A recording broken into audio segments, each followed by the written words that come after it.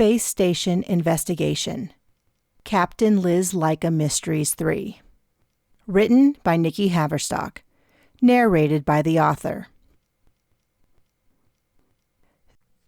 Chapter 1. I reached down to rub my ankle. The deep ache was worse than it had been in months, but that made sense given the day. The shuttle trip from the rehab center, Marvius 5, to the space station, Centaurus Outpost, was only a few hours, but between the last-minute packing, the pressure changes after each leg of the journey, and the cramped seating position, my injuries were on fire. I was lucky I hadn't lost my entire right leg after the damage it had received, but even after 6 months of medical treatments and rehab, it would never be quite the same. The familiar resentment rose in my throat, and I pushed it back. I was thankful to be alive and appreciative of all the healing I had done. I couldn't let bitterness overcome me. We had an important job ahead of us, and I needed to prove I was still as capable as I had ever been. Chloe, who had been our chef and all-around steward on the 2 ships where she had served under me, was looking down at the tablet in her hand. "Can we talk freely in here?" We were in a small, private cabin of the transport shuttle taking us, and a few other passengers, to Centaurus Outpost. "Yes, we can talk freely here. No one, not even General Warfield, is monitoring us here. Our housing unit is being cleaned of all listening devices, but even so, we need to limit our conversations there. So if anyone has any questions, now is the time to ask them." Raph, my navigator, opened an eye and sat up fully. "How are you feeling about all this, Cap?" I shifted uncomfortably. "I'm just happy to get another assignment." Through my whole rehab, I hadn't been sure if that would be the case. Captains had been let go for far less, especially ones like me who were seen as problems. Of course, that was exactly why I was perfect for this undercover job. No one would question that our release from fleet service was real. Pox, my canine companion, crawled next to me to lay his head on my left thigh. He had been faithfully by my side since my injury. He used to crawl all over my lap, but he was now careful of how he touched me, and as I walked, he stayed out of my way. He had even woken me from sleep when I had nightmares about my experiences in the jungle of Epsilon Violet, though those had faded with time. I stroked Pox as I formulated a longer reply. I turned to Horton and Eugene. Horton was a 7-foot-tall, scaly green engineer with taloned hands and an affinity for machinery of all kinds. Eugene was evidence of that, being the only artificial intelligence robot with fleet-authorized citizenship. They were all that was left of my crew, and all that I needed, frankly. None of them had complained through my 6 months of rehab, and were at my side whenever I needed them. And when I hadn't needed them, they had enjoyed the rest and relaxation they had earned. I turned away and blinked to clear the tears that were forming in my eyes. I turned back to my team and smiled. "I wouldn't do this if I didn't have all of you with me. We are all in this together." "That's been the case for a while, Cap." Raph smiled. "And I have to say, I'm pretty excited about this. Sounds like a good time, and I'm ready to party. But I have a few questions. We all do." Chloe and Horton were nodding along. Eugene's red light flashed on the front of the cube that housed his circuitry and programming. He had a track on each side that could maneuver the cube, which was about the length of my forearm, and he had 2 spindle arms that he mostly used to throw toys for Pox. Despite all this, he preferred to be carried around by Horton so they could communicate. Eugene's thin, tinny voice spoke up. "I am mostly concerned about knowing if the money is really ours. Do they expect it all back?" Horton added to that. "Exactly how close are we being monitored? Do we have to check in?" Chloe pointed at the tablet in her hand. "We aren't really dismissed from fleet, are we? I mean, General Warford just made the paperwork up, right?" I looked at them in surprise. "Why didn't you ask General Warfield all this when we met up yesterday?" Raph leaned forward on his seat. "We didn't want to ask too much in case she pulled us off this assignment." "You could have asked me anything before we agreed." Raph shook his head. "I didn't trust that place." I nodded. Our faith in the fleet had been destroyed over the past few years, for different and sometimes shared reasons. What don't you know? They turned to Raph. He had taken over as leader while I was healing, a mark of how much he had matured. They felt he could handle the conversation. It might be easier to say what we do know. We are going undercover as disgraced fleet members to locate who is selling stolen fleet spacecrafts, and then buy one. You got the gist of it. As far as everyone is concerned, including the fleet, we are no longer members. That paperwork you have on your tablet is real. General Warfield can't make promises about what will happen after this mission, but for now, we're officially free. A funny little chill went down my spine, and I felt a flutter in my chest that I didn't want to examine too deeply. Instead, I continued. The money is real as well, though it is assumed we will return the extra once we buy the Starcraft and leave Centaria's outpost. She has no idea who is involved, and it could be someone with the fleet. So all the internal documentation needs to be there if someone looks into us. That's why she wanted all of you involved. I received the highest payout ever given to someone of my rank who was released from duty, but we needed more. That is part of the reason she had the news about what happened to us on Cerulia leaked. Anyone who digs into the story would believe the payout you four received were legit once they knew about our exploits. I could sense the growing excitement in the room and needed to corral it. So yes, that money is yours and you can spend it, but you want to be careful it is in line with what you would really do if you were just let go from the fleet and were looking for a ship to go into business for ourselves. So don't go too wild. Raph nodded. That's the key to the whole thing, Cap. We have to go at this for real. We have to have fun, buy some things for ourselves. Really look at ships like you were going to spend the rest of our career on it. Are you ready for that, Cap?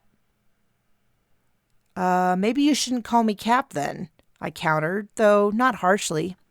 Nah, you are still our Cap. I'm still the navigator. We're still a team. That wouldn't change, but a lot else would. In this scenario, you need to think about how you would feel. You've had a bad few years that led to a career-ending injury. Even with the big payout, you would be angry at the fleet. Maybe a little depressed and probably ready to cut loose. If you want people to sell you a black market ship, they have to really believe that you're done with the fleet. Forever. My leg was throbbing and I shifted to rest it on the seat opposite me and threw a lukewarm cold pack on my ankle. I get what you mean and I don't doubt I can pull it off. If nothing else, time is on my side. There is no rush to move and our lease is set for 20 weeks, which is longer than our last assignment. Horton cheered up. Oh boy, that's great. I can't wait to learn more about the programming of the space station. I heard some interesting things when we were there last. Chloe broke into a smile. I want to shop. No more fleet uniform for me, but I'm worried about my family finding out. Mother is going to want me to come home if she hears. I shook my head. Hopefully she won't hear about it. There was a small official release, mostly about my payout, though it does include yours as well. We had to make sure that if anyone looks us up, everything looks legit. And they probably will. And please, try to be careful where you go and who you trust. I really think we should stick to traveling in groups, for safety. Raph rolled his eyes. Cap, we can handle ourselves. I'm serious. That money is going to put a big target on our backs. Be smart and trust no one. If anyone starts to get too interested, just shut up. This is not the kind of place where openness will be rewarded. I get it, but we have to say enough so people will try to sell us a stolen ship. What are we going to do with it? From a practical standpoint, to be in line with our story, it needs to be a comfortable, long-term home for us. So at least 5 rooms, bathroom facilities, and the capacity to carry a few more passengers. Fast, agile, and able to defend itself from potential threats.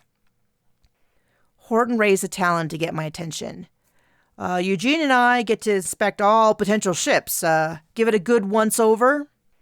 I nodded. Yes. And Raph and I would insist on test flights. We treat this just like the real thing. I mean, if anything happens to Warfield, it will be the real thing. What about me? Asked Chloe. You can come along as well, inspect the kitchen and such. Her face fell. That will be my thing? The kitchen? We get an exciting new career and I'm just the cook? Do I get to be the maid as well? Raph, Horton, and I exchanged confused looks in the silence that followed before I replied, Are you upset, Chloe? No. Wait, yes. I think I am. I'm just sitting here thinking, if we were doing this for real, what would I do? Nothing. I would contribute nothing. Horton and Eugene would fix the ship and keep it running. Raph would do all the flying, and you would be in charge of deciding what we do and where. But me? I guess I would just put bandages on and cook meals. I don't want to do that for the rest of my life. She was sniffling by the end.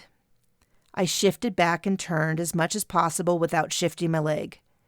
Chloe, you have saved my life twice over. That was all of us. Yes, all of you. Each of you contributed in vital ways, and I wouldn't be here otherwise. That being said, you want to do more? Figure out what and learn about it. You could find what you're passionate about. Raph nodded. They have a training facility. I didn't see what classes they taught, but it might be a good idea to sign up for some. I nodded along. That's a great idea. Our housing unit has security at the entrances to make sure that no one unauthorized gets in, but they will also act as escorts for shopping trips and classes if you want. I'm serious about being careful, groups of 2 at least, and watch each other's back. Raph opened his mouth but hesitated before speaking. I don't want to alarm anyone, but Cap is right. I tried not to look too surprised as I turned to him. Last time we were here, you said I was overreacting. I know, but people I've been in touch with since then shared a bit more. Murders are up slightly, and there is a bit more shady behavior than I knew. As long as we are careful and keep our wits about us, we can have a good time, especially during A and B shifts, which are the safest. Since there was no star to set the day cycle, the space station used fleet shifts of 8 hours each. Primary officers used Shift A to work, Shift B to relax, and Shift C to sleep. As such, most businesses use those same shifts to align their business hours, making C the optimal time for nefarious activities. A subtle tremor went through the room, followed by an overhead beeping and a voice on the intercom. Docking on Centaurus Outpost is complete. You are free to exit in an orderly fashion. Thank you for taking Omega shuttles. I pulled my collapsible cane from my bag. It is the middle of C shift, so stick close. We need to go to the Housing and Finance Department, which they call the Integration Center, to pick up our transaction keys, which should only take a minute, and then we can go check out our housing unit. Chloe offered me a hand to help me to my feet. What about the rest of our things? They will deliver them to the housing unit, and security will accept it if we aren't awake. As I put the weight on my leg, I winced but hid it under a yawn. And remember, until I say so, no more talking. Chloe made a little noise next to me. And what if we get into trouble? We have a few code phrases to message General Warfield. One to indicate we need help, one if our cover is blown, and one for when we are all done. I'll go over them when we get into our place. We ready? Everyone gave me a nod of agreement. I moved to the door and opened it. A woman at the door in a slim-fit suit dress, neon purple hair, and red skin smiled at us as we approached. Welcome to Centaurus Outpost. Enjoy your stay. Chapter 2. I had been assured that checking in at the Integration Center would be a simple task, as all our paperwork had already been sent over and approved. But first, we had to make it to the front of the line, which hadn't moved in 30 minutes, and with 50 people ahead of us to see a single teller, that was going to be a while. My leg throbbed, as did my jaw from clenching it so hard. Pox was riding on my shoulder, and even his delicate frame was starting to feel like too much. Chloe, Horton, Raph, and Eugene were furtively whispering all the things they planned to do over the next few days. They definitely sounded the part of excited ex-fleet members, ready to take on the brave new world before them. They had out their comms, the civilian version of our fleet work units, to look up shops, events, and places to visit. I was debating getting out of line to sit at one of the benches when a voice shouted over the din. "Woman in blue with the cane and the thing on her shoulder, next to the giant lizard. Come here!" A man at a newly opened window was shouting and waving in my direction. I looked down at my blue shirt. He shouted again, "Yes, you! Come over here to check in!" "Come on!" I tugged on Chloe's sleeve and hobbled toward the open window. People spotted the open window and raced ahead, bumping into me as they passed. Even half a line had to be faster than the line we were in. But as I got closer, I heard him shout, "Out of the way! I didn't call you over! Let her through!" The crowd parted, and we moved to the front of the line. I stepped to the window. He had slightly wild eyes, was thin and bony, and his skin, which had a blue undercast, hung in folds over his cheeks and neck. He wiped his nose with the back of his hand and leaned over the counter to give me a once-over before shouting at the rest of my group, "Back behind the red line!" I flipped my comm over to show my authorization stamp for him to scan. He gave me a smile. "I'm Daxfix. I just couldn't let a beautiful woman like you stand in line. Does that thing bite?" He gestured at Pox. "Yes," I said simply. He scanned the stamp on my unit and looked at his display. "Elizabeth Laika, I read about you earlier today. Got kicked out of the fleet?" "Yes, that's me." I was uncomfortable with the way he watched me. Veterans tended to be quite direct. I had worked with all variety of officers and crews in my time, and I was comfortable with the similarities and differences. I wasn't used to the informality of life outside the fleet. "It looks like your housing unit has not been processed yet," he commented as he typed on a keyboard portal. "But I was told they would be done cleaning by now." I couldn't keep the despair out of my voice. "Hey, sweetie, don't be upset. They did, and put in an authorization order that hasn't been filled. Centauria's crew has to go and confirm that everything is still up to code, and it being C shift, we run on a skeleton crew. But how about this? As a personal favor from me, I'll move it to the front of the queue. It will still be a few hours, but that is much sooner than expected. Here's your transaction card. It is tied to the financing and housing unit. You can hook up to the Centauria's app on your comm unit if you have one. Here, place your hand here for syncing. It'll notify you when your housing unit is ready to be occupied." I placed my hand on the unit and waited while the red scanner slid over my hand, verifying the info that I would use to make the card belong to me. "Great. Everything is all set. Now, if you ever need help, you ask for Daxfix. I'm always around and you will be my first priority. I take care of people." "Thank you, Daxfix." I stepped away from the counter and turned to Chloe, who was next. "I'm going to go sit on the bench until you're done.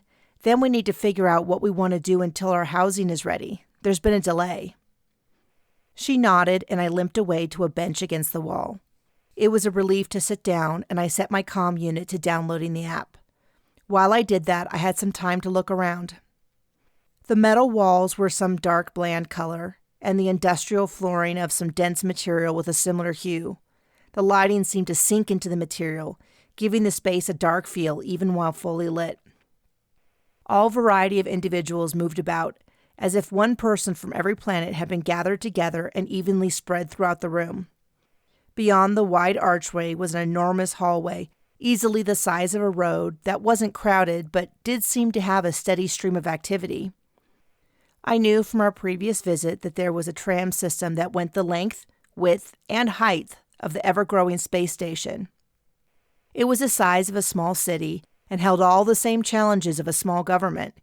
Even with the fleet running the outpost, it was still its own wild creature. Pox crawled off my shoulder to sit at my side. "Hello, can I sit with you?" a woman said on my left. "Yes, of course," I said, and even scooted a bit, though there was plenty of room on the bench already. She was looking at me and smiling, so I felt pressure to say more. "How are you doing?" "Okay, I suppose. It's hard to get into a steady sleep cycle in a place like this. I'm still not used to it. Have you been here long?" "No, I just arrived." It seemed a safe thing to share with her. She wore ill-fitting clothes that hid her shape and clumsily applied makeup that was streaky and too pale for her pink skin. Her hair was a bright red that clashed. Not that I was anyone to judge on appearances, as I had no clue what was even popular outside the fleet. You really shouldn't be all alone. It's dangerous here. I'm trying to get information on a girl that was murdered here a few months ago. Oh, that's terrible, I replied. Yes, she grew up next door to me, and I told the family I would come and find out what I could. But so far, nothing. Her name was Martra Finley. If you hear anything, please let me know. All my info and hers is on this. Her parents so badly want answers. She pressed a card into my hand. I slipped into my pocket. I'm sorry about your friend. Thank you. I think your crew wants you, so I better let you go. But I'm sure we will run into each other again. She bounced off the bench and scampered away. I turned in the direction she had pointed. Chloe and Raph were approaching, while Horton and Eugene were still checking in. How did it go? I asked. Good enough, Cap. We were invited to a party. He smiled and sat next to me. Chloe sat on my other side. We should go. It's one of Raph's old friends. They're in a band and we missed the show, but they invited us to the after party. He said everyone important will be there. This is the perfect chance for us to make connections.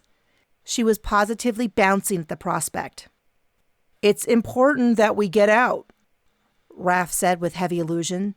Besides, it would be good for you to sow some wild oats. Relive your glory years.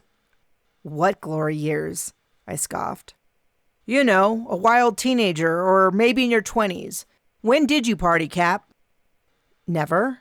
I grew up on a warship. I went to Fleet Academy during a war. I threw myself into my work. Never really partied anywhere in there. It was a quick summary of my complicated life. Chloe gasped a little. Not even when you were engaged? We studied together and planned our future. We were a boring couple, I said. I had never felt bored. I had been very much in love, and even the memory twisted my heart a little. Horton approached, Eugene under one arm. Are we going to the big shindig? Everyone looked at me expectantly, and I sighed. We can't go to our new place just yet, so why not? Maybe it's exactly what I need. Chapter 3. The party was not what I needed, but everyone else was enjoying themselves, so I sat down and shut up. It was in the back room of a restaurant where we met the band and supposedly their closest friends, and considering the number of people present, it was probably also their least favorite acquaintances. I picked up a sandwich and a glass of some fruity concoction, but only sipped delicately, given the alcohol that had to make up a large portion of the recipe. I sat at a table with Chloe, who was talking fashion, makeup, and all things pop culture with a guitarist for the band and a group of her friends. They were all adorned to the hilt and spoke in a fast clip tone that Chloe easily matched. She was an instant hit with the group. Pox was in my lap, snoozing away, though his claws made sure he wasn't going to slip. I had my bag at my side with my essentials, and I couldn't wait to use them and then fall asleep after a long day of travel. Raph nodded at me from across the room. He was speaking to a friend from the arts college he had attended before fleet training. Near him, Horton and Eugene were talking with the tech crew from the performance we had missed. Everyone seemed so animated and happy, definitely in a better mood than they had been since my accident. We all put on our best face, but it had been tense for months, and the relaxation was good. But the chair wasn't. And after a long shuttle ride, sitting made my hips ache, and standing made everything else ache. I needed to lie down and just exist for a dozen hours. But according to my app, our housing wasn't ready, though the status had shifted from awaiting approval to approval required, which had to be a step closer, though who knew with bureaucracy. I looked around the room. At least with a drink in my hand, it appeared that I was doing something other than being bored out of my mind. The lighting was moody, another word for dark and hard to see, and the air was full of herbs and long-past meals. There was a man commanding the attention of the group around him. Even from the distance and with his back to me, I could catch hints of his voice as he performed for those hanging on his every word. He would probably only come to my shoulder and had a roundness that suggested he enjoyed his share of meals, along with shares of other people's meals. He was sweeping his arms around him with great flourishes. Laughter erupted from those nearby him. He put down an empty mug and turned around. His huge smile was evident, even though a large mustache flopped over his top lip. He twirled the ends as he put another mug of amber liquid to his face and turned back to those waiting for him. The woman across from Chloe was checking her comm unit, so I leaned over to ask her about him. Patrick's was probably about Chloe's age with dark skin and bright orange hair. "Who is that over there, in the brown shirt with the huge mustache?" She followed my gaze. "Oh, that's Aurelius. You should definitely go meet him. He knows everyone and everything around here, and if he likes you, he will help you out." "With what?" She leaned in closer. "Anything. The best deals, introductions to the right people, invites to parties, and things that seem impossible. He is a good friend to have and a terrible enemy. He's like the unofficial king of this place. Just laugh at his jokes, don't tease him too hard, and keep your word. You should definitely meet him if you want the best deal on a ship. And don't let his new bodyguard scare you off." "Bodyguard?" I turned back to Aurelius, still trying to figure out what had set me off, when my gaze slipped into the corner beyond the group around him. There, in a dark corner, was a hulk of a man. Barely visible, but I was sure he was what had caught my attention. He was tall and wide, but even more than that, solid. Those near him moved around him like ships around a black hole. You could sense the gravity of him by the berth others gave him. He wore a tight shirt, and his arms, crossed in front of him, demonstrated muscles that were more than just for show. Tattoos covered his arms from his wrists up under his sleeves, then appeared again at the collar of his shirt and snaked up his neck, disappearing under his beard. His hair was the deep black blue of an earth raven's wings, clipped short on the side and long on top. I knew the style of his appearance was that of outlaws and hired guns, which shouldn't be surprising in a bodyguard. What was surprising was the way my stomach dropped out from under me as my eyes roamed over him. My interest in him was more than academic, and something I hadn't felt in a long time. There was a magnetic pull to the tall, muscular, dangerous man, so strong that I already had my hand on my cane to stand before I was shocked back to reality. I was clearly out of my mind. I was undercover, and even if I was in no shape to start a torrid affair, which was all this could ever be. I let out a sigh and settled into the chair again. Patrick's nodded. "Big dude, isn't he? And he barely talks. Scares the crap out of me, which is exactly what Aurelius needs after the attack." "What attack?" "Aurelius got mugged and a little roughed up. It freaked everyone out. Then Brutus showed up. That is the big guy's name." She gave a dramatic shudder. She was scared, and so should I be. I turned to stare again, and I thought I caught a glimpse of Brutus looking at me before he turned away.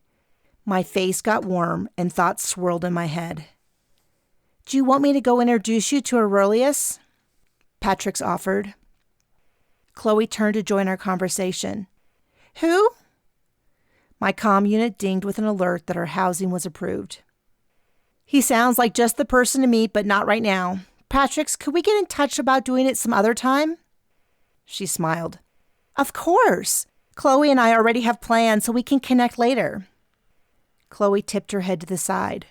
"Why not now?" I pulled my cane and gingerly got to my feet, moving slowly so the ache would be minimal. "Because I am ready for bed, and our rooms are ready. I'm going to let the guys know." Raph was reciting the story of my kidnapping on Cerulia to a large group of attendees, including Horton and Eugene. "So I'm flying this fleet police shuttle that we borrowed, and we're about to go back to our ship when we're fired upon. There are explosions everywhere, and I take the ship and... hey, Cap, do you have something to add?" "I think you're telling the story very well. I just came over to say our housing is ready." Horton, Chloe, and Raph exchanged looks while Eugene's red light flashed slowly. I sighed. "Okay, I get it. I'm the only one ready to leave." Chloe nodded and turned to me. "I'll go back with you, Liz. Our stuff is arriving soon, right? Someone should be there." I got the sense that she was acting as a babysitter, and frankly, I was tired and cranky, so I didn't mind.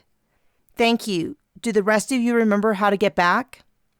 Raph smiled. Of course, Cap. And once we're all awake, we can get to work on getting me a new set of wings. Can't keep a navigator grounded forever. I snuck one more glance at the bar, but Brutus was no longer in the corner, and I was surprised by the pang of regret at his absence. I had been awake for far too long, in too much discomfort. I needed to get onto a flat surface, even skipping the bath I had been looking forward to. Not that I really had a choice. I could barely keep my eyes open. Chloe was eventually done, and we left into a darkly lit alleyway between two businesses with the door locked behind us. It seemed best to get out of the dark and scary alleyway and get someplace where we weren't alone as soon as possible. Keep your eyes open, I whispered to Chloe as we started walking, the sound of my cane on the floor squeaking with each stride. Chloe gripped my arm and squeaked, "What's that?" I twisted in the direction she pointed, just in time to see movement. I pushed her behind me as a figure exploded from the shadows. My years of training kicked in, and I went to crouch when my knee gave out. Instead of deflecting the blow from the assailant, I crumbled to the ground in a roar of agony, my support going out from under me as clearly as if my leg had been physically removed from me. As I started to fall, I was shoved hard back into Chloe, landing on top of her on a bag of refuse. The world spun around me, and by the time I was able to sit up, the figure was gone from the alley. "Chloe, are you okay?" I groaned through clenched teeth as I rolled off her and onto my good leg. "Who was that?" she said in a high, unnatural voice full of fear. Pox gave a low growl where a broken light above us failed to illuminate the darkness. I looked deep into the shadow and heard a small gurgle. As my eyes continued to adjust to the darkness, I saw movement. The ache in my leg faded as I moved across the alley towards the person I could now see lying there, a hand outstretched. As I got closer, I saw it was a woman. If she was trying to speak, nothing was coming out. Red blood pooled underneath her neck, and it was spreading. Chapter 4. I pulled out my comm and quickly pressed the code for an emergency. I grabbed her hand with mine, pressing the other to her neck, hoping to stop her life from spilling out of her. I realized that in her hand was her Centaurus Outpost transaction card. She was trying to squeeze my hand around it, but the motion was weak, like the brush of a feather. Her hand was sticky with blood. "We're here with you. Help is coming," I said gently, brushing her dark hair off of her face. Pox yipped loudly, his back to me, his fur sticking up on all ends as he twisted left and right to ward off any enemy that might approach. Chloe stepped over, pulling off the thin scarf she wore on her neck to hide her gills, and pressed the wadded fabric to the wound. "Help! Someone help us!" We exchanged a look. She was already tearing up. The woman closed her eyes, and even the delicate movement of her hand stopped. I picked up the card in her hand. I would need to give it to whoever investigated the murder. I couldn't see any identifying information, as it was covered in blood. A man's voice spoke behind me. "Are you okay, young lady?" I twisted around quickly, this time doing a better job of favoring my strong leg and protecting my weak one. I was in a low crouch, hands in close so they couldn't be grabbed. Aurelius. Looming behind him was his bodyguard, Brutus. Aurelius yelped and took a step back. "You're bleeding!"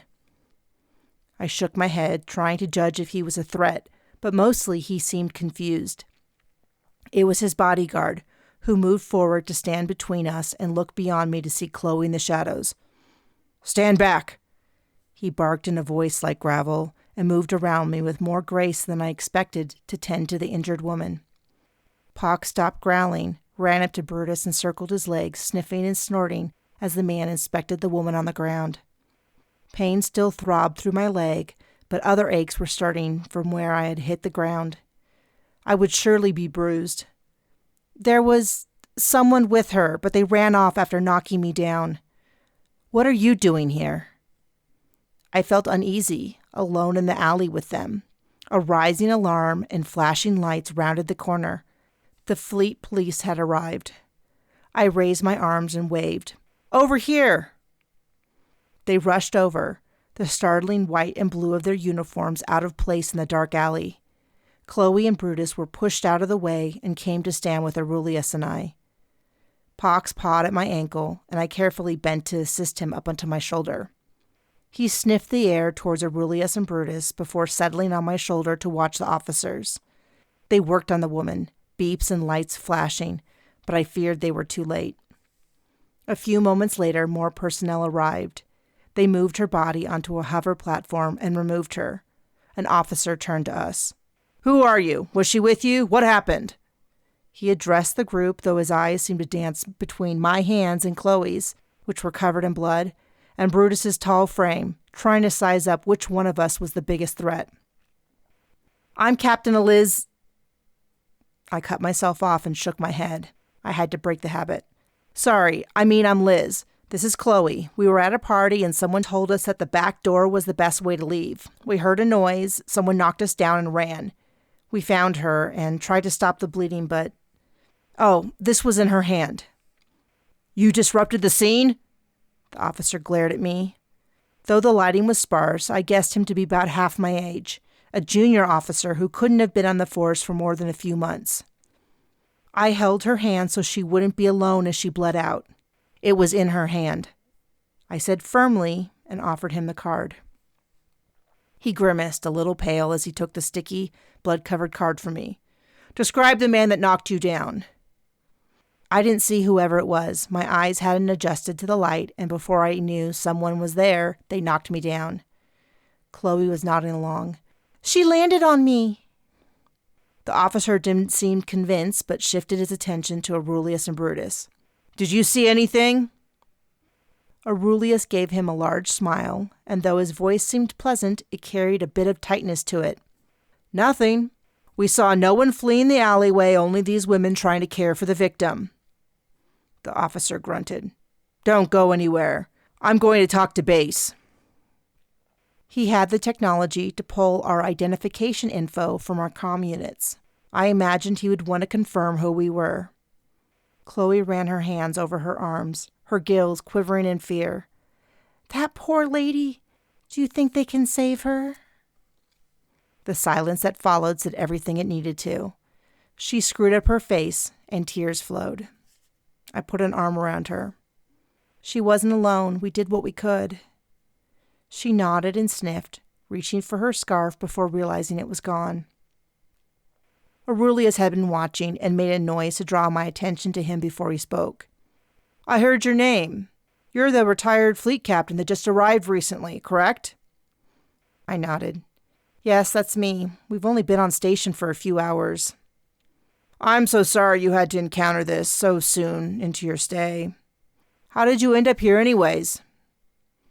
I dabbed at my eyes, partially out of necessity, but also to buy a few moments. This was the first real test of our cover story. I had hoped that I would get a few chances to practice my pitch before talking to someone of import.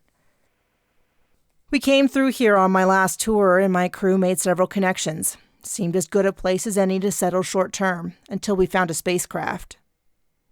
He watched me carefully as I spoke, and I could sense that he was weighing each word for truth. "Surely, as a fleet officer, you would wish to return to Earth. People here don't think too kindly of the fleet, even ex-members." "Then we have that in common. The fleet has hardly been kind to me. I know no one on Earth, and neither does my crew." I gestured to my right leg with my cane. "Not an amicable parting, then?"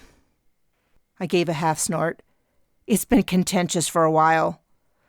My voice caught in my throat with genuine emotion that surprised even me.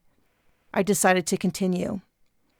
"I lost both of my parents in the war. I was wrongfully put on trial for my uncle's crimes, and since then... Anyways, this is the final straw. I may never get any better than this, and they kicked me out." "I'm sorry for that," he said, though I sensed that he was surprised. "Sounds like you should have left a long time ago." "Seems pretty obvious now, though the payout wasn't bad, and the crew I have now is worth every second of it." I gave Chloe a smile.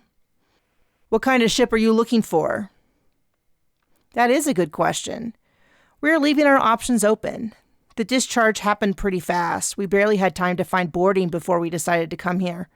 We'll figure out what we want soon enough. It's unusual to discharge several crew members at once.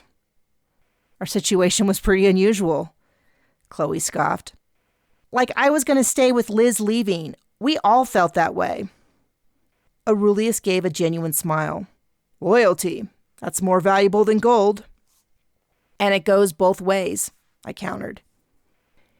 He nodded. Like his legacy. It confirmed that he had looked me up, citing the fleet ruling named after my parents that allowed a captain of a successful mission to retain their crew, something I had invoked 2 missions ago to keep my crew together. I felt like I had passed an important test. He had been feeling me out to see if my story matched up with what he already knew, and I had passed. But I still didn't know why he was so cautious. I snuck a look at Brutus, looming in the background. His eyes were half closed, but I could feel him watching me. We briefly made eye contact, and it sent a thrill of adrenaline through me. Fear and something much harder to acknowledge. The officer returned. The victim is receiving medical care, but it doesn't look good. Do not leave Centaurus Outpost until we release you. But for now, you may go. We followed him to the end of the alleyway, where Chloe and I turned left, and Aurelius and Brutus veered right.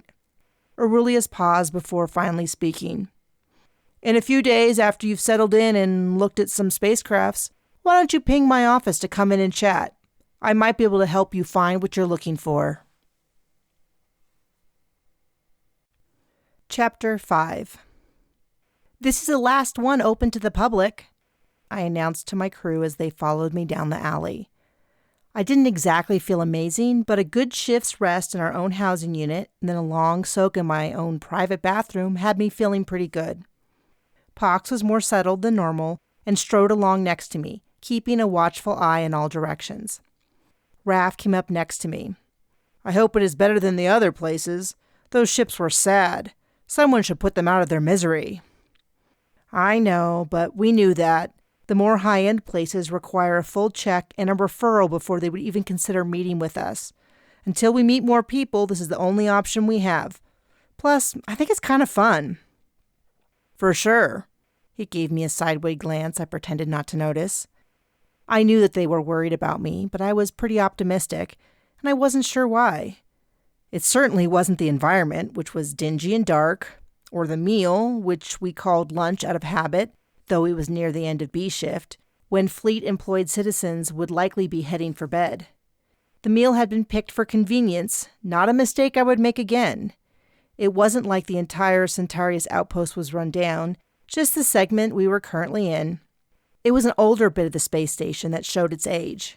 I could feel prying eyes watching us as we passed from storefronts with no noticeable signage to indicate what they sold.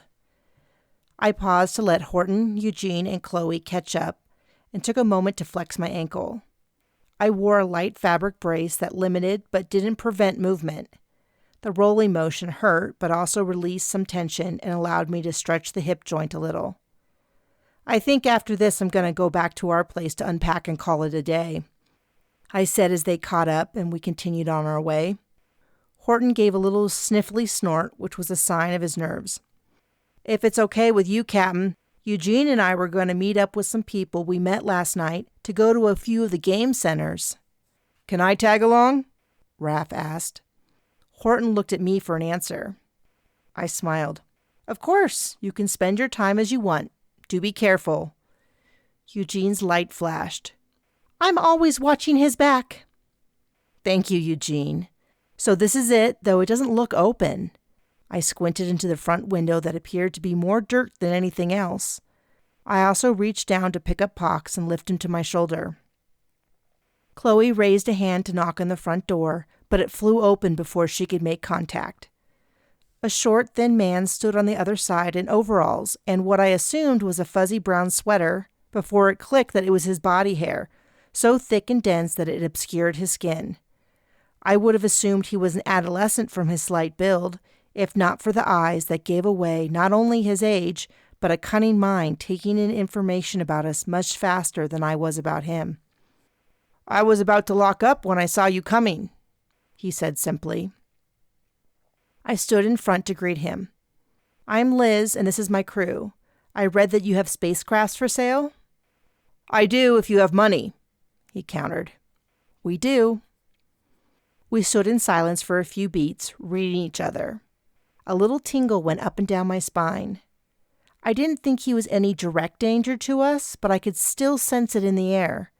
Behind him, equipment and parts packed the space from the floor to the ceiling. I recognized a few parts he shouldn't have. Nothing dangerous or outright illegal, but old pieces that were no longer used but still valuable. The designation on them was not for civilian use, though I doubted anyone cared. The average fleet officer would never notice them, but I wasn't an average fleet officer. I let my interest be apparent, and he followed my gaze. See something you like? I didn't even point, knowing he had already identified what I was looking at. It was the only thing of any value. The quantum mirror flux. The ship I was raised on used one. Few people these days appreciate them. They prefer the flashier and faster models. He nodded along. Those people are fools. Nothing since is as reliable. I just pulled that out of a shuttle I sold for parts, but I couldn't bear to let it go. Why don't you come in and we can talk? I had passed a test and we all knew it. I followed him down a winding path of parts and tools stacked on top of crates and boxes. He called over his shoulder. I'm Chet. He walked into a back room with large screens, each of them a live feed of a different ship. Most were large, chunky commercial shuttles capable of traveling in intraspace and landing on planets.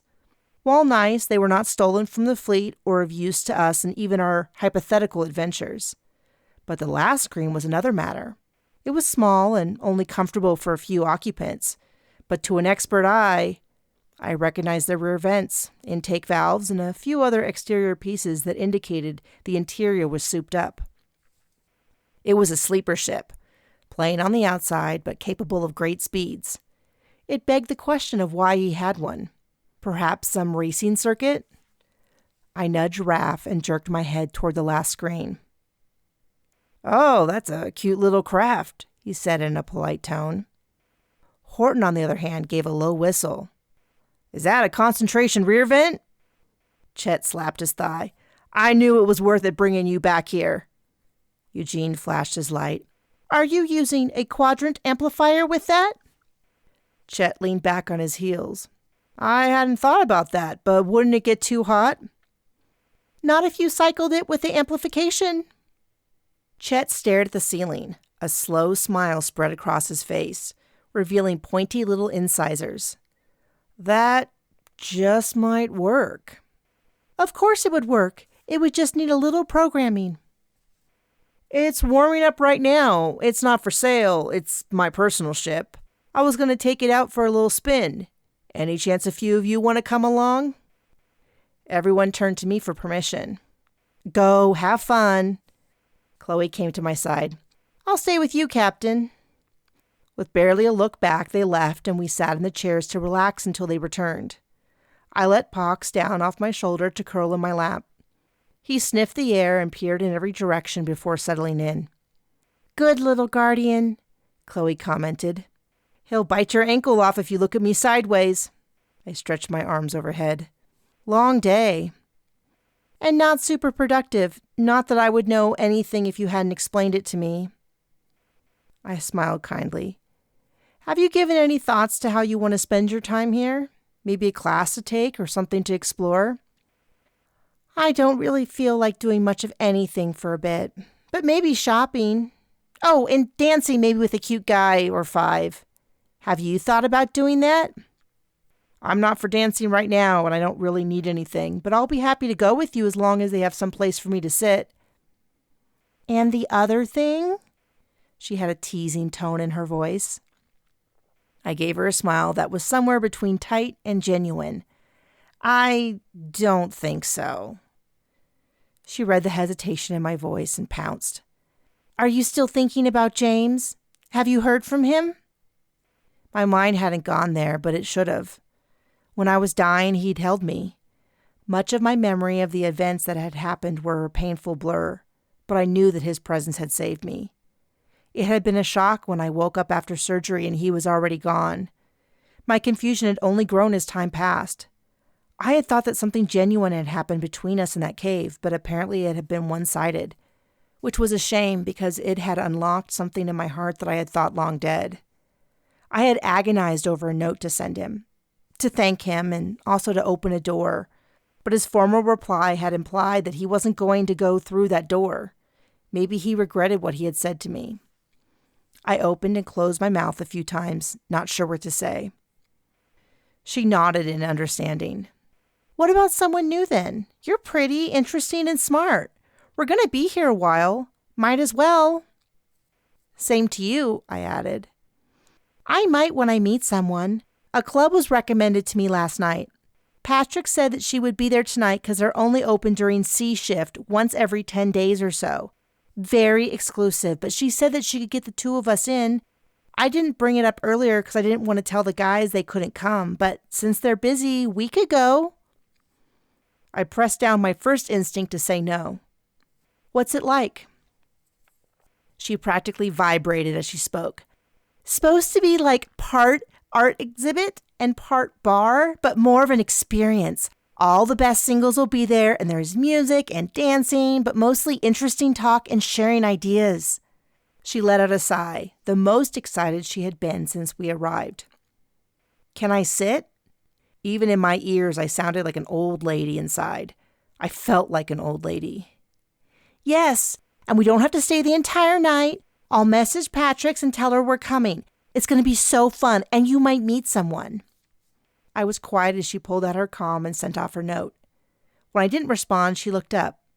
We'll have fun. I know. Last night wasn't so bad, other than finding that hurt woman.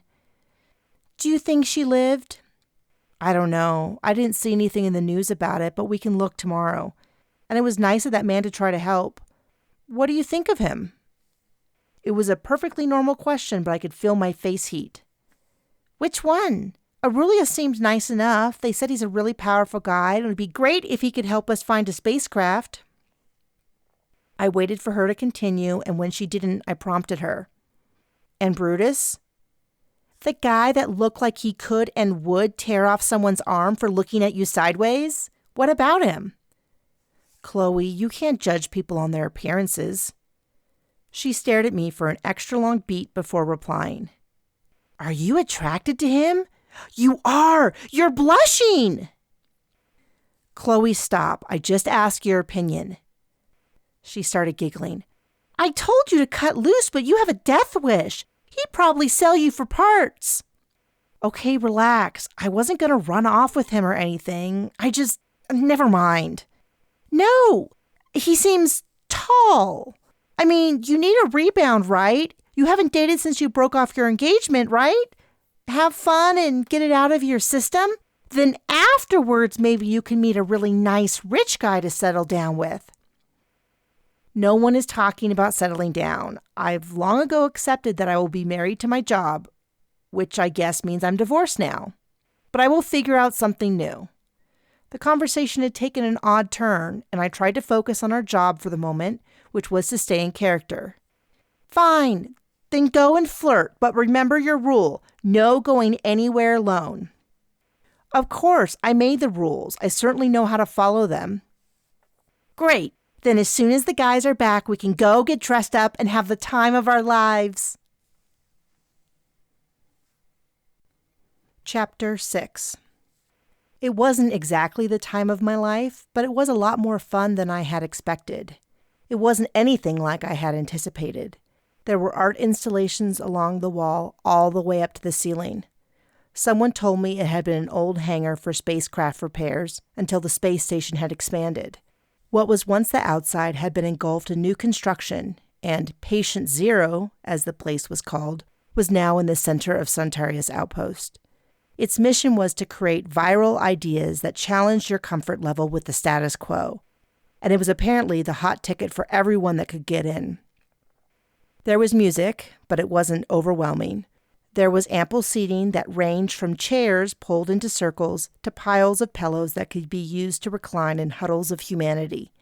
There were several bars, though we hadn't worked our way through the crowd to get a drink just yet. Patrick's had to stop to greet several friends. Her dad had a large import-export business on the Centarius outpost, which was how she had the pull to not only get into the party, but also to have a +2.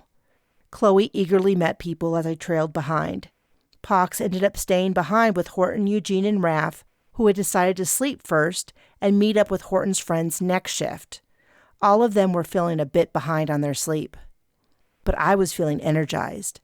Staring up at the artwork, the different notable galaxies that slowly morphed into other images, I was truly captivated by them. I was familiar with the galaxies and felt the pull to them, but to see them juxtaposed with iconography I recognized gave me fresh insight. I was drawn to the large image near the top of a night horse galaxy that dissolved into a running horse. "You like the art?" said a smooth voice in my ear. I jumped and spun around to see a slender man, my height, with long, shiny hair and a thin mustache. He was standing a bit too close for my comfort, but I tried to remind myself that I wasn't a fleet officer directing my crew. I was at a bar, and I should act like it. Yes, it really makes me think. Yes, it does. He stepped in even closer to me. What one do you like best? I suppose that one, at the top, the Night Horse Galaxy? Not just beautiful, but educated, and with excellent taste. That is my favorite, too. I wanted to compare the wildness of the Earth Stallion against the unknown of the unexplored galaxy. You're the artist? Lovely work. I gave him a surprised little smile, though I had already guessed. I am Mad Maximilian, but you can call me Max like all my friends do. I'm Liz. Nice to meet you. He casually threw an arm around my shoulder and pointed back at the painting. Tell me what drew you to the painting. Was it the sheer force of the brushstrokes, the masculine energy of the wild stallion, the unbridled sexuality coursing through your body? Well, to be honest, I always wanted to explore new planets there, back when I was in the fleet. But why would you want to do that when you could explore your mind? And the fleet is so corrupt.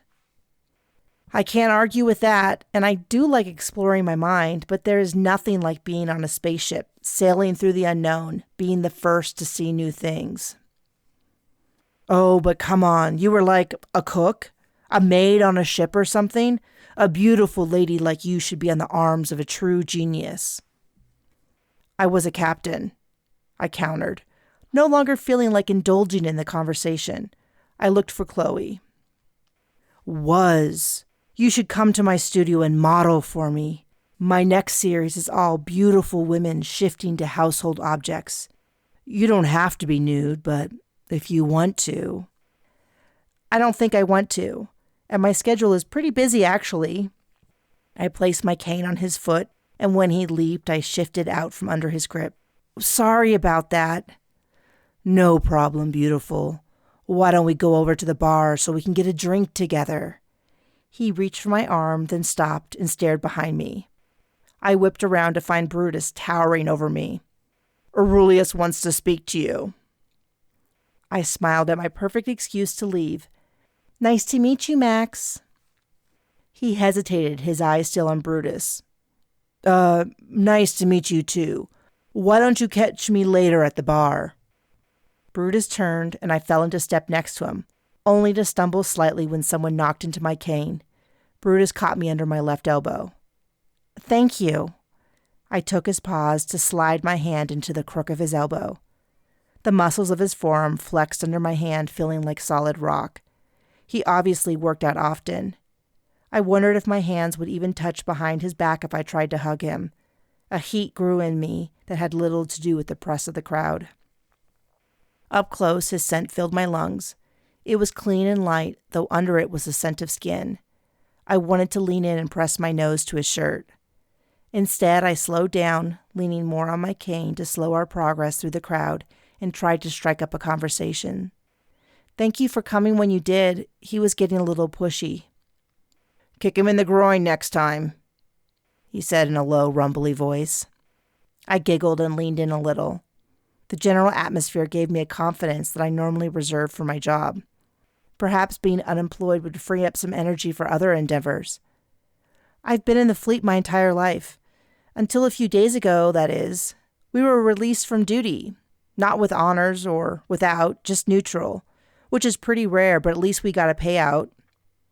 I didn't know what had come over me. I never babbled. I know. Of course you do. You probably keep a close eye on everyone that gets close to your boss. And I heard there was an official press release about us. And Cerulia, he added in a low rumble. Oh, that's right. I know they tried to keep it under wraps, but I heard the news was already getting out from Ceruleans that worked off planet, hearing and telling others. But that was really the start of the end for me. Fleet, he sneered in a way that sounded like a curse. I never imagined anything other than being a fleet captain. So much so that I'm not even sure what I want anymore. I get to start over, fresh. Nothing to hold me back and everything ahead of me. What do I want to do? His arm flexed under my grip, and I believed he was about to say something, but we came to the edge of a pack of people where Aurelia sat upon a couch, several men beside him. Brutus shifted his arm, and my hand fell to my side. Welcome, Liz. Chapter 7. I gave the group a quick once-over. Everyone was older than me. If I had to guess, and I did, they were all powerful and rich. Their outfits were meant to convey an image that was pristinely assembled to fit them. I nodded in a general greeting to the group, then turned my attention to Aurelius. I should have felt intimidated, but Brutus stood behind me, and though I knew where his true allegiance was, I felt like it was a deliberate act not to leave me there alone. Thank you, Aurelius. I dipped my head slightly in thanks. This is the Bolide Group, independent contractors that share a hangar at the top of the space station. They're considering letting you come and look at the various spacecrafts they have available. I appreciate that. Are there any questions I can answer? A woman raised a pale green finger. I spoke with Chet earlier. He was very impressed with your crew. It seems unlikely to me that the fleet would allow them to leave if they are half as talented as Chet says. They are more talented. And let's be clear, the fleet doesn't recognize real talent. They recognize obeying commands and falling in line. Brutus gave a grunt of agreement. The woman nodded. I don't disagree, but if there's a resource, they'll exploit it. I looked you up. I'm familiar with your story, but why would they pair you with such talent? They thought pairing us together was a punishment. There was more to the story than that, but none of it was a lie either. What about the little robot? Him and the dinosaur did something to the ship and got it running 5% faster. I wouldn't even believe it was possible, but there is no other reason Chet would be willing to race me for my best ship as proof. An androgynous individual raised a blue finger. I can answer that. Supposedly Eugene was given citizenship by my king. Do you doubt it? I asked. I doubt everyone, they hissed, dragging out the last syllable. I have heard the stories, but how are we to know that you are who you claim to be? Where is your K-line? Pox hasn't adjusted to space station life and needs his naps. I've heard the stories from my family. What did the king offer you before you were given the K-line? The honor of being his wife. I declined, to both of our relief. They gave a nod to their two partners. That is correct. I am Kalex, and if you would like to come and look at my ships, I will allow it. The woman followed up.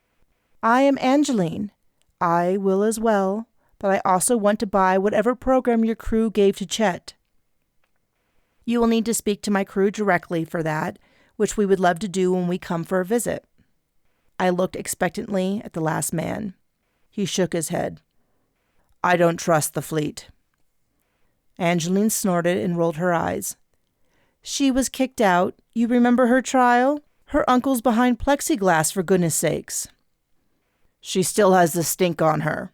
Besides, I have nothing to sell. Angeline threw her hands in the air. Fine, Galena. You do you. Kalax, do you wish to show them what you have at the same time as me, or separately? As they spoke and coordinated times and days that potentially might work, I tried to sneak a look at Galena. I wanted to see what ships he had.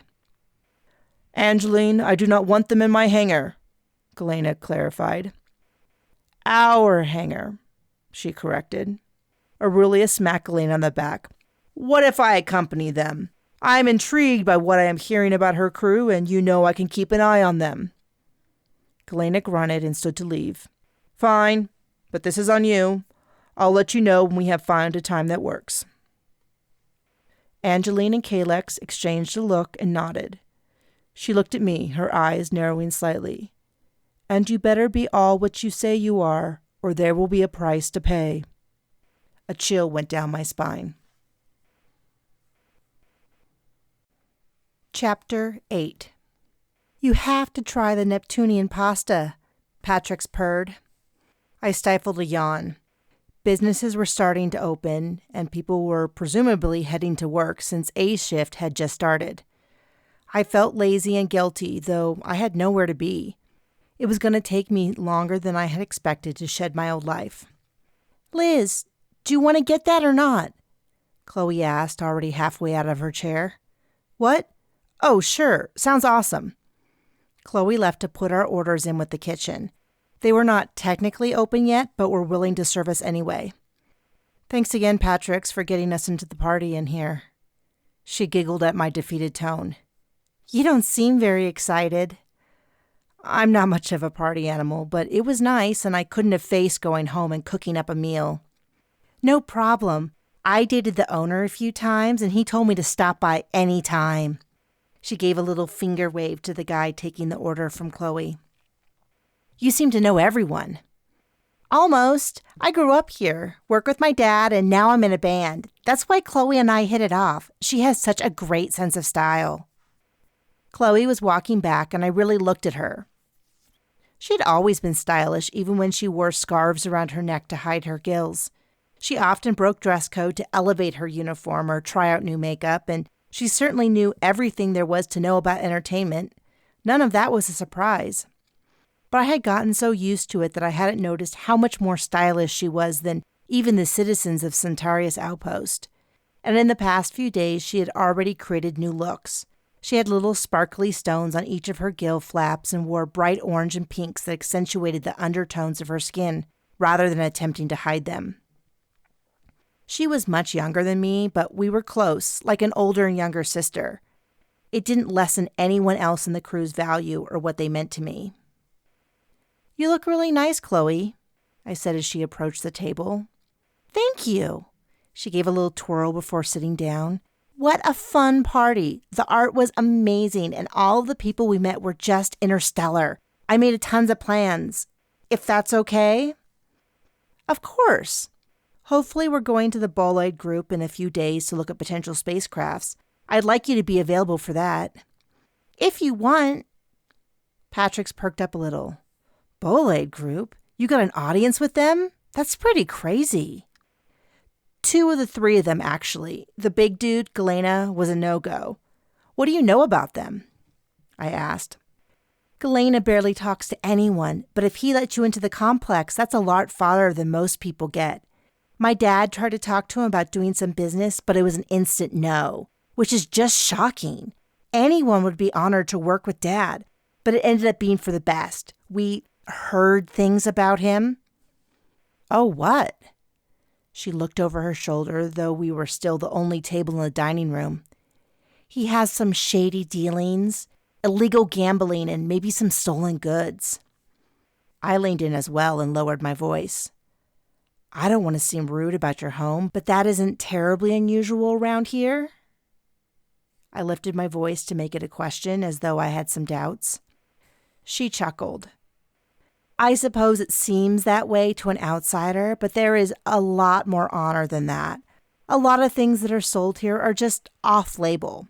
Products that aren't technically supposed to be made, but are needed, like generic versions of parts that aren't produced anymore, or things that Fleet have decided should be banned. That's why there's so much anti-Fleet sentiment here.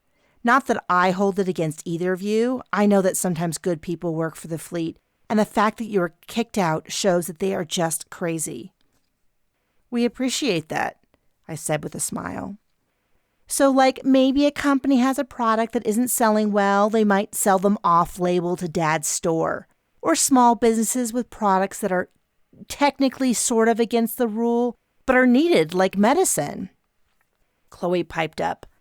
Or really cool clothing that isn't sold anywhere in this galaxy, or shows and movies that are banned because they aren't educational. It's a travesty. I snorted a bit. I had long turned a blind eye to her fleet banned shows, food, and music. The fleet continued to tighten the rules to the point that the only reading material I really had was technical reports on ships, which I did enjoy, but captains can't survive on diagrams alone.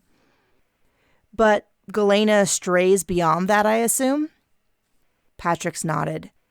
The story I heard was that he got some stolen merchandise and someone went to trial for the thefts. A security guard, they said, must have been in on it. And there was some evidence that I don't really understand, but they were able to prove it was planted. So they framed this poor guy on purpose, but luckily they didn't convict him.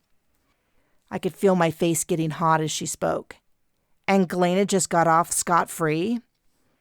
I guess not. I mean, we don't know if the story's true or not, but few people want to deal with him, which is fine because he doesn't seem to want to deal with anyone else here either.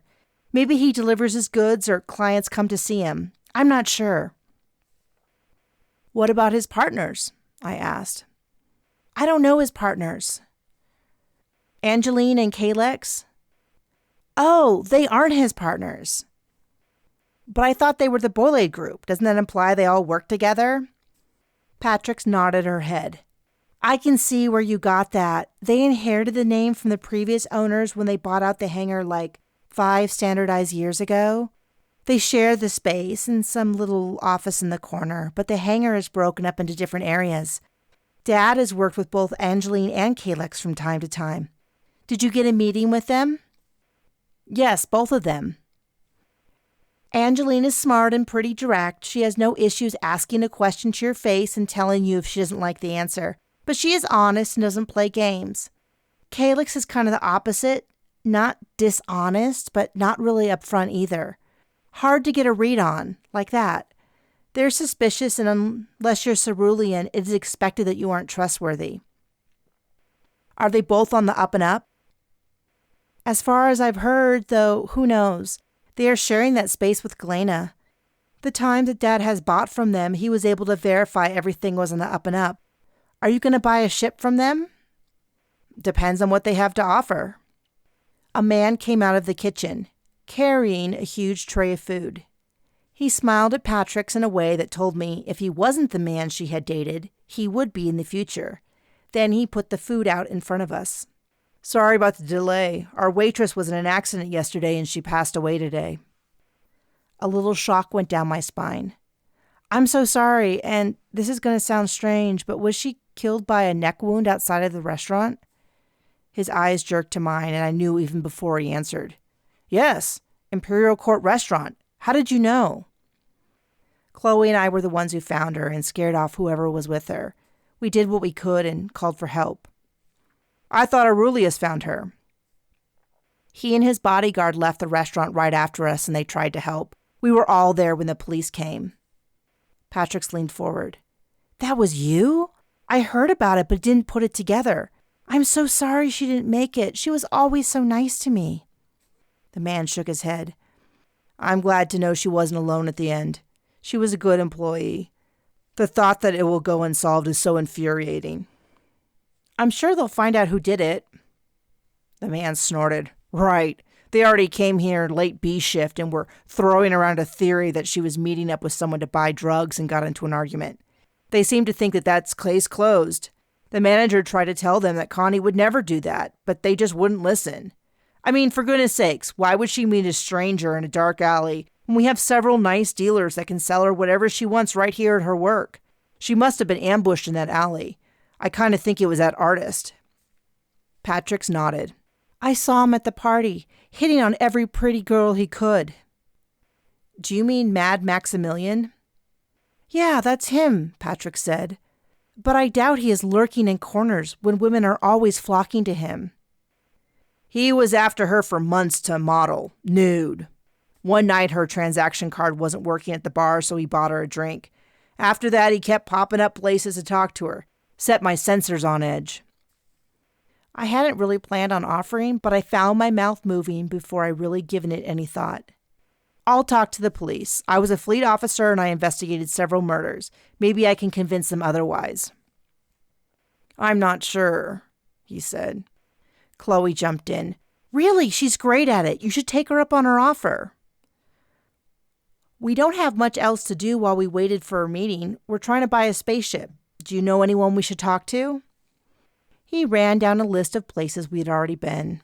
The only other place I can think of is the Bolay Group. I heard one of them has something really nice and fancy. We have an appointment with them already. What did you hear about the ship? We have a gal that comes in to drink from time to time and likes to talk when she does. Can you do me a favor? Next time she comes in, message me. Any shift. I'd like to talk with her. His mouth tightened. I'm not sure I should do that. I just want to sit with her and chat for a bit. Be a friendly air, if you know what I mean. I would really appreciate it. In fact, why don't I just pay up front for your time? Half now? I picked up the bill and scratched out the amount to replace it with a much higher amount, then slid it back in front of him. He pulled out his comm unit. Let me grab your information and I'll see if I can make it happen. Chapter 9. I woke, gritted my teeth, and struggled to adjust my body. Everything from my hip down my right side was stiff and ached. Not a great way to start the day.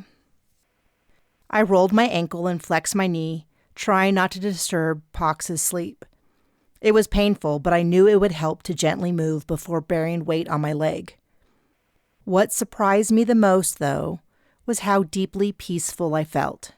The aching sadness had seemed tied to the pain, but slowly they were separating, and the sadness was sliding away. This new life, though pretend, was proving to not be a fate worse than death. Leaving the fleet had seemed like the worst possible option, but this trial run was proving otherwise. I wasn't sure what that all meant, but I was relieved that it was happening. Pox lifted his head to look at me, eager to leap up if I was about to move, so I put my hand on him to settle him. He sank back down, relieved of duty. Since my accident, he had been hypervigilant, convinced that it was all his fault that I was injured, or at least that was my interpretation of his behavior. So I stroked his back and rubbed at his hip in a way that I knew he liked, and thought over our few days of freedom. The murder aside, it had been lovely. I was sleeping so much better than I had during my recovery. After the accident, I had been waking up midway through my sleep cycle to stare at the ceiling and contemplate my future. In other words, I'd worried. Worried about what would happen if I was released from duty. Worried about what would happen if I lost my leg. Then I worried about what my life would be like if I could never walk. I bargained with God, hoping that earnest enough prayers would heal my leg. And I had healed, bit by bit, and gotten stronger. The pain had shifted but never gone away, and through all that I had struggled to be thankful, instead of thinking all I had lost. I knew I should have been over the moon, but the victory had been hollow, and I felt guilty that I wasn't more appreciative. In the darkness, another emotion that assaulted me was loneliness. I had my friends by my side, but it was a different kind of companionship I yearned for. I wanted a partner to love, but not just anyone. I wanted James. He had held me as I was dying, and in those moments, I had admitted that was all I wanted. When he disappeared, it was like the cold returning after a brief bit of warmth, and I could no longer tolerate it. I reached out to him repeatedly, and when I was on the verge of telling him how I felt, he stopped replying. It had been like our breakup all over again, except this time I didn't have my supposed righteous anger to keep me warm. I had thought I would never recover, but here on the space station I had started to. Maybe my attraction to Brutus, which I had to admit I had, was a sign that I was open to new experiences. I should try things that I had never considered. Not that I could imagine a future with Brutus, but maybe a short-term flirtation wasn't out of bounds. I had a lot to think about. I had assumed after this assignment that General Warfield would reinstate us, but that was still dependent on many factors, all of which I wasn't sure I knew. and maybe that wasn't the only option open to me. I had never considered leaving the fleet, but I could. Too many big thoughts for having just woken up, so I carefully stood and went to the bathroom to get ready. My leg was extra stiff and achy. Perhaps I had pushed too much. I had never had a physical limitation, and it made me cranky to even consider I couldn't do what I wanted when I wanted because I needed to plan ahead for how it would affect my body. I slipped my foot into a thin, flexible brace to stabilize the ankle before putting on my shoes and heading into the living area to get both Pox and me our first meal. Raph, Eugene, and Horton were playing a game with cards and dice at a low table while they sat on slim, round pillows. A purchase by Chloe, with Horton in mind. Traditional chairs were almost impossible for Horton to sit on with his thick tail, meaning that he normally stood or kneeled on the floor. Pox ran up to Horton, crawling all over him and squeaking until Horton used his talons to scratch carefully behind Pox's ears. "How do you like the new table?" I asked the room. Horton's smile split his face in two and revealed innumerable, shiny white teeth. "It's the best thing I've seen. We don't have anything this comfy on the lava farm. Do you like it?" "Of course." I pulled up a ready meal from the cooling unit and joined them. I slowly eased to the floor, folding my left leg under me and twisting to the right so my injured leg could stay straight. It is so much better for my legs like this, but most importantly, it's better for you. It's so nice to have a chance to all sit together. How was your visit with your friends? "Nice. We ended up watching some of the ship races. Raph would have beat any of them. I would blow them out of the sky. They would see nothing but my dispersion trails in interspace," Raph added as he moved his pieces about and passed the dice to Horton. "I'm itching to get my hands on some controls. Not that I would race for ignition keys." I nodded and dug into my food and watched them play for a few rounds until Chloe came out of her room in a long, flowing dress, a row of crystals along her gills, and wild makeup. "Aren't you dressed up?" I observed.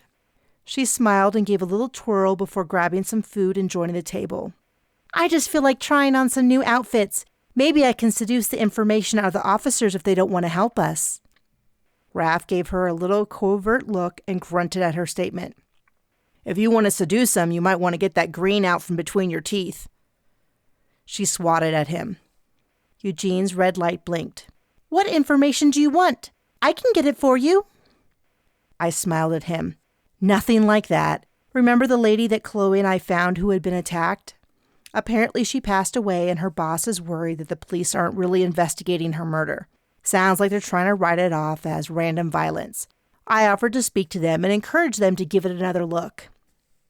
Raph made a dismissive noise, so I looked at him with a raised eyebrow. "What's that supposed to mean?" Raph snorted. "I think you're getting your hopes up about the quality of the fleet presence here. It's not exactly the best and brightest, more like the laziest and most corrupt." I opened my mouth to contest the idea that fleet would have corrupt officers, but snapped my mouth shut. Even after my experiences over the past few years, I was still fighting the decades of assumptions I had about the fleet. Regardless, I said I would try, so I will. "With all due respect, Captain Laika," interrupted Eugene, "they have the highest number of unsolved crimes, murders specifically, in the entire fleet database. Only 15% of murders are solved, and most of those seem to be of the kind where the only question was if it was self-defense." "Eugene," I said as a warning. He was supposed to stop using secure data sources. "I use publicly available records to get the information, though the security on their files is so bad that I was in before I even realized I was in classified area. I left very soon after that." "If you get caught..." "I am still an ambassador for the planet of Cerulia."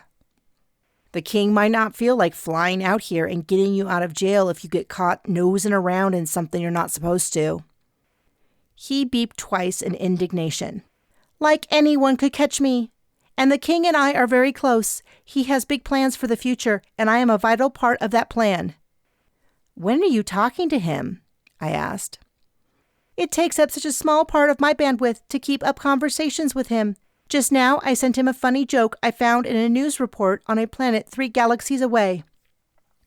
Fine, I get it, but please remember we have other things to focus on this trip. We could talk safely in our housing unit, but I didn't bother to be more explicit. Sometimes being vague was easier. If you don't get the information you need, just let us know. It'll be a quick little stop before Chloe and I go shopping. We won't need to do any more than that, I assured him. Chapter 10. I checked the time again as we waited in a small empty room. We had been waiting forever, and based on the smirk of the officer who had brought us in, I was beginning to think it was personal. I'm really sorry, Chloe, I offered, feeling guilty that her shopping had been postponed when I had promised it would be a short stop. Not at all, Captain. Whatever you need. I gave her a sidelong glance. She was never mean, but her constant, easygoing manner was not typical either. In fact, since we arrived at the space station, she had barely complained about anything, when normally she had lots of opinions, positive and negative. How are you doing? Fine. Why? Am I upsetting you? No, Chloe. Why would you think that? No reason. I just wanted to make sure. She fidgeted in her seat. What had started as a moment of curiosity had flared into full-blown suspicion. We might be here all shift. Then we would need to skip shopping, and I heard there's a big party tonight. Patrick's was saying it only happens once a year. I don't know if we should go. Maybe we should stay in. If you think it's best, she replied. In fact, maybe we should just stay in for a while. It's so dangerous here. No concerts, no eating out, no socializing, no shopping, at least for the next 20 days. Her voice was a bit tight. I suppose that is doable. Okay, what gives? Why are you suddenly so agreeable? I mean, really, no parties? You love talking to new people. But it's up to you. You wouldn't just have us stay in for no reason. I trust your judgment. I twisted around to face her more directly. Why are you being so... I cut off into a yelp as the movement sent a wave of pain down my leg. I grabbed my leg and started rubbing, hoping to get rid of the nerve pain faster. She squeaked. That's why I'm not going to argue. I kept rubbing at my aching thigh. Because I'm hurt? I don't expect special treatment because I'm injured. Your injury is my fault. We all know that. And you are only keeping me out of pity. Anyone else would have kicked me out after that. She gestured at my injured leg. Your fault? I sat back in my chair, trying to follow her train of thought. I did that stupid magic trick, and it almost killed me, so you sent me back to the ship. Then you went after James alone. If I had just listened to you and did what you said, I would have been with you. Kraken was with me, and she's immortal. You did go against my command, and you almost died. I think you paid enough for that. My injuries have nothing to do with you. It's been months. Why didn't you tell me anything earlier? Because I kept thinking that you would get better and we would move on to our next assignment. I just kept pretending that in the end everything would be okay, but it's not. She started crying and I patted her shoulder. The door started to creak open. We can talk about this more later. I stood to greet the woman who came in, offering my hand, but she didn't seem to notice me, as she was looking down at the tablet in her hand as she sat. I sat opposite her and waited. She looked up, a wrinkle between her eyes that gave the impression she was angry or staring directly into a star. I'm very busy. You have information on a burglary? I shook my head. No, it was a murder. 2 sea shifts ago, Connie, knife wound to the neck. Her head jerked up. That? We are reasonably sure it was a drug dealer, and we will get them through here at some point. She started to stand up. No, I don't think it was that. A knife wound is so personal, and someone told us that she could buy whatever drugs she needed elsewhere. Her friends are sure it's personal. She narrowed her eyes at me. What makes you think that you know better than the investigating officer about what happens on Centauria's outpost? I was a fleet officer captain and oversaw several murder investigations. I know, and you are no longer a captain, so your authority means nothing here. I took a half breath in and felt the world rock under me, though it only made me angrier. From what I hear, the investigations here don't tend to be solved, so maybe you should take the help when it's offered by someone who actually has caught the guilty." In the open doorway, a man appeared. "I have this, officer." My heart was beating in my ears as I studied his face. He was handsome in a soft way that made me know he probably didn't work in the field and preferred an afternoon on the virtual sports arena, swinging a club or bat. But that wasn't what caught my eye. He was familiar, and after a few moments, I remembered from where. "Brian?" I asked hesitantly. He smiled, but it wasn't kind. "I wasn't sure if you would recognize me when I saw your name on the news. The hair is different, but I didn't expect you to be so emotional." The thundering beat in my ears slowed. My anger coalesced into something more controlled. I remembered Brian from senior flight training. He had flirted with me, but it had always felt more like he was competing with James than having any genuine interest in me. Plus, he had a cruel streak. I could see it now, his sheer delight as he looked me over and spotted my cane. He pulled up the chair opposite me and threw a leg over it to sit, a move that I was sure he thought made him look cool. "I debated coming in and saying hello, but I wasn't sure if fraternizing with a disgraced captain would be a good example to my inferiors."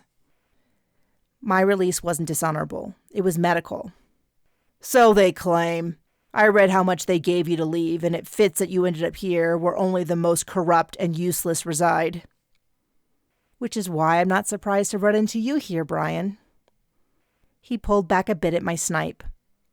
"That's Commanding Officer Ludwig to you? Now tell me why you're here harassing my officers." I wasn't harassing anyone.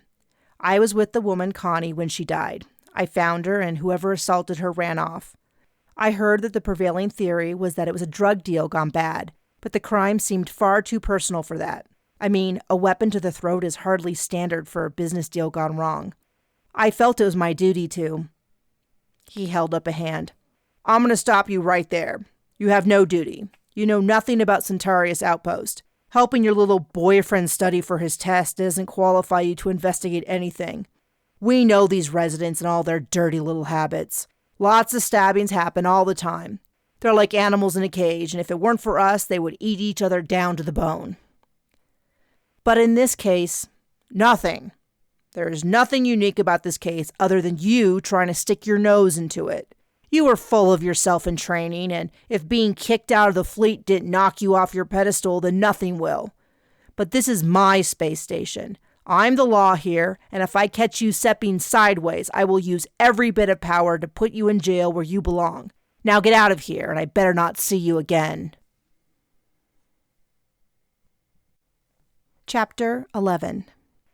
I clenched my jaw as I walked, a bag with food in one hand and my cane in the other. The floor was uneven, and my knee and ankles screamed with each awkward step, but I was too annoyed and stubborn to slow down. "Thank you for buying the food. I had no idea why my card wasn't working. You would think that a fleet-run outpost could get transaction cards that worked for more than a week." "No problem, Liz. It was my pleasure. Just because you're captain doesn't mean you have to pay for every meal," Chloe said. The plating on the floor had a slight divot that caused my knee to buckle. I caught myself, barely, and finally I relented and slowed down. I know we have food at our place, but I really needed some fresh noodles, something comforting. I just can't believe. "He was so rude," she guessed. "Stupid is more like it. All of them. To not even listen to our information and just assume we're morons, and to fall back on my trials again. I should have insisted on more money if this is going to follow me around for the rest of my life." We rounded the corner to see the long line at the integration center, and I groaned. I had hoped it would be a quick trip to fix the card, and I debated if I could come back another time. The card was tied to unlocking the door and accessing my finances, but since I was always with someone, I could rely on them. I sighed. I wouldn't be able to do that.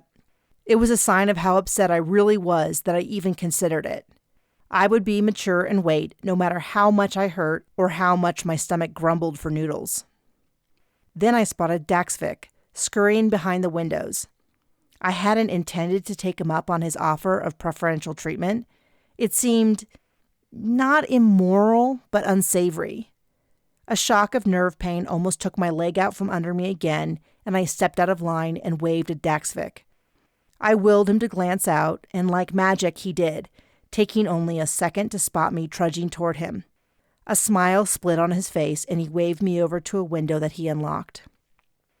I had been exerting a lot of effort to hide my limp and even out my gait, but I gave in to the urge to stop masking the pain. "Thank you, Daxvik. My card seems to be faulty. I wasn't able to make a purchase recently, and I was hoping you could fix it so I could go home and rest."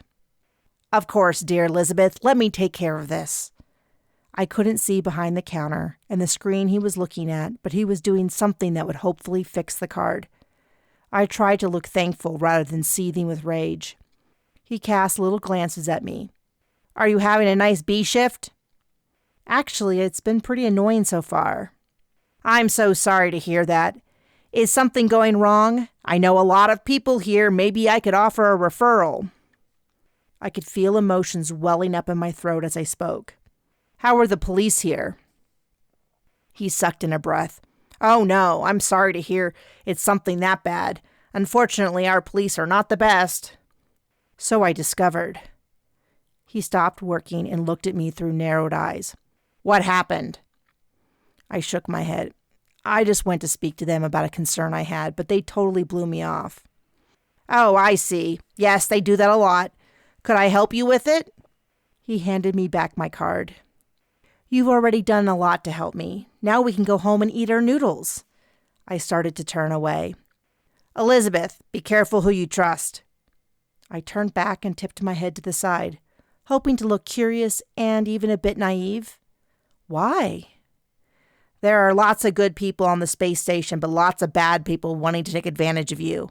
Many want to make a buck. Others just want power and control. But some are evil, broken in their brains, and can't stop them from making others suffer. Just be careful." A shiver went down my spine. I didn't doubt for a second that he was telling the truth. Chapter 12. I dug into my noodles and contemplated my next step. Raph pointed at the food. "This is excellent. It's familiar and yet unique. Is that Terra Basics seasoning in the broth?" Horton grabbed a large dumpling and tossed it into the air to snap between his jaws with a snick. "I thought that was illegal."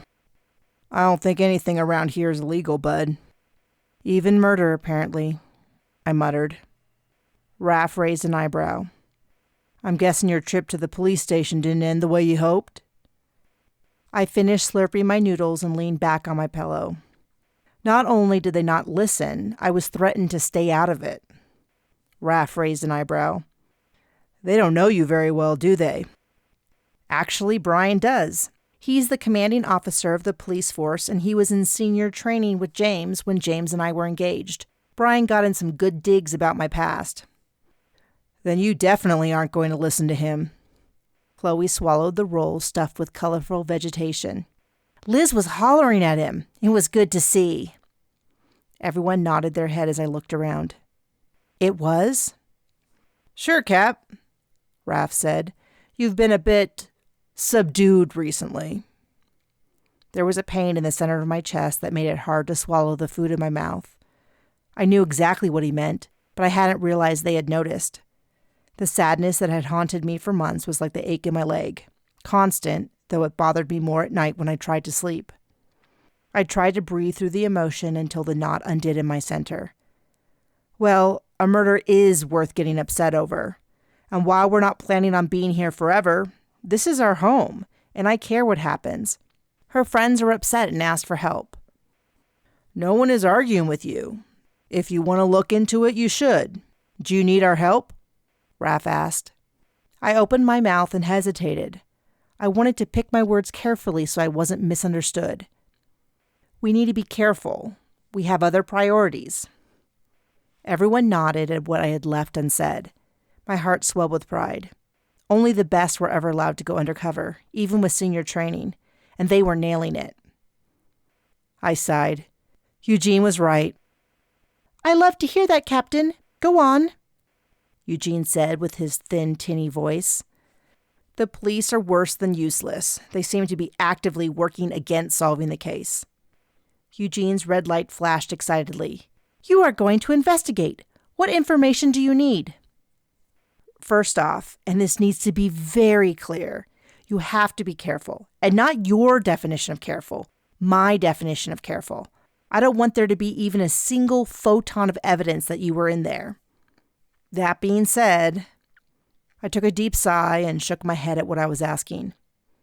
Can you please get me anything you can from their case files and anything from public record about Connie, the murder victim? What about private information, if it is just lying there? Eugene asked. My definition of caution? Let's just start there. His light beeped. You've got it, Captain. This is going to take a bit, if I want to stay undetectable. We settled back into eating. Maybe it was just me, but it felt like an uncomfortable silence had fallen over the room. Like everyone had something to say, but were unwilling to say it first. I thought I might just ignore it, but I was the captain, the leader of the group. That meant being direct and clear, even when I didn't feel like I had the energy. What is it? Raph and Chloe exchanged a look, but it was Horton who ended up being the one to speak. Captain, we're just a bit worried about you. Fine, you're right. Eugene, cancel my request to... Raph waved his hands. No, not that part. That's a good thing. We are happy to see that part, but you're still being so cautious. Since your accident, you've not been yourself, and that's totally normal. You were hurt bad, and you were going through a lot. I nodded. I had spent a lot of time assuring everyone that I was doing well. But while my therapist believed me, my crew was still in doubt.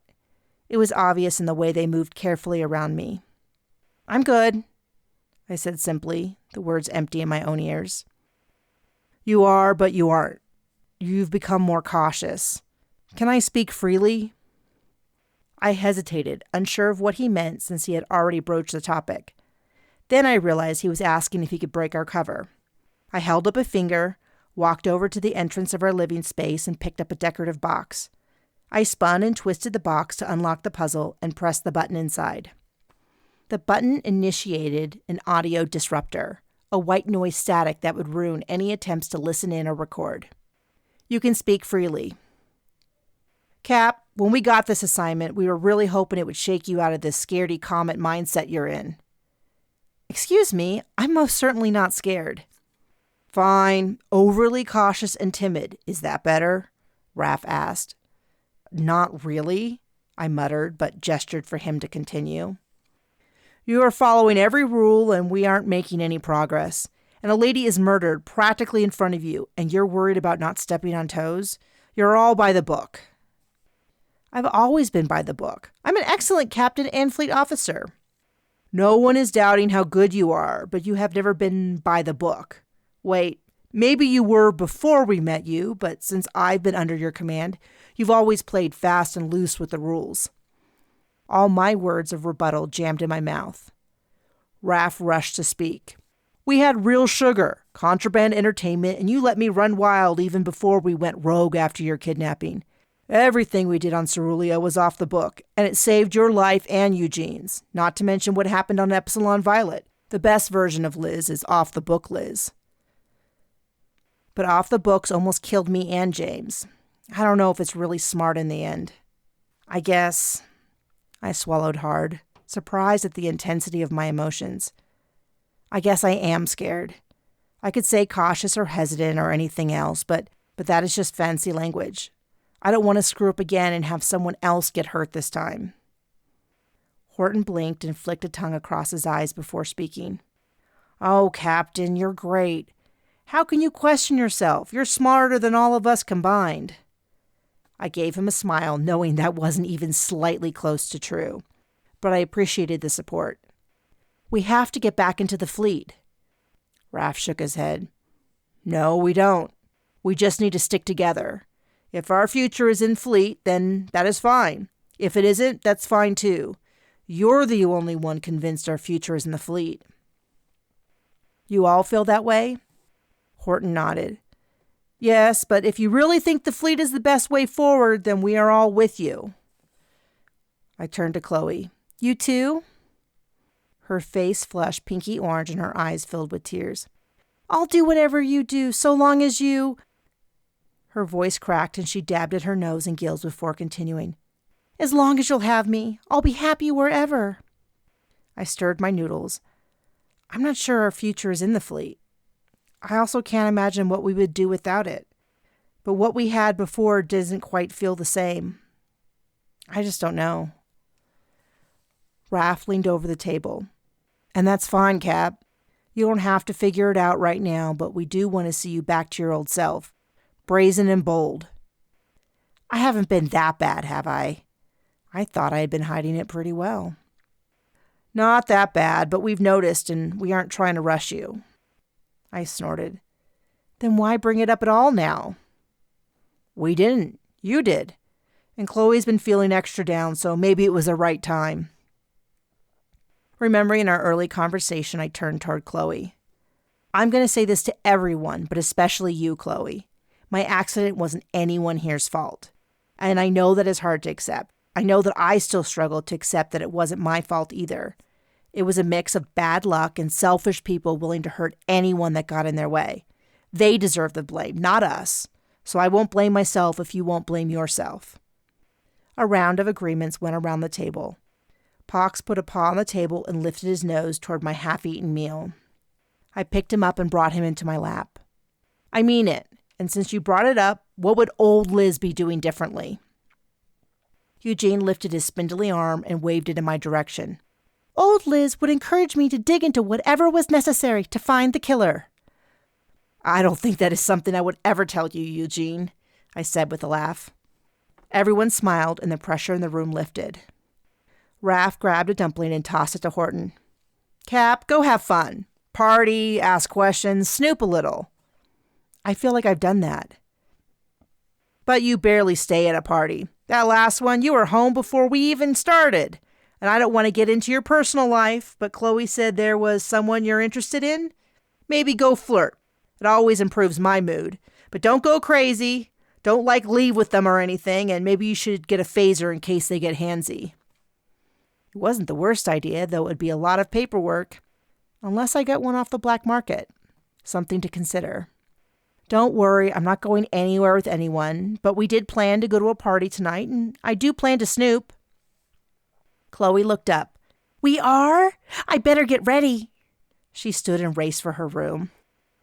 It's not for a while, I shouted after her. And Raph, Horton, and Eugene, I have an idea for you if you're up for it. Raph rubbed his dark hands together. I like the sound of this. I've been thinking about this since we heard about the ship races. Usually, any place that has ship racing also has an illegal underground scene. Raph gave me a smile. Yes, I do believe I've heard of that. We've been invited, but I was listening to your instructions and made an excuse for why we couldn't go. At first, it seemed like too much of a gamble to get on the wrong side of the police here, but frankly, at this point, it seems like the only side that exists. Racers have a handle on what's available, and maybe they know where to go get parts they aren't supposed to have, and it might further our image as people who would deal in contraband ships. And you'll bail me out if I get caught? He countered. Yes, I will, but maybe don't tempt fate. And be careful. I turned to Horton. How do you feel about the plan? I would want you to stick with him. I'm more excited than a lava salamander in mating season. And between us, I wasn't sure if I was going to be able to keep Eugene away. They offered to let him see some of the programming they are running. Speaking of which, Eugene, how do you feel? His light blinked repeatedly in an accelerating pattern until he finally spoke. Yes, Captain, I'm in. I just need to focus on this data you requested. Great. It sounds like things are settled. I'm going to clean up the meal, then get dressed for the rest of the day. Eugene, let me know when and if you find anything. And since we are done talking, let's go back undercover. I turned off the audio disruptor and hid it away in its box, hoping we wouldn't need it again. Chapter 13. The party didn't start until the shift after next, but the idea of changing was appealing. I had worn my most professional outfit, one that screamed off-duty fleet officer. Shedding it like old skin felt metaphorically like starting anew. The conversation we had was still rolling around in my head. None of it was new, and yet all of it was, as if I was seeing it from the outside. My crew were more than co-workers. They knew me better than anyone. Their insight had put things into perspective. Once I had changed and washed my face, I decided to lie on my bed. I barely noticed when I slipped into an easy sleep. Hours passed. Pox was still next to me, relaxed and lightly snoring. I slipped away carefully, hoping to allow him more sleep, when a knock on my door woke him, and he burst into yips and bounded off my bed. I had been pulled from my nap by the sound of a metal track on the floor outside my door. I opened it. "Hello, Eugene," I said as I exited my room. "Sorry to disturb you, Captain, but we were about to leave, and I wanted to tell you what I had discovered." I smiled at Raph and Horton, who were finishing up a game at the table. "It's fine. I didn't expect to fall asleep. What did you find out?" I reclined on a pillow to talk to him, eye to red light, and Pox went into the kitchen to steal whatever Chloe was making. "First, I have the basics of the investigation into Connie's murder, and this should only take a second. They went to her work and talked to her boss, marking there was nothing of note there. Looked around the site and found nothing except some blood that was all hers. Then a bit about finding some non-legal drugs in her system and the theory that it was a drug deal gone wrong, and to keep an eye out for future drug dealers to pin it on." "They said pin it on?" I asked, already guessing at the answer. "They used much more sophisticated language that I have heard referred to as legalese, but that is the gist of it. The file was much longer than the summary I gave, but contained nothing more of value. But I got a lot more information elsewhere." I found my mouth opening to ask how he got the information, then realized that I was letting my caution lead the conversation. "What did you find?" "The pictures I gathered showed that she was active outside her job and appeared to either have a lot of friends or at least liked being around people. One man appeared in a number of pictures with her and sent several gifts. I was able to cross-reference his picture to discover he is an artist named Mad Maximilian." I nodded along. Her boss mentioned that he had been trying to court her for a while. "Like date her?" "There was no indication that they shared any meals together or attended events. Regarding her drug use, it was relatively mild. Her last blood draw at the medical center, for a twisted ankle, showed low level of drugs that are deemed recreational and no indication that she used anything of a more restricted level. When I cross-checked the drugs she used with the police records, there was no indication that violent crimes would be associated with their use or selling, especially not for a lighter user." I nodded along, resisting the urge to point out that accessing medical data was far from public information. "That agrees with what her boss said," I repeated. Eugene's light flashed several times in irritation. "I'm sorry, Captain. I have to admit that I'm not totally sure what we are looking for." "This is all very helpful. Now I can trust what I heard. Did the police talk to anyone else?" "They spoke to a few employees of neighboring businesses who all claimed they hadn't seen anything. They reviewed some security data, but nothing was found of value." "Since I know you did more snooping, was there anything unusual in her life?" "Such as?" "Out of the ordinary?" "I'm sorry, Captain. I just don't know what is normal for a female human like her. Her yearly budget for shoes was slightly lower, and her personal care budget was slightly higher than the average for females on Centaurus Outpost with similar salaries to her. Does that help?" It was easy to think of Eugene as a humanoid in a box, but he had his limitations, and apparently looking for clues was one of them. "I appreciate all you've done. I am sure that I will have more questions for you later." I started to stand when he gave a little trill. "There is something unusual, though it isn't about Connie. Something else was accessing data. I think there might be another program searching for something. Occasionally we overlapped while accessing data, and after that it disappeared." A chill went up my spine. "Did it see you?" "Even if it did, I have my own form of a disguise, but it makes me uncomfortable." "Maybe you better stay out of the files for a bit. Disconnect even. I want all your attention on Raph and Horton when the three of you go out." His spindly arm rose to the upper corner of his metal cube in the form of a salute. "Of course, Captain. They will have my full attention. What will you be doing?" "If Chloe is up for it, I thought I would take up an artist's invite to go see his studio. Chapter 14.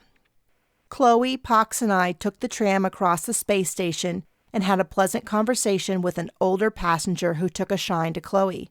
By the end of the trip, they were exchanging contact information. We exited and waved goodbye. I held a thin cord that kept Pox from wandering too far away.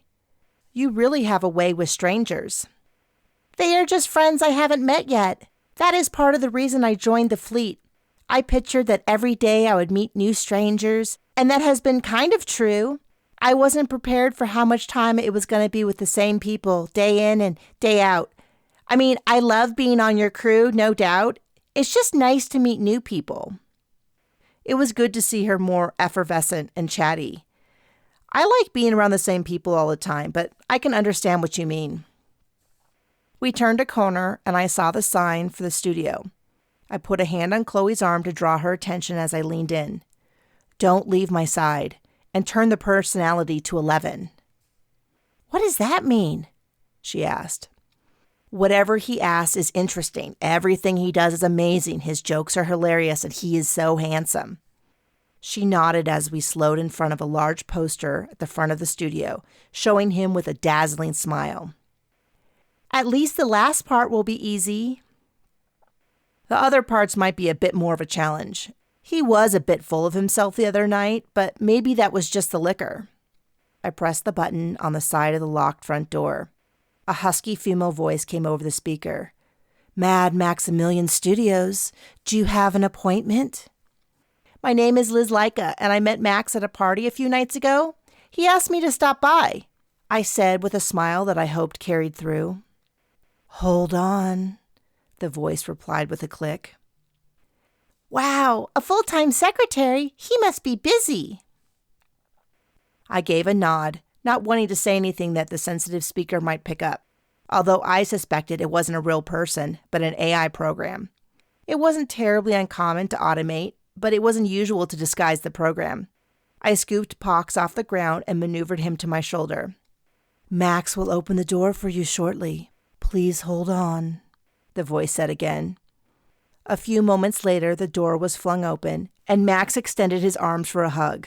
Liz, I'm so glad you took me up on my offer. I made a great show of gripping my cane with one arm and extending the other to return the hug, hoping he would take the hint, but he dragged me in for a full-body contact, causing both of us to stumble slightly.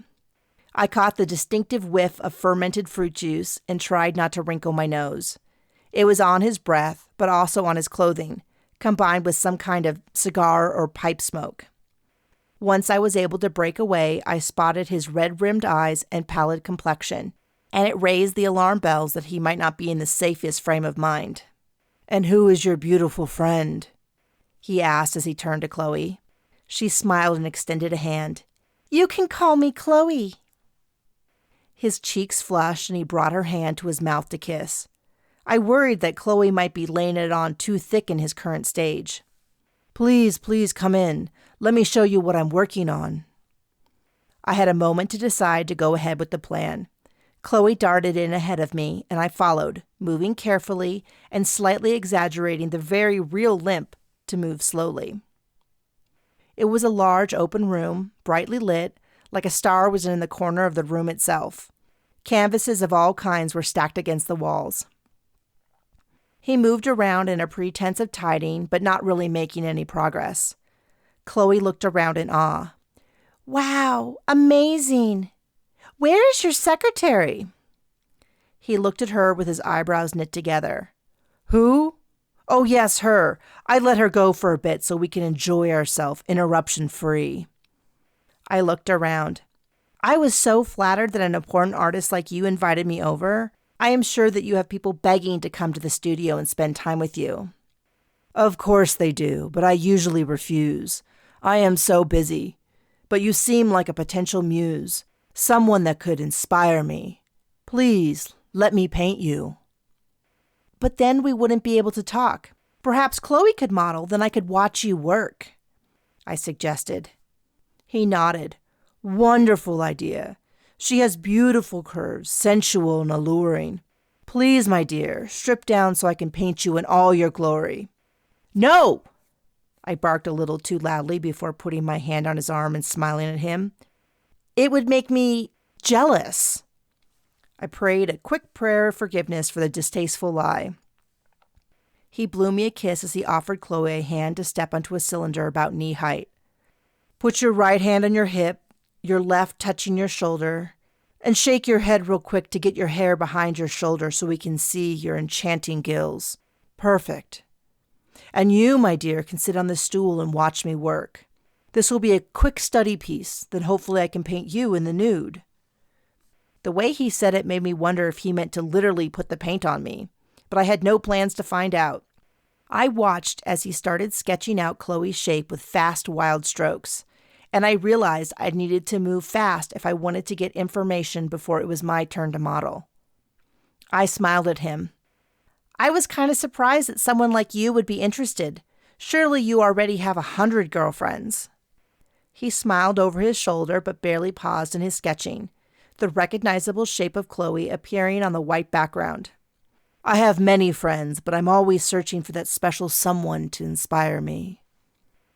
I almost didn't visit today because someone told me that you had a partner, a woman named Connie. His hand paused mid-brushstroke, and he looked at me with an expression that I struggled to identify. No, Connie wasn't my partner. Who told you that? I cast my smile wider until it felt like my cheeks might cramp. I was at a restaurant and said that I met you at a party, and they didn't want me to get my hopes up since you were taken. And who was it? I don't remember her name. We were just drinking at a bar. He swung around to face Chloe. Were you there? Do you remember her name? I shook my head behind him and Chloe got the hint. She shifted her eyes to look at him while maintaining her position. I'm not sure. I drank a lot. I bet she was just jealous and wanted you for herself.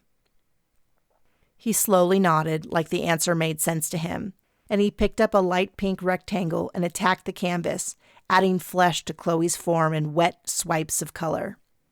That is possible. The image of Chloe came to life as he switched between the blocks of color laid out to the side, a media I was unfamiliar with. The broad stroke seemed to shift, and suddenly I could see the anatomy and emotions of the paint. You seem surprised. Did you know a Connie? I ventured. He continued his work. I did. She was killed last week and we never dated. Chloe's face came into reality on the paper, but something was off in the eyes. They stared ahead blankly, frosted over in death. He dropped the white block on the platter and faced me. I'm sorry. You must go. I have something I need to do. Chapter 15. We don't have to go to the party if you don't want to, Chloe said as we stood in line. I said we would go, and we will. But don't you want to go home and look into, I scooted forward as the people in front of us entered. Liz and Chloe, Patrick's nerd, said she would put us on the list. The compact woman looked us over, then checked her list before nodding and allowing us in. I leaned in close so Chloe could hear me over the music inside. We can talk to some people and see what they know about Max and Connie. We don't have to stay until the end. Just have a bit of fun, then head back to our place. There is not much I can learn until Eugene is back anyways.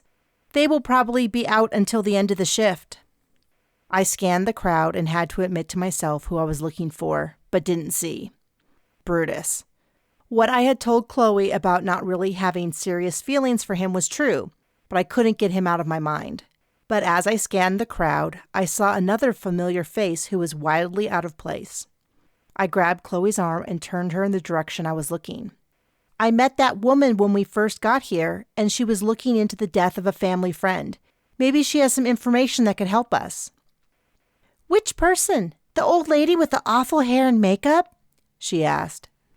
Yes, her. Be nice, I replied.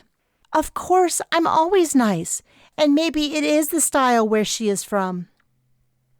We weaved through the crowd, and at about half the distance she caught sight of me, which was good because I couldn't remember her name. I was pretty sure the card she had given me was still in the pair of pants I had traveled in, though I couldn't be sure. This party was located in a cool blue room that resembled a claustrophobic cave. The floor, walls, and ceiling were all the same rough material that caused the voices and music to echo around the room, and I felt like I could hear a little into the past and future at the same time. My head was ringing, and I stumbled over Pox at my feet.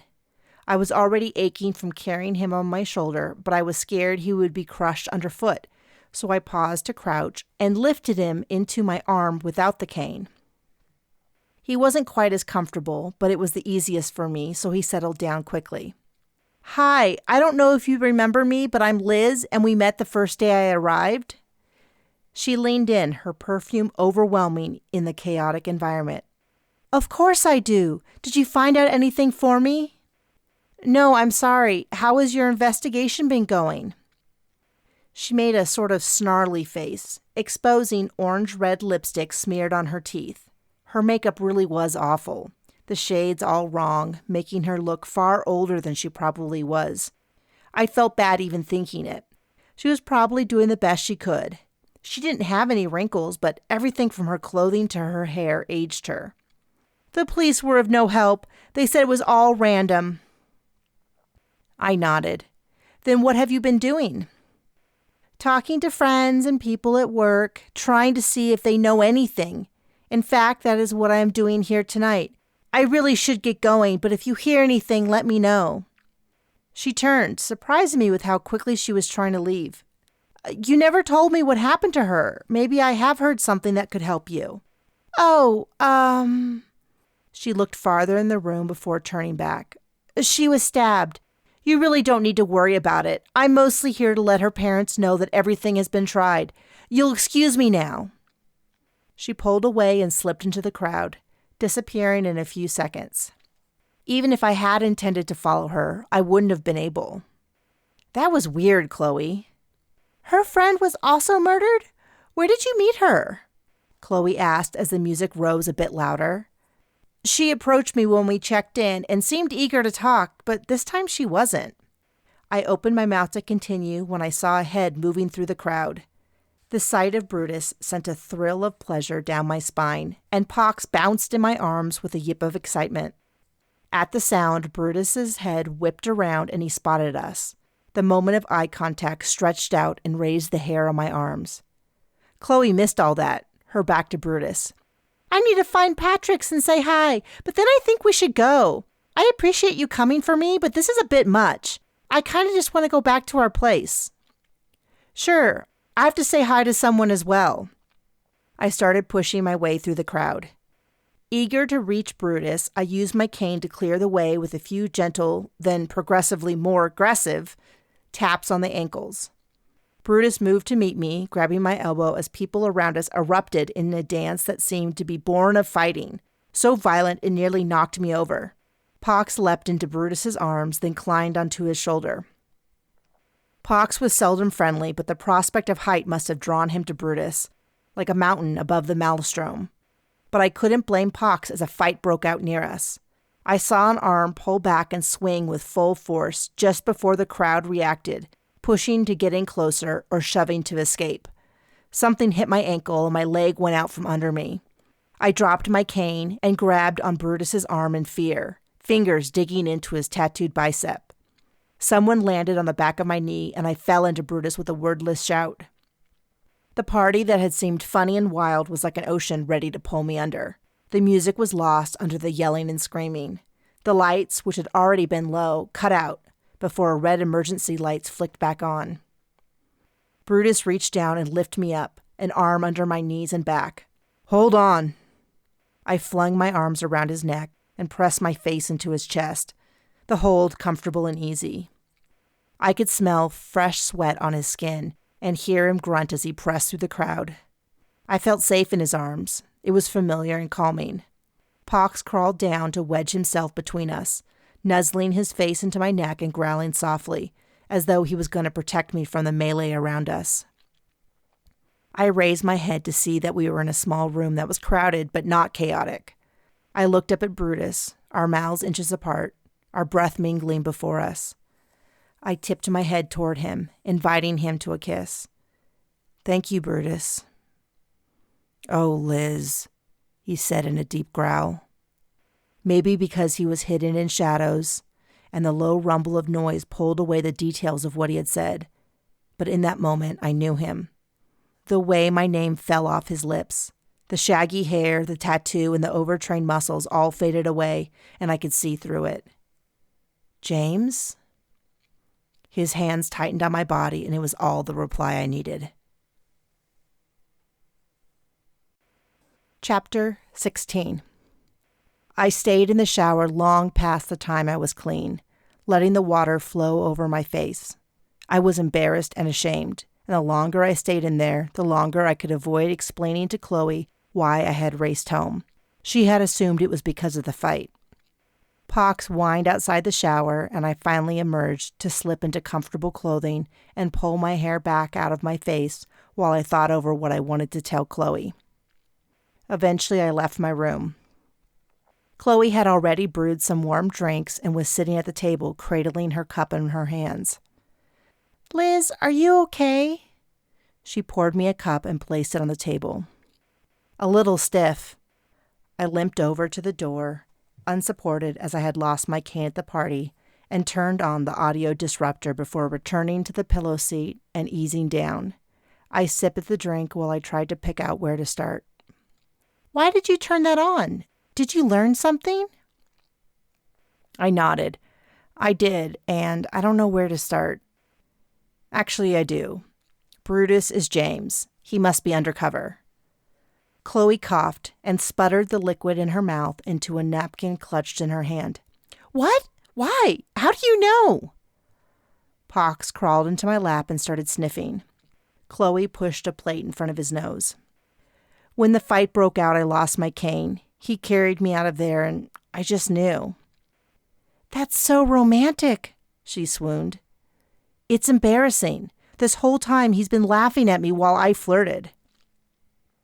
"I don't think that's what happened at all. I bet he begged Warfield to assign you here so he could see you again. I knew that he wouldn't have stopped emailing without a reason.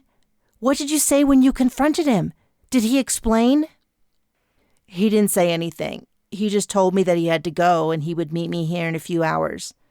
That is why I stopped to talk to the security guards at the housing entrance when we came back. I let them know to let him to our door." "Oh."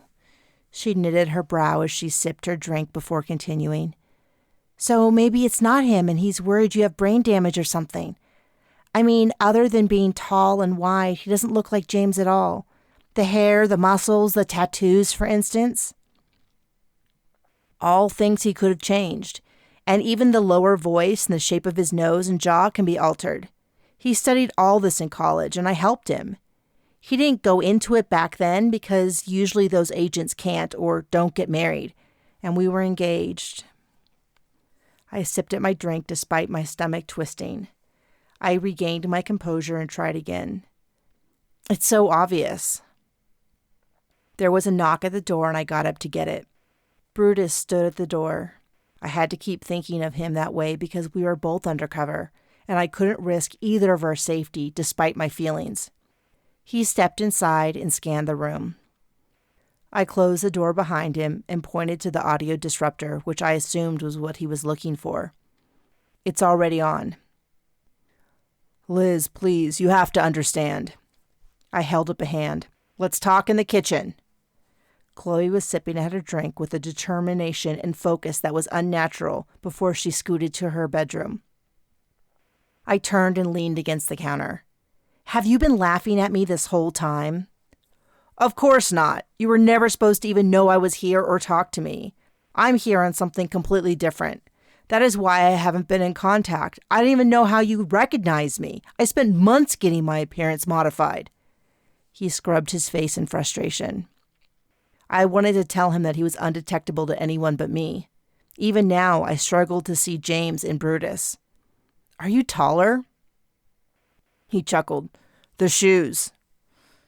We stood in silence that was filled with tension, but also far more comfortable than it should have been. He broke first. "How's your leg?" I tried to find your cane but couldn't. I already ordered you a new one. I had to get Aurelius out of there and couldn't stay any longer. Thank you. It's better than it was, but not great. Aches all the time, even when I sleep, and I need to rest often. How about you? I'm all healed up. Getting in shape really helped with everything. He flexed a bicep. I didn't know you could put on muscle like that. I was pretty motivated. I never really got over what happened on Cerulia, then the incident at Epsilon Violet. You almost died in my arms, and the fleet solution was to have me do a bunch of paperwork. I was going nuts. I was ready to leave the fleet, but Warfield convinced me to go undercover. I didn't realize I wasn't going to be able to tell you. It made me sick to think that you would think I just disappeared. Then I heard rumors about the stolen fleet ships and passed it on to Warfield. I hoped she would send you. You did? You're the smartest person I know. You don't deserve to be dropped because of an injury. I was glad that your crew, the core group anyway, stuck with you. I knew they would. I should have too, but I was promised it was just a few days, then a few weeks. Doesn't matter. I should have put my foot down. I'm sorry. Thanks, I said. What are you doing here? I can't talk about it. I'm really sorry to say that, but it's important. I shouldn't have even gotten close enough for you to talk to me, but when I saw you leave that party with Chloe, I told Aurelius that we had to leave. I just wanted to see you. I saw the blood on your hands and about lost my mind. I thought you might have gotten hurt. You have to be careful, Liz. I am. You know that. The kitchen seemed smaller, and the walls pressed in around us. How long have you known? I swallowed hard. I should have told the truth, but my pride wouldn't let me. For a while, I just wasn't sure until tonight. Do you think I'm in danger? Have I been made? I shook my head. No, Chloe couldn't tell. Do they all know? Not yet. He checked his comm. I have to get going. Aurelius will expect me back soon. If you need me, just talk about your friend Kraken to me. I'll know to come here so we can talk safely. Do you know anything about the stolen fleet vehicles that can help us? Nothing more than I already gave Warfield. It was good to see you, Liz. If anyone asks, I came here to let you know I ordered a replacement cane. That was my cover story. He wrapped me in a hug that was over before I could return it. We exited the kitchen as Chloe answered the door. In came an invertebrate creature my height, purple, with 2 huge pink eyes and 8 long suckered tentacles. She was the only one of her species, and she was my oldest friend. Chloe closed the door before giving her a huge hug. Kraken, you're here! Kraken clicked her beak. I came to join you as soon as I heard you were kicked out of the fleet. Oh, hi, James. What are you doing here? Brutus leaned over. I think we are going to need a new code word. Chapter 17.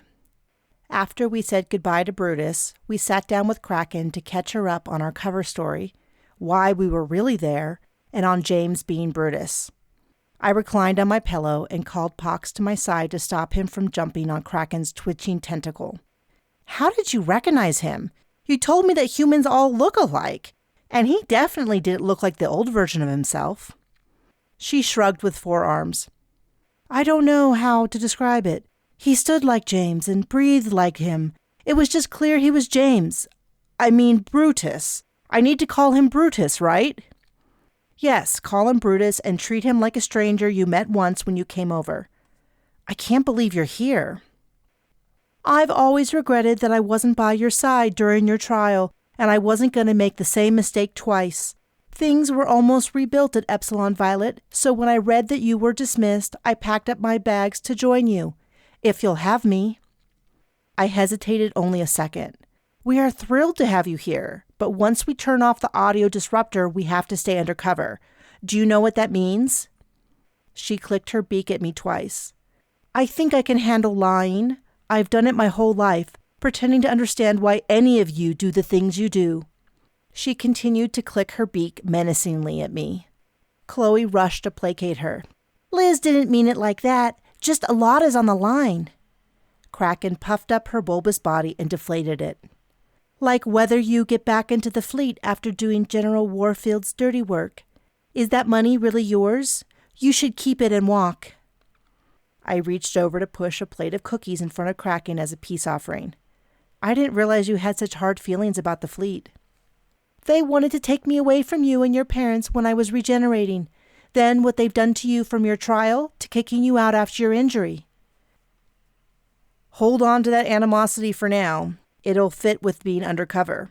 I leaned over and squeezed her arm resting on the low table 3 times, our signal from childhood that meant "I love you." She returned the gesture before grabbing a cup and drinking from it. "I do like this table and the cushions, much more comfortable than the normal weird chairs you have." Chloe launched into a description of how and why she picked them out as the door opened and Horton, Eugene, and Raph returned. There was much shouting and greetings all around. Hugs were exchanged and stories were repeated. I slipped into the kitchen, and by the time the tables were covered with food, everyone had been caught up. I paused at the entrance to watch. Kraken was passing Eugene a small dated device with her tentacle as she stroked Pox with another. Chloe was serving food onto plates as Raph tossed a warm bun over the table so Horton could snap it out of the air.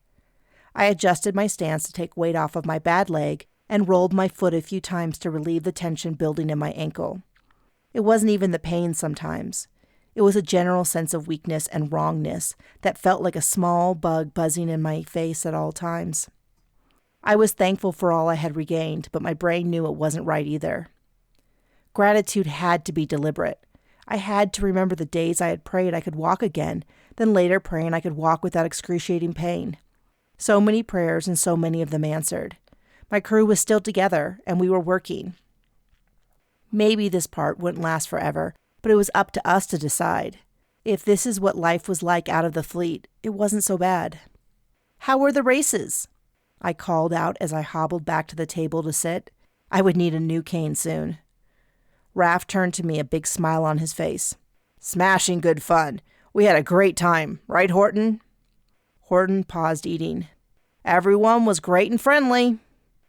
I quirked an eyebrow. "You make it sound like a birthday party. I would think that an illegal race would be a bit more cagey and suspicious. They are illegal, I assume." Raph snorted. "It's only illegal on a technicality. They run through space, which is officially off designation, but you can see it's mostly empty. And Chet was there and introduced us to everyone. He's been making some nice winnings since our modification, so everyone was eager to get to know us." Horton snorted. "We were like the champion pyroclastic bomb at the lava festival." Eugene's light flashed. "They had no criminal records beyond minor offenses and no red flags on their credit lines. All small bit players with no harm or foul to them. I kept an eye out for our backs." "Thank you, Eugene." He continued. "And we made quite a bit between the bets and selling the program." "Eugene?" Raph hissed. Eugene's light flashed. "We had to bet. Otherwise, we would have stuck out. And I made sure that we lost enough bets that we would be welcome again in the future. And selling the program was just smart. Chet had an advantage with it. He actually suggested it. He would make the introduction and take a small connection fee, and we would install the program. I stashed the money away in a secret account so the fleet won't see it." "I'm surprised he cut you in at all. Couldn't he have shared the program on his own?" I asked. "He actually tried that, and it failed. The variables have to fit each machine. Plus, I entered in machine language, so even if he could figure out which variables to use, I doubt he could have altered the code." His light blinked smugly. Horton nodded. "Eugene did a great job. Everyone was very impressed." He smiled like a proud parent. Raph nodded. "So impressed that Chet let us take a run on the course. Just a practice run, and let me tell you, I could get into that. Nothing too dangerous, but definitely a challenge. Plus, I got a sneak peek at the new course they are setting up." "Setting up with what?" I asked. "Old junk they use to create obstacles to fly around or even through. There's this dampening shield around them, so if you hit one, it bounces off the ship and alerts the course director so they can deduct points." I narrowed my eyes. "Are you trying to tell me this is perfectly safe?" "Well," he dragged it out. "I can't say that. You can destroy a ship pretty easily, and very occasionally people die, but it's rare. And they are usually untalented." "Not like you?" I countered. "Definitely not like me. If we had our own craft to race, that would certainly be one way to gain some trust and get the inside scoop. I chuckled, having seen that coming from a million light years away.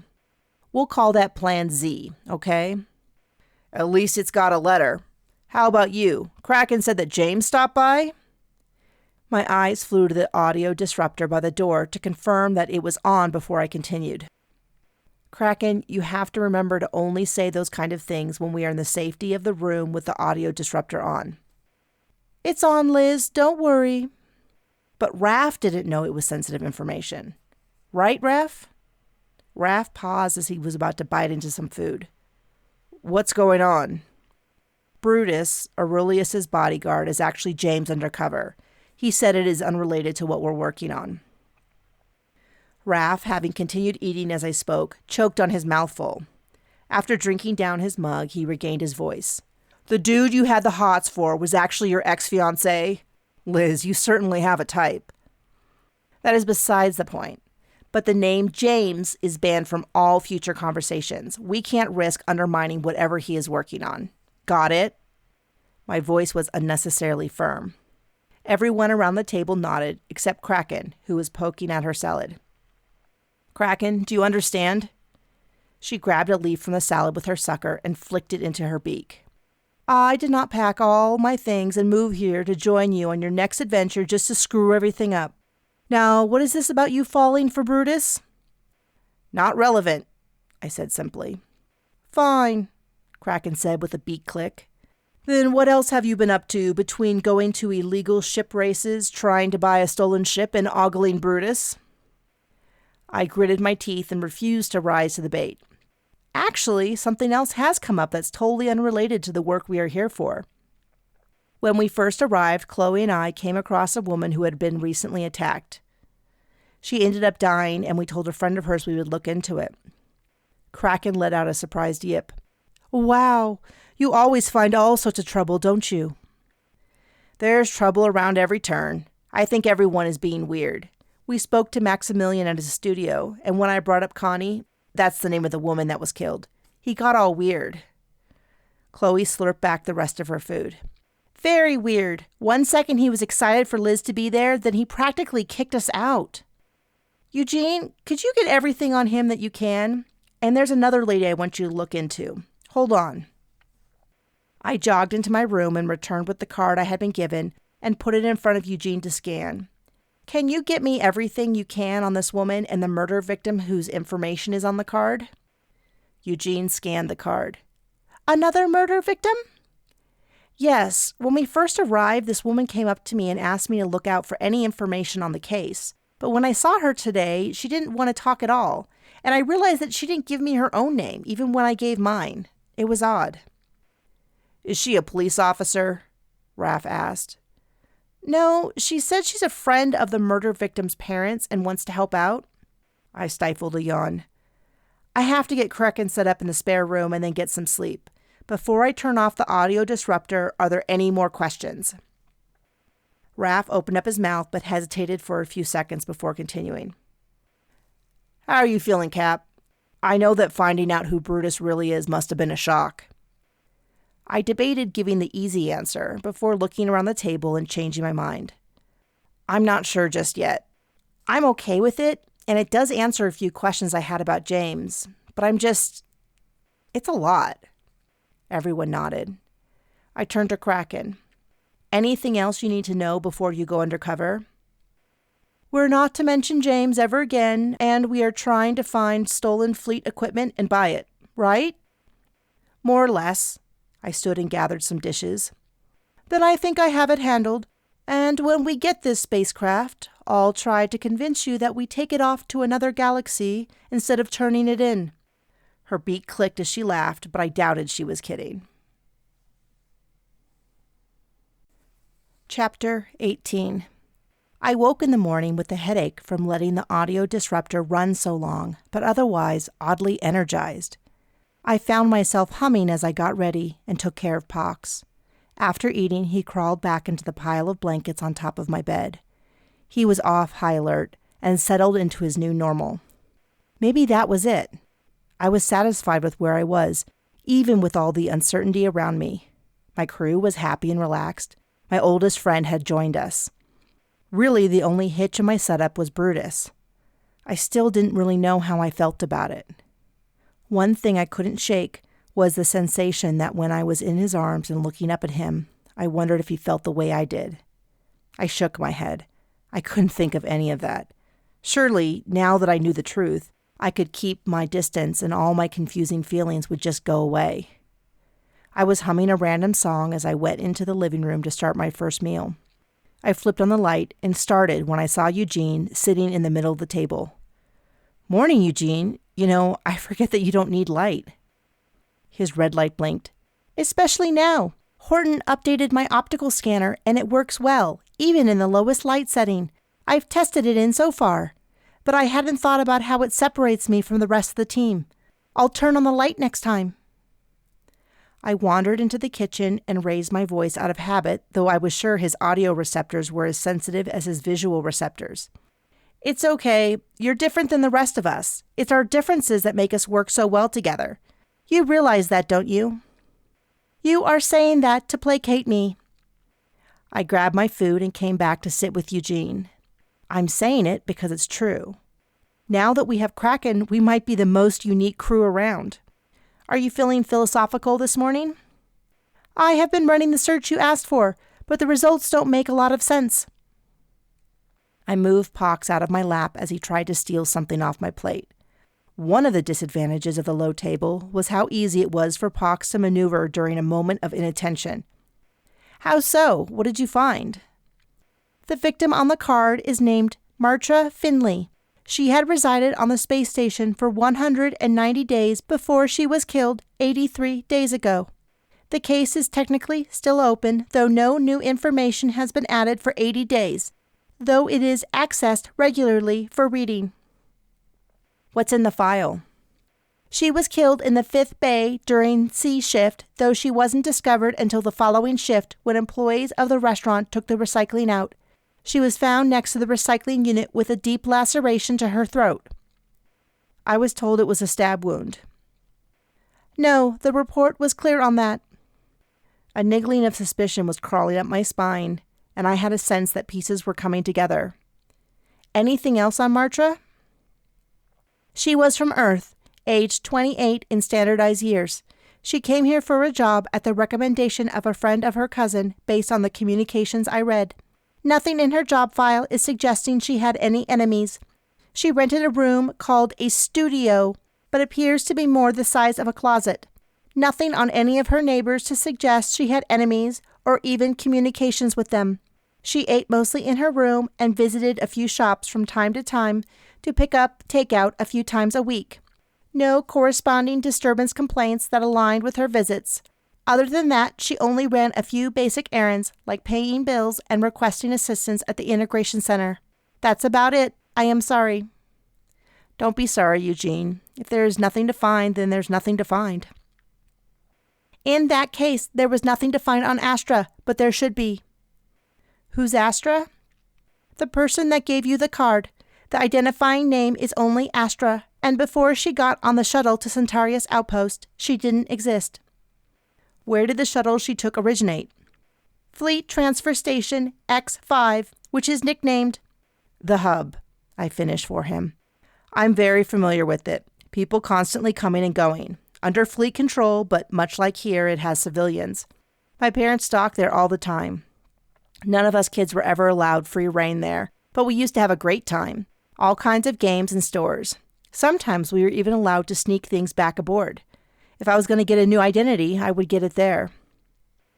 "I remember that place," Kraken said as she left her room, slinking and sliding across the floor on her tentacles, rather than standing and using forearms in pairs like legs. She was definitely comfortable. "Remember the snaps we bought that made a big noise when you threw them on the ground?" I asked her as she went to the kitchen to grab a meal. "Yes, and we all got punished for a week, even though it was all your idea." "Because you were mentally older than me and should have known better. That poor teacher thought it was phaser fire and about passed out." Kraken slunk back into the room and slid onto the pillow, depositing her food in front of her.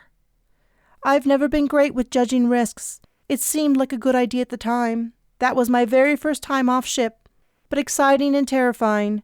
Why are you talking about that? I'm not totally sure yet, except the older lady I was talking about before I went to bed. I think she got a fake identity there. Why? Kraken asked. That is a great question. Eugene, what were you able to find on her? Eugene's light blinked several times before he spoke. Not a lot. I might eventually be able to go through all their data and figure out where she came from, but with 50,000 individuals passing through there daily and the transfer rate on data from several galaxies over, it might take months, unless you have an idea where she's originally from. There was a time, I heard at least, that all data was instantly accessible, but that time was long ago. Transferring data across the entire known universe took time and money. It was often faster to load the data onto a ship, fly it to its destination, than to try to access it remotely. She said she was neighbors with Martra's parents, hence why she was looking into the case. But you don't need a fake ID for that. In fact, if she was really neighbors with the family, then the fake ID would be blown by telling people that. So it is most certainly not true, and she just hoped no one would bother to look it up. Was it easy to find out about the fake ID? Maybe if the police knew where to look, but the average person wouldn't have found it. She didn't count on me having a Eugene and wanting to follow up on it. In fact, I wouldn't have if I didn't have that odd encounter with her at the party. What do you know about her after she arrived? She arrived 100 days ago and... I interrupted. Wait, when was Martra killed? 83 days ago. I knit my eyebrows. So that's the final bolt in the cremation pod. She arrived before Martra's murder, not after like she claimed. Kraken flicked a tentacle in the air. Murder? I thought you said that Connie was the person that was attacked. She was. This is a different person, I answered. How was Martra murdered? Her throat was cut. And Connie? Her throat was also cut. And yes, I know that's an odd coincidence, and yes, I have some questions. Eugene, can you pull up all the cases of random attacks where someone was killed by their throat being cut? His light flashed. All open cases? All cases, open and closed. I'm not sure I trust that solved cases were handled correctly. Don't limit it to just women either. Got it. I can tell you what I already have on Astra while I run the search. Please do. Eugene spoke more slowly and halted occasionally as he conducted the search while talking. Astra arrived 100 days ago and rented a room by the month until 60 days ago when she got an apartment in the 13th segment at a place called Comet's End. Sounds classy, I muttered. Most of its residents are single individuals that tend to go out a lot to large, low-cost events and drinking establishments. Single and ready to mingle, I guessed. Eugene's light blinked several times in rapid sequence. I don't know that phrase, and I don't have enough leftover resources to search for its meaning. It means individuals who are drinking and partying, probably often finding partners for recreational activities. What kind of activities? Eugene asked. Kraken's beak clicked as she chuckled. You haven't given Eugene the talk yet. It's on a need-to-know basis. That scene doesn't seem like her, though she was at a party last night. But clearly she has a plan, an agenda of some kind, and it's connected to the murder of Martra Finley, and depending on what Eugene finds, it might also involve Connie. Anything else on Astra? There was a delay before Eugene spoke. She also attended a lot of events, but the receipts show that she seldom paid for drinks, and she hasn't sent any communications. She hasn't done any spending besides housing and food, besides a small amount at a printing house. That is likely the card she gave me, and presumably others, but why me? Did she do that a lot? I can check the video footage, Eugene stuttered. Are you okay? I asked. I'm trying to process too much.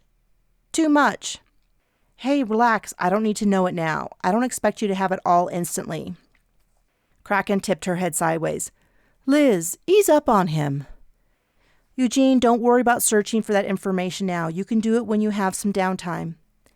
It's okay, Captain. I can also do it. That's a command, Eugene, I said firmly and gently. There was a long pause. Will do, Captain. For now, I have some early case information. Deaths from lacerations to the neck is pretty rare as a cause for death in most fleet statistics, but here it accounts for a higher than normal percentage of deaths. For instance, in the past 1,000 days, there have been 30 deaths that weren't caused by accident or illness. 12 were from phaser fire, deemed to be related to criminal activity. 1 was domestic violence between partners, and 4 more occurred in fights that had many witnesses. But there were 13 deaths from cuts to the neck. All were females with no registered partners and not cohabitating with anyone. Their ages were considered pre-midlife for their average age range. Do you have access to pictures of them, and can you send that to my tablet? I asked as I grabbed my tablet from nearby and opened it. Of course, but I could tell you what you want to know if you ask, Eugene added. I opened the images and flipped the array around to Kraken and Eugene. Notice anything? They all have dark brown hair, Eugene guessed. They all appear to be attractive according to standards I have seen, Kraken added. I nodded. I see that too. I flipped the tablet around and swiped through more photos. The originals had been close-up of their faces, but more photos showed their full body. Some were tall, with at least one close to Horton's height and towering over her companions. Another appeared quite petite. The differences continued from thin and lanky to curvy and voluptuous. The skin tones ranged from dark to light and included several hues. Other than the dark hair, they shared no features, which surprised me. Are all of their murders unsolved? I asked. 1 went to trial, but the person was not convicted. 2 are going to trial. The other 10 are still open cases. Can you gather up any other cases that meet similar metrics? And I want you to get all the information on Astra's current whereabouts. Then will you go with me once I have at least one other crew member to join me? Kraken raised a tentacle. I'll go with you, but what are you going to do and why? I'm going to follow Astra because there's a serial killer out there cutting brunette women's throats. Astra knows that, and somehow she's involved. Chapter 19. Chloe stifled a yawn next to me as we stood behind some pylons across the way from a restaurant that Eugene assured me that Astra was dining in. Kraken was next to her, holding Eugene. Overall, we were pretty conspicuous. Centaria's outpost was incredibly diverse, but Kraken was the only known individual of her kind. At least we didn't have Pox with us. He had stayed in the room. But I couldn't have told Kraken no after she was so eager to join us. Then the same happened with Chloe. So our motley crew headed out to watch for Astra at a small noodle place where her comm unit had last pinged. I don't see her in there, but it isn't that big of a place. Are you sure? I whispered to Eugene. Positive, unless the card you gave me was for someone else. Could she be using the facilities? Maybe, I said. A woman did exit the bathroom and head to the register. For a moment I thought it could be her as she was the right height, but when she snuck a look over her shoulder, she was much younger and prettier than Astra. I continued to scan the small restaurant when Eugene spoke up again.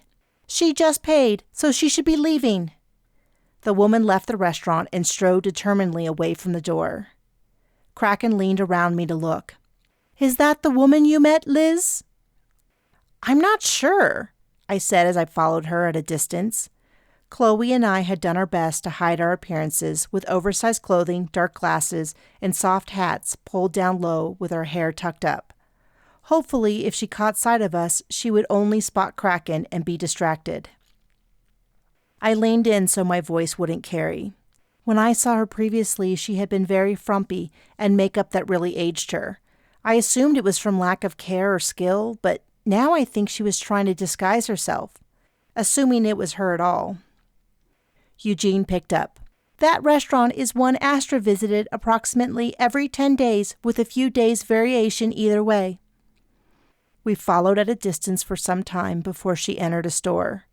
We hung back to watch her through the front windows, where she walked around, touching items as she determinedly circled the store before bringing something to the counter to speak to the cashier. There was a lot of back and forth before she shook her head and left. She gave a quick look around, scanning the crowds.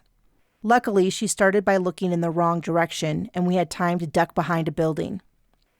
"Eugene, does she go to that store a lot?" I asked. His red light flashed in confusion. "No record of any purchases from that location." Chloe leaned in. "She didn't buy anything, and I don't think she was really shopping. She went there for something specific." I agree. Eugene, she might not have bought anything the previous times either. Is there any way to see if she visited the store in the past? "Hold on. There is a security camera in the store, but it only goes back 2 weeks. I peeked out from behind the building and saw Astra striding away from us. Gesturing to everyone to fall in behind me, we followed her.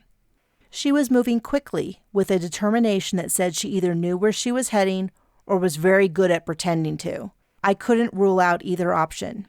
She hopped on a tram, and we ducked into the car behind her. With the windows, I was able to lean back and get a better look at her without being too obvious.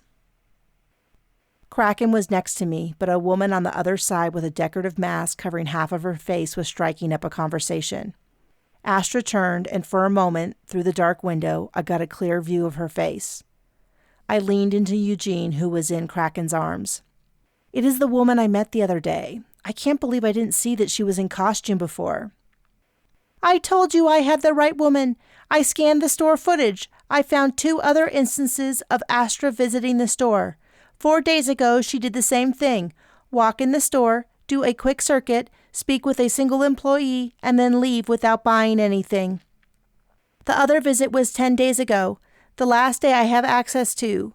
Same thing, except there was another person in the store, and she spoke to that person for 45 seconds before moving to the employee." "Thank you, Eugene. That is perfect." I leaned back to think as the tram bounced along. Chloe sat opposite me and joined the conversation with the woman and Kraken. Something was bothering me.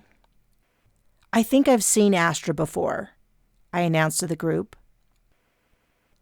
"Do you mean more than just the 2 times that you ran into her here on Centaurius Outpost?" Chloe tipped her head to the side. "Exactly, but I can't think of where. I don't think I knew her well. It's that vague sense that I don't know her personally, but I know of her." "Like someone famous? Can you think of where? Was it on a show you watched?" Chloe asked. "I just don't know." The tram stopped again. Astra got up from her seat. "Come on," I said, then paused at the door until she had her back turned to us. The area was familiar, and with a few 100 yards, I spied the restaurant we had eaten at with Patrick's. "Eugene, did any of the victims eat at the restaurant we first saw Astra at?" "Yes, the woman killed 850 days ago. Girelli ate there approximately 80% of the time." "And the store we were at?" "Martra worked there." I nodded my head. Astra's going to all the places that the murder victims visited. Astra turned, watching us without cover. Her eyes went wide as she spotted Kraken, but her eyes skipped over me. She turned her back to us and went into the restaurant. I turned to leave. I don't think she spotted me, but she saw Kraken. We can't risk her seeing us again today, though I think we got what we needed. We headed back toward the tram, the fastest way to get around the space station. She might have been surprised to see Kraken, but it seemed like more than that. Do you think you've run into her before? "It's possible. I've been all over the universe, but this isn't like James. She couldn't have been a close friend." I hushed her at James's name and gave her a stern look that I hope conveyed my disapproval. She clicked her beak at me. "I'm just saying that if I've met her before, it was either a long time ago or only in passing. Or she saw through your ridiculous costume." "It's not ridiculous. Why are you so cranky?" I asked. She gasped and pressed a tentacle to her chest. "Me, cranky? I traveled at the drop of a hat to come here and save you in your time of need, and all you have done is snap at me, and you ask me why I'm cranky? I think you are the one with a poor grasp on human interactions." Chloe stared at us in shock. "Liz?" I shook my head and rubbed my hip. "Sorry, everyone. Ever since my accident, I've been extra touchy. And then with everything that happened recently, I've just been... Sorry, no excuses. I'm so glad you're here, Kraken. I'll try harder to be good company. She wrapped an arm around me and squeezed. Of course, my friend. How is your leg doing? I had thought by now you wouldn't need a cane. I lifted the new cane, which had arrived by courier from Brutus. It was beautiful and likely expensive. It was either antique wood or polished to look like it. It fit my hand perfectly and felt elegant. For now, I still do, but maybe not forever. But maybe forever? Kraken countered. I sighed. Possibly. I get so tired and ache still. I thought you said rehab was going really well. It did. I didn't lose my leg and I'm able to walk. Both of those were in question after the accident. We can't all regrow limbs after we lose one. It was meant to be a joke, but no one laughed. I cleared my throat, knowing that I couldn't lie to Kraken. I had to figure out what was the truth. I guess I'm still figuring it out and taking it one day at a time. Chloe's eyes were shiny. We're here when you need us. Kraken nodded. That's why I'm here. We'll figure it out. Can we go do something now? I had an idea. One that might move our project forward while also cheering me up. Let's get a hold of Raph and join him and Horton at the ship races. Chapter 20. We swung by the integration center to get Kraken's transaction card linked to our housing. Once again, the lines were long, snaking out into the hallway. Chloe took one look at the line, then turned to me. You need to get that guy that likes you to help. I blew out of breath, having already come to the same conclusion, though I hated to do it. I wasn't crazy about the way he talked to me, and I felt like I was leading him on by continuing to show up. Not that it was on purpose. Kraken turned to me. What guy? You really have been busy. No, nothing like that, I corrected. Chloe snorted. Maybe not on your end, but he definitely has his eye on you, calling her pretty lady and such. Insists that she asks for him by name whenever she needs something. Kraken waved a tentacle at the line. Then go ask for him. Waiting in a long line is a waste of my time.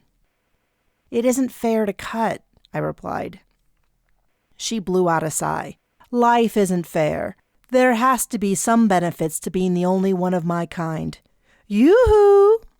She shouted and waved a tentacle as she barreled up to the front of the line. My face went red as heads turned to stare at us, but I was saved when Daxvik, having heard the commotion, spotted me and waved me over. Enough shouting, Kraken, he's here. I grabbed her tentacle and dragged her over to the counter that he unlocked. What brought you here today, pretty lady? It couldn't be your card again. He looked at Kraken. What's this? I resisted the urge to roll my eyes. This is Kraken. She will be living with us, and I wanted to get her transaction card linked to our housing. And yes, my card is fine. Thank you for fixing it last time. He turned to his computer and started typing, though it didn't keep him from talking to me. Those transaction cards are real flimsy. It's totally normal for them to stop working, but I'll be here to fix them anytime. You can even call me when I'm off duty. I can meet you anywhere, anytime. That's very kind, but I'm sure it won't be necessary. You may feel differently if your card keeps breaking. I'll just go ahead and add a contact to your comm unit under Handsome Daxvik. It's good to have someone to contact if there's any trouble.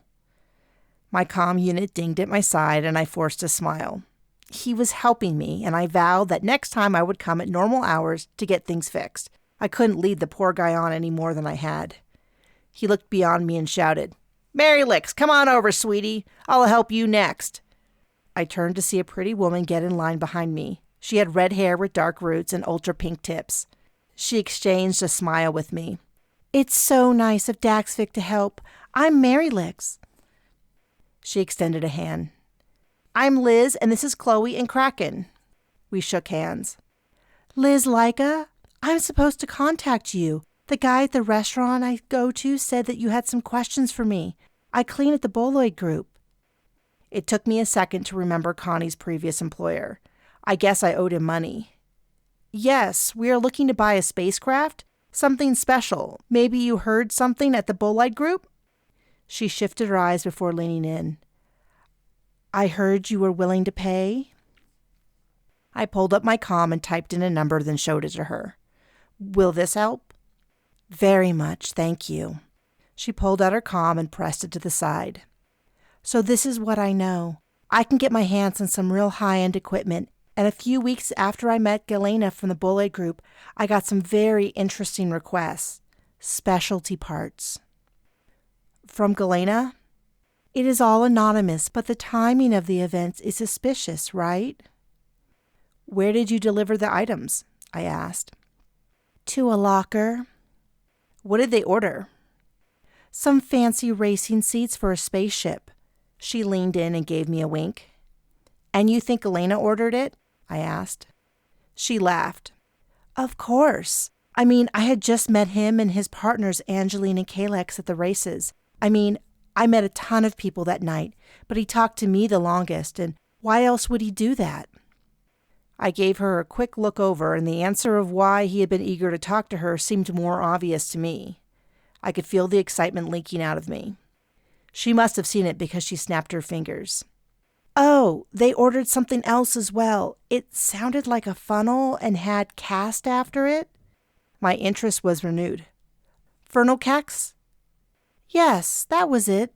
Is that important? How long ago was that? My interest was instantly renewed.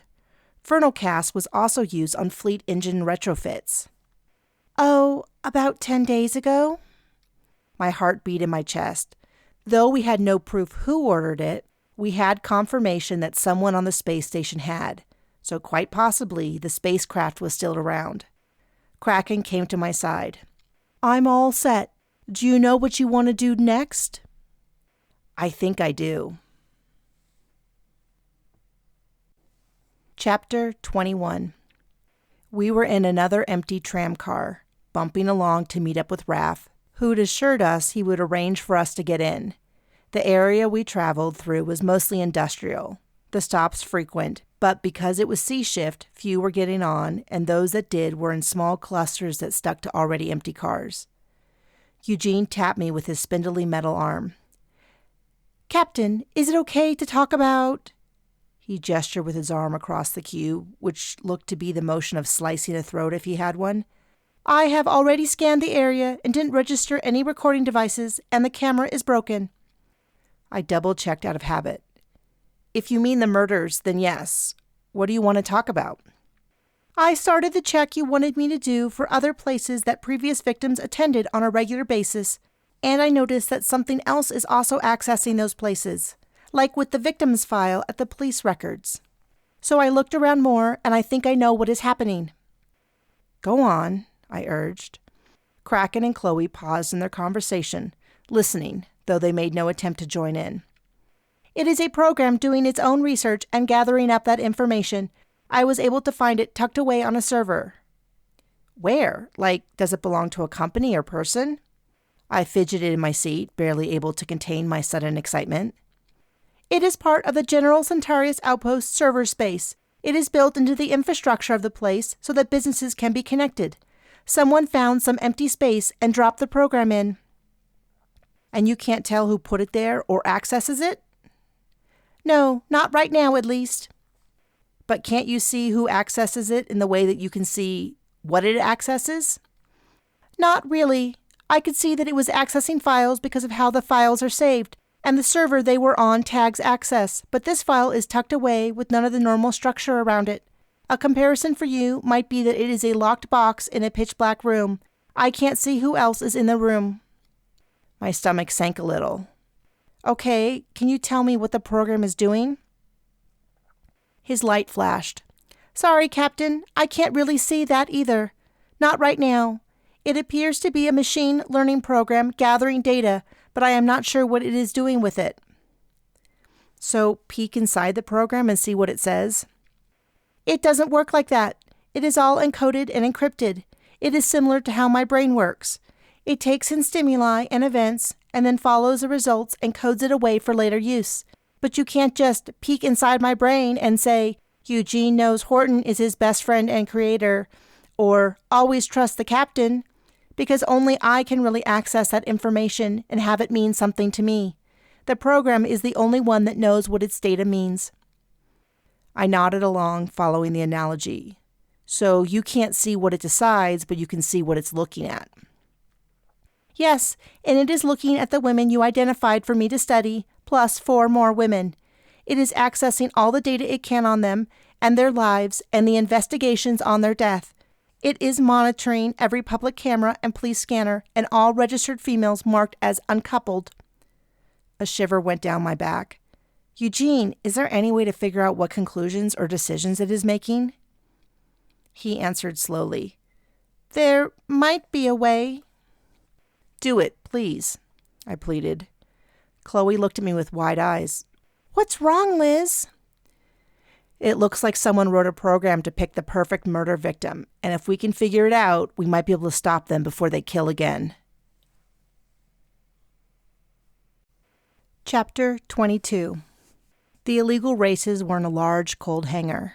I rubbed my hands over my arms, but I knew it was more than just the temperature that was making me shiver. The revelation in the tram had upset me more than I cared to admit. I wanted to go home, but we had other pressing concerns. Though, as I walked through the large empty hangar, the smell of fuel lightly tinging the recycled air, I felt my heart beat faster. While the ships and shuttles that were racing were mostly docked outside in space, there were a few inside undergoing extensive renovations, and the smell of them filled my lungs. It was the smell of home, acrid and biting, but comforting in a way that I hadn't put my finger on. The days were shifting together on the space station, and I was losing all sense of time. Whether we had been there a day or a month, but the urge to get back to space was strong. We were following Raph and Chet, who had vouched for us at the door. Raph, I'd love to look closer at the spacecrafts over there. I pointed across the hangar to where one was half assembled. Raph looked around at the screens as large as our living room. Each showed a slightly different view of empty space, except the one on the farthest left where 2 ships idled. But they're about to start the race. Will there be more races later? I asked. Yes, but this is one of Chet's friends. We've been watching her race the past few days, and I don't want to miss it. Go on, then. I'll catch up in a few minutes. I gestured him off with a shooing motion. If you're sure, he said, his attention already on the far screen as he stepped away. This place is pretty open. Feel free to go with me if you want, I said to the rest of the group. Chloe and Kraken fell in step behind Raph, but Horton moved to my side. I've wanted to get a closer look for a while. He stepped close, and Pox jumped out of Horton's arms and onto my shoulder. I told you that you could leave him at our place. He whined a little as we were leaving. He's never really been left alone. He knows how to play you, I said as I reached up to my shoulder and scratched behind Pox's ear. As we drew closer, I gave a little gasp. Oh, it's a shuttle. That's nice. Much more versatile for the size. Shuttles could enter planets' atmosphere and land on planets, while traditionally, ships had to remain in orbit. In the fleet, large ships were equipped with much smaller shuttles, which were used for planet travel. This was mid-sized, more than large enough to live in while not needing to stay in space full-time. Horton nodded. A lot of the spacecrafts that race are actually shuttles. It makes sense because at faster-than-light-speed travel, all the physics change, and I bet these are very competitive. It looks like an older model. I think we used to have something similar when I did my first round of training. It's hard to tell because this one's been completely gutted and rearranged. I finished a circuit of the shuttle and craned my head near an open door to get a better look, while still not entering someone else's possession. Oh, I like what they've done with the bridge. I wouldn't go in there if I was you, a raspy voice behind me said. I held up my hands as I turned. I wouldn't dream of it, though I wish I could. It's gorgeous. The woman looked at me with eyes I couldn't read. Her hair was shaved short on one side, and the rest was swept over her head. The lower half of her face was concealed behind a veil that likely hid the tubing from her breathing unit hooked on her back. Her skin was darker than mine and shone like glass, and muscles rippled under the skin. Thank you. I've done all the work myself. She caught eyes with Horton and hooked her head back in greeting at him. She with you? My captain. Her eyes widened a bit. I should have guessed. He's spoken highly of you. I guess I expected someone a bit older. I gestured with my cane. I'm feeling older every day. I understand that. Do you want to look inside? It isn't as done as I would like, but it's getting there. I followed her in, careful not to step on the long cloak that trailed behind her, and tucking Pox under my arm so he wouldn't jump down and take a tour on his own. Once we had cleared the doorway, I gestured at the bridge. I love the expanded seating and open design. No idea why most bridges only have seat for a navigator and captain. Everyone ends up gathered there, breathing down your neck. Not when racing, of course, but traveling. So I made the kitchen and bridge the two biggest gathering places. So it's not just for racing? I asked. No, I want to travel more, hit some races in other galaxies, just see the universe. My partner and I plan to head out in a few months. I'm Scrallin, by the way. She extended her hand. Liz Laika, I'm not sure if Horton told you our history, but we're out on our own. I admit I'm struggling to adjust. I'm not a big fan of the fleet, but it sounds like you got a rough deal. If you ever need advice, let me know. We take care of each other out here. Want to see the rest of the place? She was gruff and direct, but her offer was genuine. She turned down a hallway and made a beeline for the back of the shuttle, passing a dozen nooks and doorways. Yeah, I'm curious how a shuttle like this can race. Whoa! I guess that answers my question. She turned to me with a smile hidden behind her veil, but shining in her eyes. Yep, the whole back half of the shuttle was gutted to fit this baby in here. She tenderly stroked the engine. But a Largos is designed for a ship like 4 times bigger than this, I said with the appropriate amount of awe. 5.5 times. Horton shifted Eugene from one arm to the other, turning in place to look around.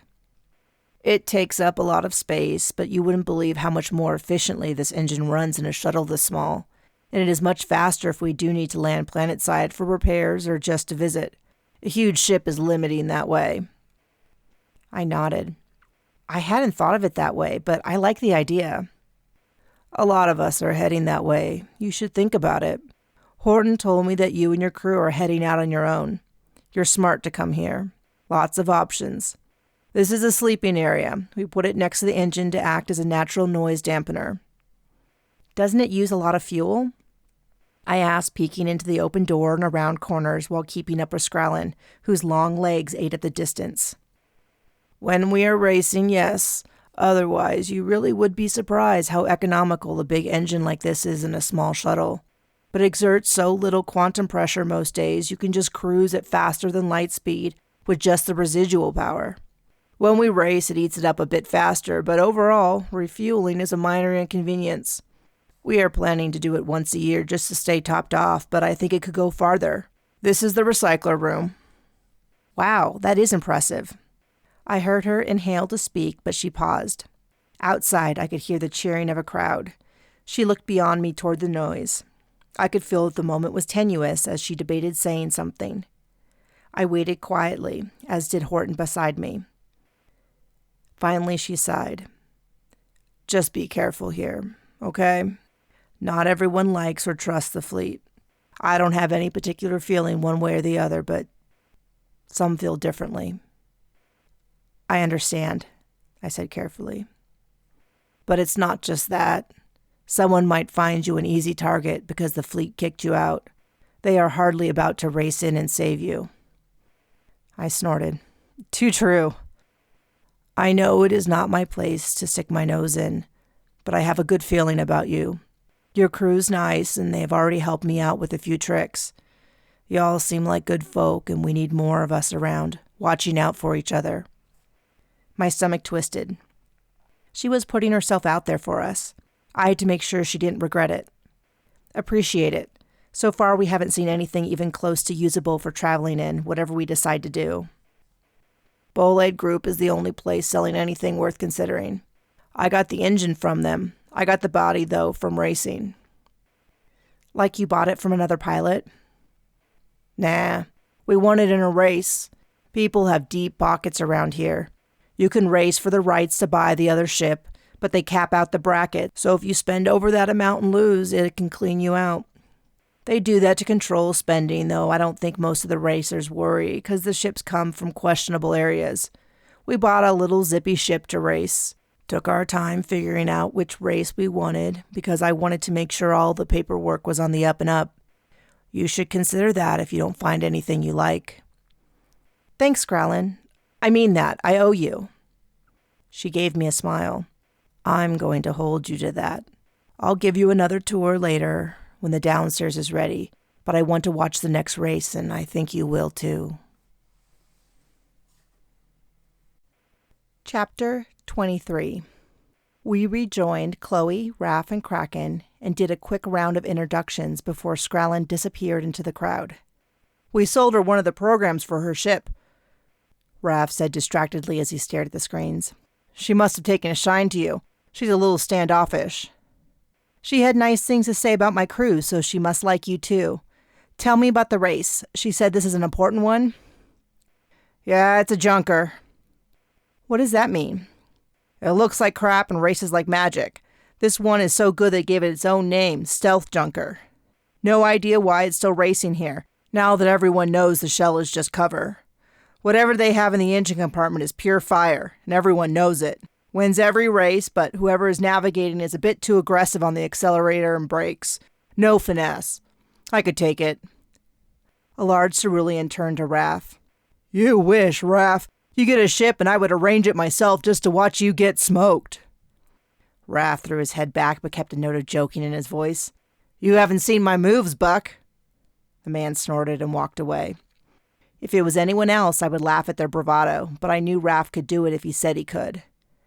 And the screens? I assume that is to follow the race?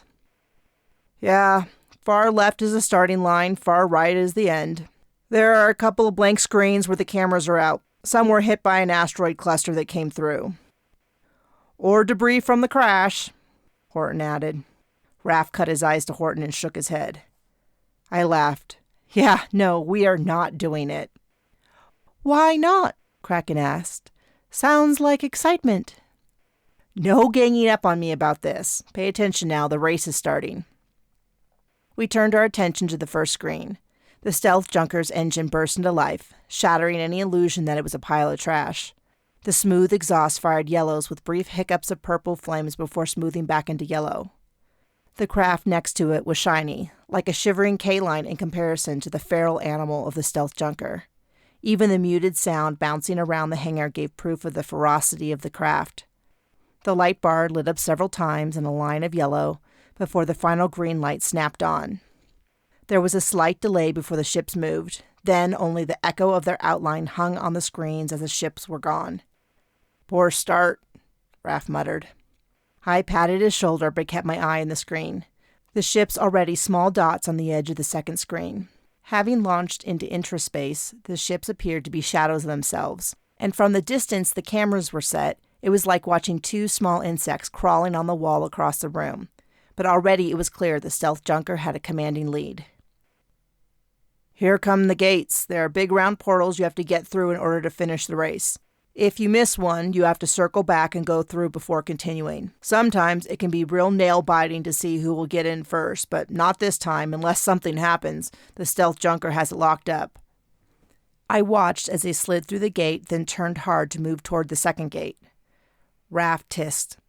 Makes the same mistake every time, braking hard to angle immediately toward the second gate. If they made a wider turn, they could maintain their speed better. Gotta be smoother. I nodded along as I continued to watch. The commanding lead was growing until the Stealth Junker was 2 screens ahead of the other ship.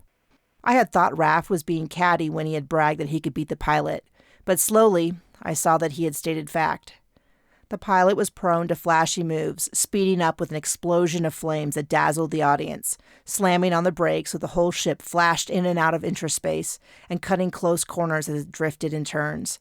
It was fancy driving, and skilled, but it wasn't fast. I had seen the difference when cerulean pilots had chased us through the desert structures. Raph's flying was smooth and ate up the distance, leaving our pursuers struggling to keep up. Or when he had rescued me from the jungles of Epsilon Violet, in an overcrowded and underpowered escape pod. Though my memories of that were hazy, I knew that he brought me back before I bled out. During my recovery, Raph had spent countless hours training on simulators that Horton and Eugene built to test him. I had been impressed with the work he was doing. The spacecrafts disappeared from the functional screens, and the crowd started to shift and talk. How long will they be hidden from view? Oh, maybe 5 minutes, I think. No longer than 10 for sure. They treat it like an intermission and mid-race betting stage, but I doubt anyone will be placing any bets or accepting any either. It's mostly just practice for both of them than a real competition. Everyone assumes that stealth junker can't be beat. I was told that the winner can buy out the other craft if they want. Raph shrugged. Yeah, they have to put down a price, and they use that to determine if you get a delayed start against you. To keep everything fair. If you put down a super low price so that you get a virtually no delay, then you risk having to sell it to the winner. And they have a team that determines if they think the price is fair, but it's all a bit vague. Do you know who owns it? Who's navigator? Raph shook his head. No on either account, and as far as I can tell, no one else here does either. At least they aren't telling me. They don't dock here, so they either have a private hangar or docking off the station. Quite a few of the ships come in from off-station for the races, but most are more than happy to dock publicly and mingle with the crowd. That is part of the reason everyone calls it the stealth junker. I nodded along. You really think you can take it? No doubt, Cap. Chloe yawned next to me, and I didn't stifle the urge to join her. I rubbed my sore hip. I think after this race we're going to head home. It's been a long day, and I have a lot to think about. Chapter 24. The official invitation to visit the Boloid group was extended sometime while I slept. It gave a variety of times, and once I coordinated with everyone, we arranged for the earliest time, B shift that day. We met up with Aurelius at the entrance, as he was going to act as our chaperone and vouch for us. Thank you again for this, Aurelius, I said as we shook hands. I spotted Brutus hovering behind him, and all the heat and emotion rushed back through me before I could push them away. He wasn't the anonymous brooding bodyguard I had a crush on. He was my ex-fiancé, the only man I had ever loved. Somehow, that thought didn't produce the calming energy I was hoping for. I stepped to the side and pivoted to Aurelius so Brutus didn't command so much of my sight. This is one of my oldest and dearest friends, Kraken. She has come to join us. They exchanged introductions as I pressed the greeting button on the door. Brutus made a little noise to draw my attention, but I ignored him. Calyx and Angeline let us in. Calyx wore long, flowing robes, while Angeline had a prim uniform on. They looked like a flamboyant musician and their accountant. Angeline stepped forward. Galena decided not to come because he has nothing for sale. I have a shuttle and a ship to show you, and Calyx has one ship. I'm not sure if anything will meet your needs, but we are happy to show you what we have. Everyone has spoken highly of you and your crew. Thank you. I adjusted Eugene under my arm. Horton and I had traded, so he carried Pox on his shoulder and I held Eugene. With his new optic sensor, he was taking in everything within sight, and quite a bit out of sight as well. Plus, he would access any networks he could. Angeline acted as our tour guide, gesturing around the area, which was mostly open space. Do you know what you want to start with? The conversation with Scrallin still on my mind, I answered, How big is the shuttle? For a shuttle it is large, but overall not that impressive. The captain's quarters are pitiful. Why don't I show you Calyx's ship first? She marched along, Calyx drifting behind her. Aurelius was beguiled by Kraken, offering her an arm. I limped along at the back with Eugene and Brutus, who I was trying to ignore. I leaned over a little and whispered to Eugene. Anything? He lowered his volume. No network, not even any computer on besides the infrastructure. Weird, I answered as we approached the docking port for the first ship. If you see any office anywhere, let me know. He flashed his light once in response. We entered the ship as Angeline started rattling off a list of numbers and specifications that washed over me in a babble of sounds. This wasn't the craft for us or for our mission. I hadn't been in that exact ship, but I had been in many like it. They were a dime a dozen. Rich ship owners had large, spacious quarters, and the rest of the crew slept in triple-high bunk beds. The ships themselves were all show and no go, and as she bragged that it was practically straight from the factory, used for only light travel for a few months with no modifications, I was reasonably sure it hadn't been stolen or retrofitted with stolen parts. But I couldn't help thinking about actually living on a ship like that. It wouldn't be for us. They might be my crew, but they were hardly hired underlings that I should or would cram into tight quarters. We would need something equal and shared. I nodded and tried to look interested through the tour, but my acting wasn't up to par because Angeline suggested we move on. We have a ship that is decommissioned from fleet. It is very large and would be appropriate if you want to start some kind of cruise ship or space bed and breakfast. I shook my head. I think I am done with a big group of people for a while. And if she was advertising it as a decommissioned ship, it was unlikely to be stolen. I was starting to get my cover stories mixed up on why I was really here. I'd really like to see the shuttle. She seemed confused for a second, then recognition crossed her face. Oh, that's right. When Scrallon recommended we meet with you, she mentioned she had shown you her shuttle. She really is a fan of shuttle life, and if you like her setup, you will love what I have to show you. I followed her down another hallway, though Calyx peeled off at a door. I am sorry, I have another meeting. If you change your mind about the ship, let Angeline know. I will hurry back. Thank you, I said, and used the opportunity to move up next to Angeline. It was a shame that Galena had nothing to show us. I guess I had assumed that there'd be more spacecrafts available for sale. There probably will be soon, if you can wait. We are always buying and selling. How did you end up working together? I mean, the three of you. I gave a big smile and tried to exude an air of friendly conversation. She opened up the airlock and breezed inside, throwing over her shoulder. You know how these things go. There was no real tactful way of saying I didn't know how these things go, but it didn't matter because I forgot what I was thinking as I stepped into the shuttle. Like Scrallon's shuttle, the open command station was what first drew my eye to it, and the incredible view of the universe. I had to hobble over to take a look. Go on and sit if you would like, Angeline gestured. She could probably hear my heart beating out of my chest.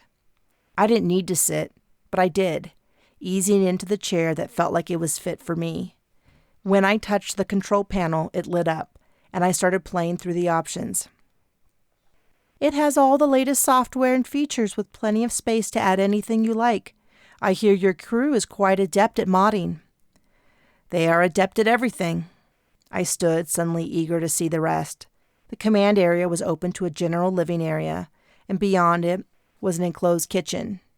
Beyond that was where it got interesting. A few small nooks and another large room. These can be customized as game rooms or gathering spaces. This was being used as a mid-distance transport, so they wanted lots of space for people to be out and about. Downstairs were the sleeping areas. There is a captain's lodging, but it really isn't much larger than the rest.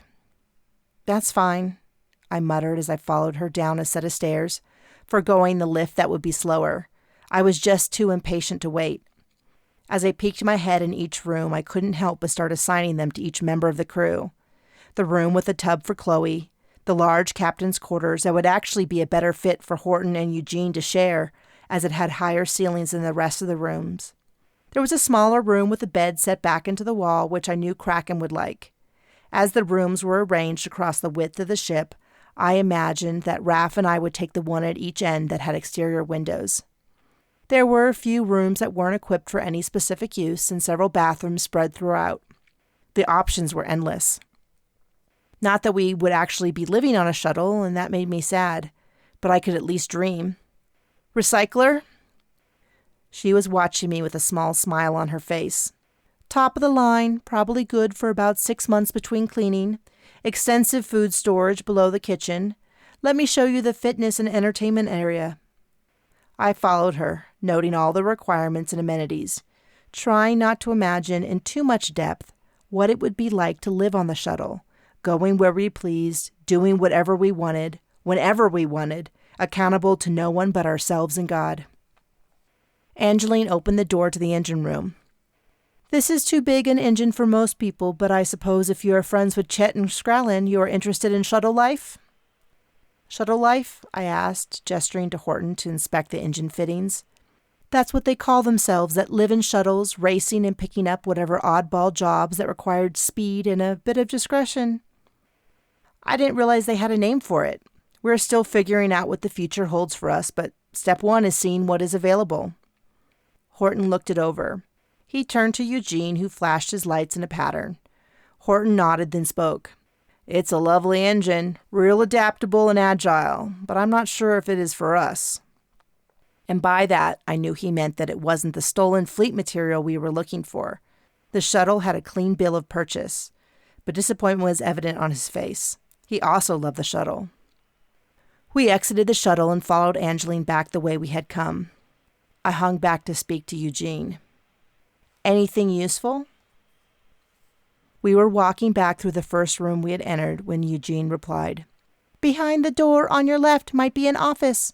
I can see through the wall that there are several tables and books. There are handwritten lettering inside, though I can't decipher it through the wall. With an impromptu decision, I started limping hard and grabbed at my hip. It drew attention from my crew, who paused. Horton stopped and turned around. Captain, are you okay? Sorry, I think all this walking is aggravating my hip.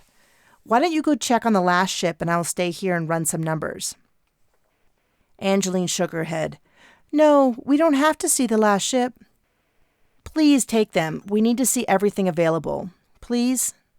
I tried to balance out a calm, relaxed smile with no sneakiness while still looking wary enough that my story held. It was stretching my acting abilities to the limit. I would rather not leave you alone, she finally admitted. I will stay with her, Brutus offered. She looked between us as Brutus moved around behind me, arms crossed and glaring. Finally, she nodded. Fine. Aurelius gave his word. Come along, then. This ship is really something special. Her voice faded out as they disappeared around the corner. Chapter 25. I waited until the tread of their feet on the metal floor stopped echoing down the hallways. Then I grabbed the handle of the door. What are you into, Liz? Brutus growled under his breath. The sound of it, a stranger's voice but the intonation of James, sent a thrill down my spine that intensified the adrenaline powering through my veins. The handle didn't budge, and I looked at it to see if it was an electronic or mechanical lock. It's a secret. Eugene, are there any recording devices in here? None that I have seen or sensed in here or the room. Can you pick a mechanical lock? Of course, Captain. Move me close enough to reach. He spun his mechanical arm in a swirling circle. Liz, if you get caught, you're going to blow both of our covers. Then we better not get caught, I quipped as flop sweat started to crawl down my back. I was built for a lot of things, but breaking into places wasn't one of them. I preferred a direct fight rather than all this subterfuge, but I wasn't going to back down. The lock clicked. Eugene retracted his arm. I opened the door and we stepped inside. It was a large room with numerous tables and piles of papers, journals, books, charts, and even plates full of food. But nowhere was there any kind of computer, tablet, or comm unit. Where do they store all their information? Eugene asked. I guess they write it down. Harder to hack. I put him down on a table and picked up a journal before groaning. It's not written in universal language. This is Cerulean, I think. I can scan the room, then later use software to change the scan into a digital reproduction of the books, then convert them to... I trust you, I said, cutting Eugene off. Please do that. How much time do we need? His red light illuminated, and I noticed that his tracks were turning at a pace so slow that I feared the answer. Eventually he spoke in a stilted voice. I think it will be about 126 seconds. I let out a breath. They should take longer than that to get through the ship. Then we can step out and wait. Liz, are you still upset? Brutus asked. Yes, I said, but the lie burned in my chest. It wasn't him that I was mad at. It was me for falling for him all over again. Twice over. I shook my head. Actually, no. He opened his mouth to speak. "Someone is coming." The pounding footsteps on the metal floor hit my ears a split second later, racing closer. There was no time to run, and my brain was still spinning when Brutus grabbed me. He wrapped his arms around my waist and pulled me in, his head lowered. I moved into him on instinct, meeting his mouth with my own before my brain registered what was happening. A couple making out in an empty room might not be the best cover, but it was all we had. But a cover story didn't explain the explosion of emotions as our lips met. It was familiar and new all over again. The rush of first contact, but the familiarity of the man I had loved. While he might have looked different, and the sensation of rippling muscles under my hand was new, the kiss was everything I had dreamed it would be.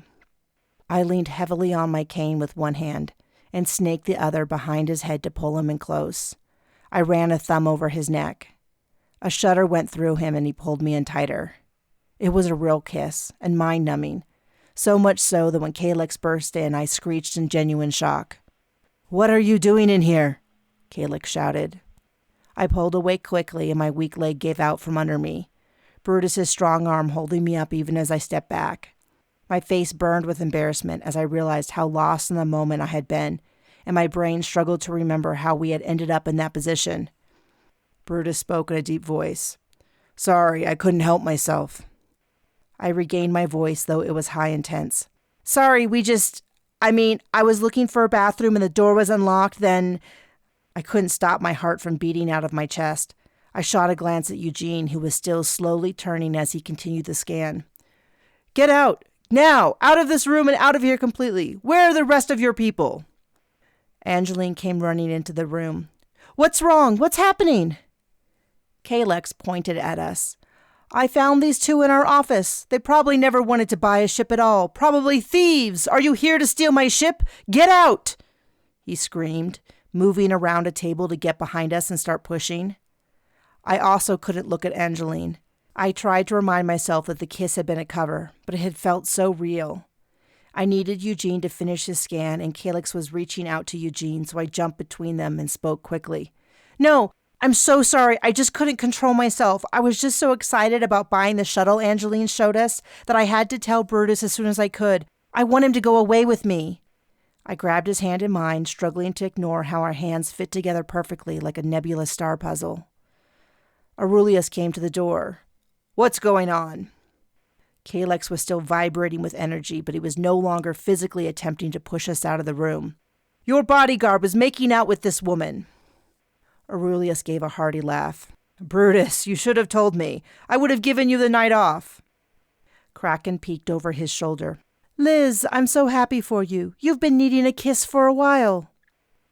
Calyx was still fuming, but Angeline had a hungry look around her eyes ever since I had mentioned that I wanted to buy the shuttle. "Look around, Calyx. Check that nothing is missing or moved. Liz and Brutus, please turn out your pockets to prove to him you haven't taken anything. He has an eidetic memory, and if your story checks out, perhaps we can still do business. What changed your mind about the shuttle?" I was trying to play it coy to negotiate a better price, but now that plan's out the portal. I guess Scrallin has convinced me about the joys of shuttle life. My navigator and engineer have been eager to race. I had initially said no, but with all the stars aligning, it just seemed too good to be true. Her eyes narrowed. "You're telling me that you plan to race? Have you ever done so before?" "Several times, when our lives depended on it. How much easier will it be for money?" I quipped. "I'll show that stealth junker what real flying looks like," Raph added. Calyx came back to Angeline and addressed only her. "Nothing has been moved, so if they were really trying to steal information, I caught them in time. Sell them the shuttle if you want, but I never want to see them again." Angeline gave a smile. "Let's head out to eat and we can negotiate." Eugene's red light blipped at me and he stopped moving. We had definitely lost the advantage when it came to negotiating, so hopefully what we had gained in information would be worth the price. Chapter 26. Finally, we were alone, with a saving account that was significantly lighter and a delivery time for the shuttle. Of course, first, I needed to arrange a dock among other things. Raph checked that the door to the restaurant closed behind Angeline before turning to me. "What just happened?" I grab my drink and finish it off, mostly to buy time. So my idea about the shuttle, he cut me off with a wave of his hand. We'll get to that. I mean about you making out with Brutus? I groaned, finding that topic the most difficult. Eugene was scanning the room with the new optical unit, and we could hear someone coming, so we went with the obvious cover story. I don't want to pry, he started. I interrupted. Then don't. It all worked out. Eugene was able to get a full scan of the room, and we can see if there's anything in those notebooks. How long will it take, Eugene? Everyone turned to him as he sat on the end of the table next to Horton. Captain, it is a long process. I will have to parse all the images and reconstruct them layer by layer, converting handwriting text to digital, and then I have to get that translated. None of that is part of my normal programming, and I am still running all the other scans you want, and... Whoa, easy, Eugene, I interrupted. Do what you can when you can. Make this a lower priority. Or maybe there is something we can buy for you to have a little machine run this for you? His little light flashed. That might be possible. Does anyone want to know about the shuttle? I asked. Raph scoffed. Hey, I don't care about the plan other than the part where I get a race. That part was true. Yep. I was thinking that we've looked at every single ship for sale on Centaurus Outpost. The only other ship of interest are the racing crafts. If you get my point. If it's okay with you, I want to head over to the races and see if I can get things arranged to get some practice races in the next few days. That cool? Raph nodded. Sure. I think we've had enough excitement for the day. Horton, you in? Horton stood up. That okay with you, Captain?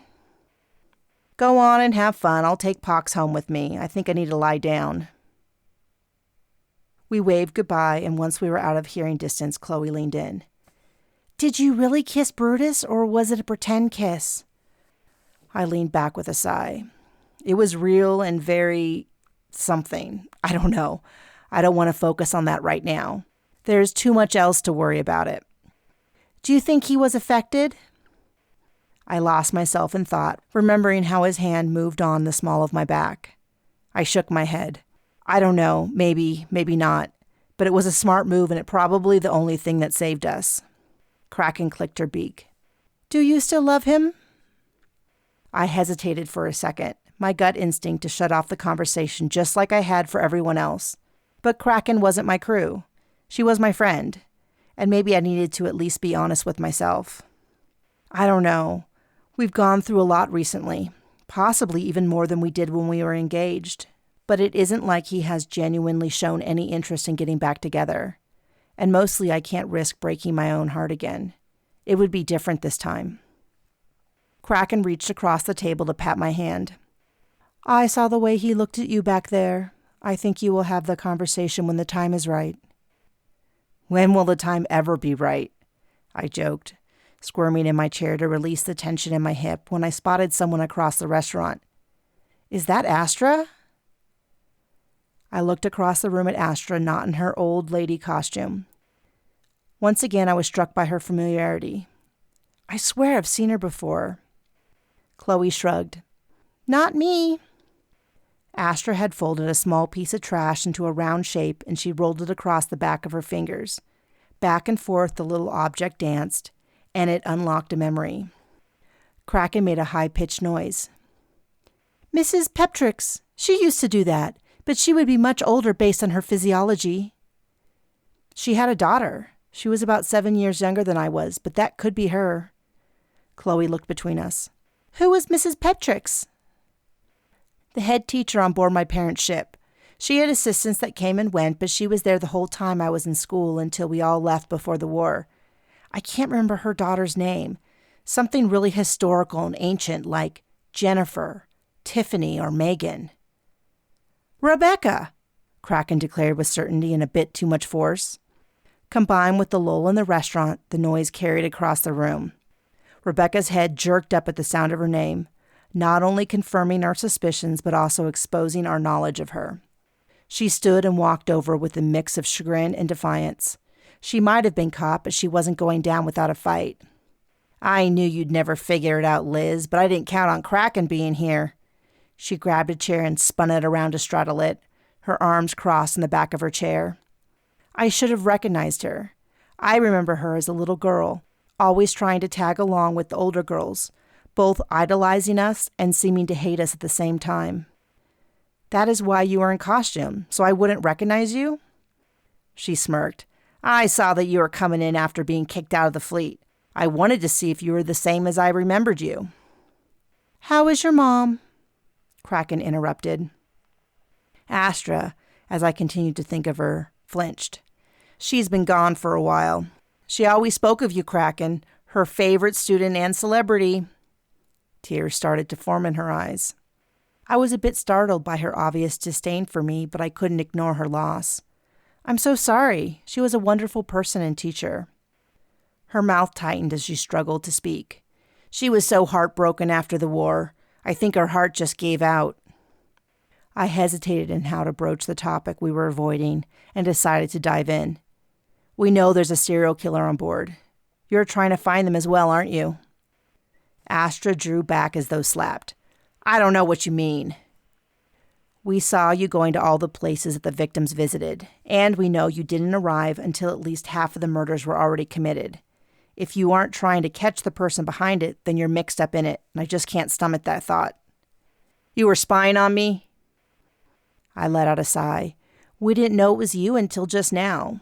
When I saw you doing that thing where you roll something across the back of your fingers, I remember your mom doing that. Astra got a faraway look. I didn't even realize I was doing that. Kraken added, and you do look like her. Astra turned to Kraken with a soft smile. Really? Mom was always so beautiful. You are too when you aren't in costume, I said. Some of the anger in her face drained out until she just looked tired. She stood up. Please just stay out of my way. You already have all that money in your crew. I need this. And with that, she left. Chapter 27. It was several shifts later, after I had secured a dock for the shuttle and all the funds had transferred to Angeline, that she met with us to hand over the ignition key. I'm glad I trusted my gut and didn't kick you out immediately, she said. Have you decided what your crew will be doing with it? I gave a non-committal shrug. The stolen parts were still out there, so our cover story was far from over. We already paid for housing here for quite a while, so we'll probably hang around while we figure it out. Raph, my navigator, might do some racing, and maybe we will do what Scrallin is doing and buy out our opponent and upgrade parts. Who knows? It was all true. If none of the ships for sale were stolen, then perhaps the parts had ended up in racing crafts. I had my eye on the stealth junker as the most likely candidate. Angeline shrugged. I wish you all the best. I left all the paperwork and maintenance records on the drive in the navigation panel. Enjoy. I turned to the docking door, the rest of my crew already inside, but I felt the need to pause at the door. The shuttle was mine, legally mine. I still had enough left over to buy out another craft, but that would wipe me out. Of course, the other option was to ride off into the next galaxy with this shuttle, my crew, and a whole new future. I sighed. The money was released to us under the pretense of a mission, and it would need to be returned once the mission was over. Could the cost of the shuttle fall under expenses? You coming, Cap? Raph called from inside the shuttle. I stepped inside and closed the door behind me, for privacy, deeply inhaling the smell of the craft. It smelled like new upholstery, a vague air freshener scent overlying the delightful whiffs of grease and fuel. It smelled like home. Eugene, do a quick scan to ensure no recording devices were left behind on purpose or by accident. All complete, Captain. Nothing detected, and the hull is completely sealed and reinforced. I can't get any readings from outside, so nothing can get in either. Great. Then we're all alone. I slid into the captain's seat and ran my arm over the armrest. It was a soft material and almost warm to the touch. My feet hit the floor comfortably and the seat wasn't too deep. Usually a problem for a captain's chair, but this one fit me perfectly. Raph jumped into the navigator's seat and spun around to face everyone as they got comfortable in the seating area behind us. Raph looked around like he wasn't sure if we were alone. Can we start modifying the engines? Is that okay? Sure. I mean, are we allowed to do that? He added. This shuttle is all ours. Yours, really. You bought it, Chloe interjected. For us. We are a team. This is ours. I gestured around. As long as you want to be a part of the team. Even me? Asked Kraken as she slid along the ceilings on her tentacle. Everyone turned to me, waiting for my reply. I noticed a room you might like, but I wasn't sure if you wanted to stay with us. Do you want to stay long term? Things haven't really been normal since you arrived. I'm sick of normal. You're exciting. This is exciting. Pure chaos every second of the day. Half the time I don't even know what's happening. I like it. She stretched her tentacles across the entire ceiling overhead, the soft sound of her suckers popping as she flexed and twisted. Well, you seem to be settling in already, I joked. She clicked her beak happily. It is so nice to have a place to hang like this. It eases the pressure in my bulb. I didn't realize you were uncomfortable.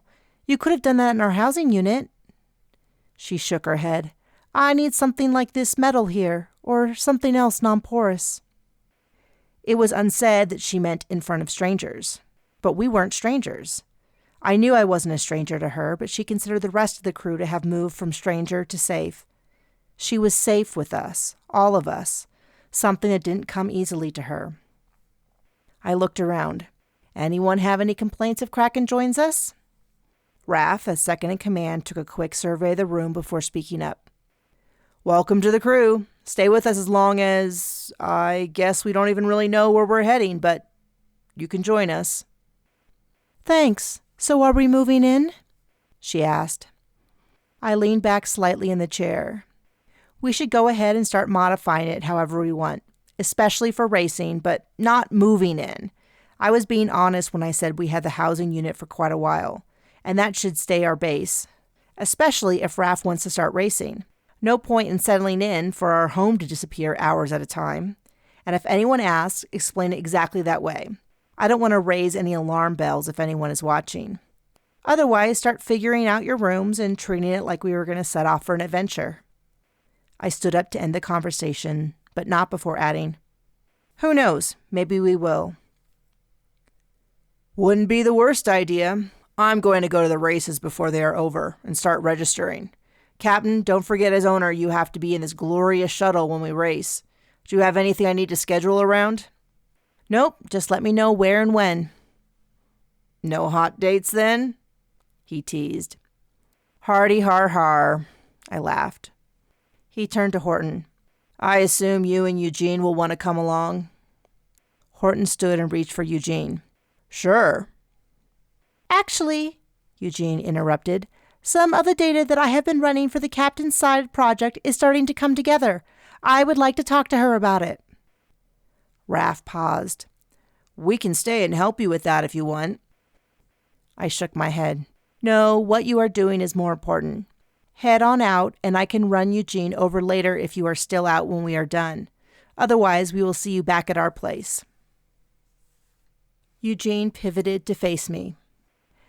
Captain, I would like to connect back to the network on Centaurius Outpost, but due to the shielding, I can't until you enabled the... I interrupted as I was already moving my hands over the panel. Of course, no problem. I just turned it off for privacy. What are you working on? A lot of things, actually.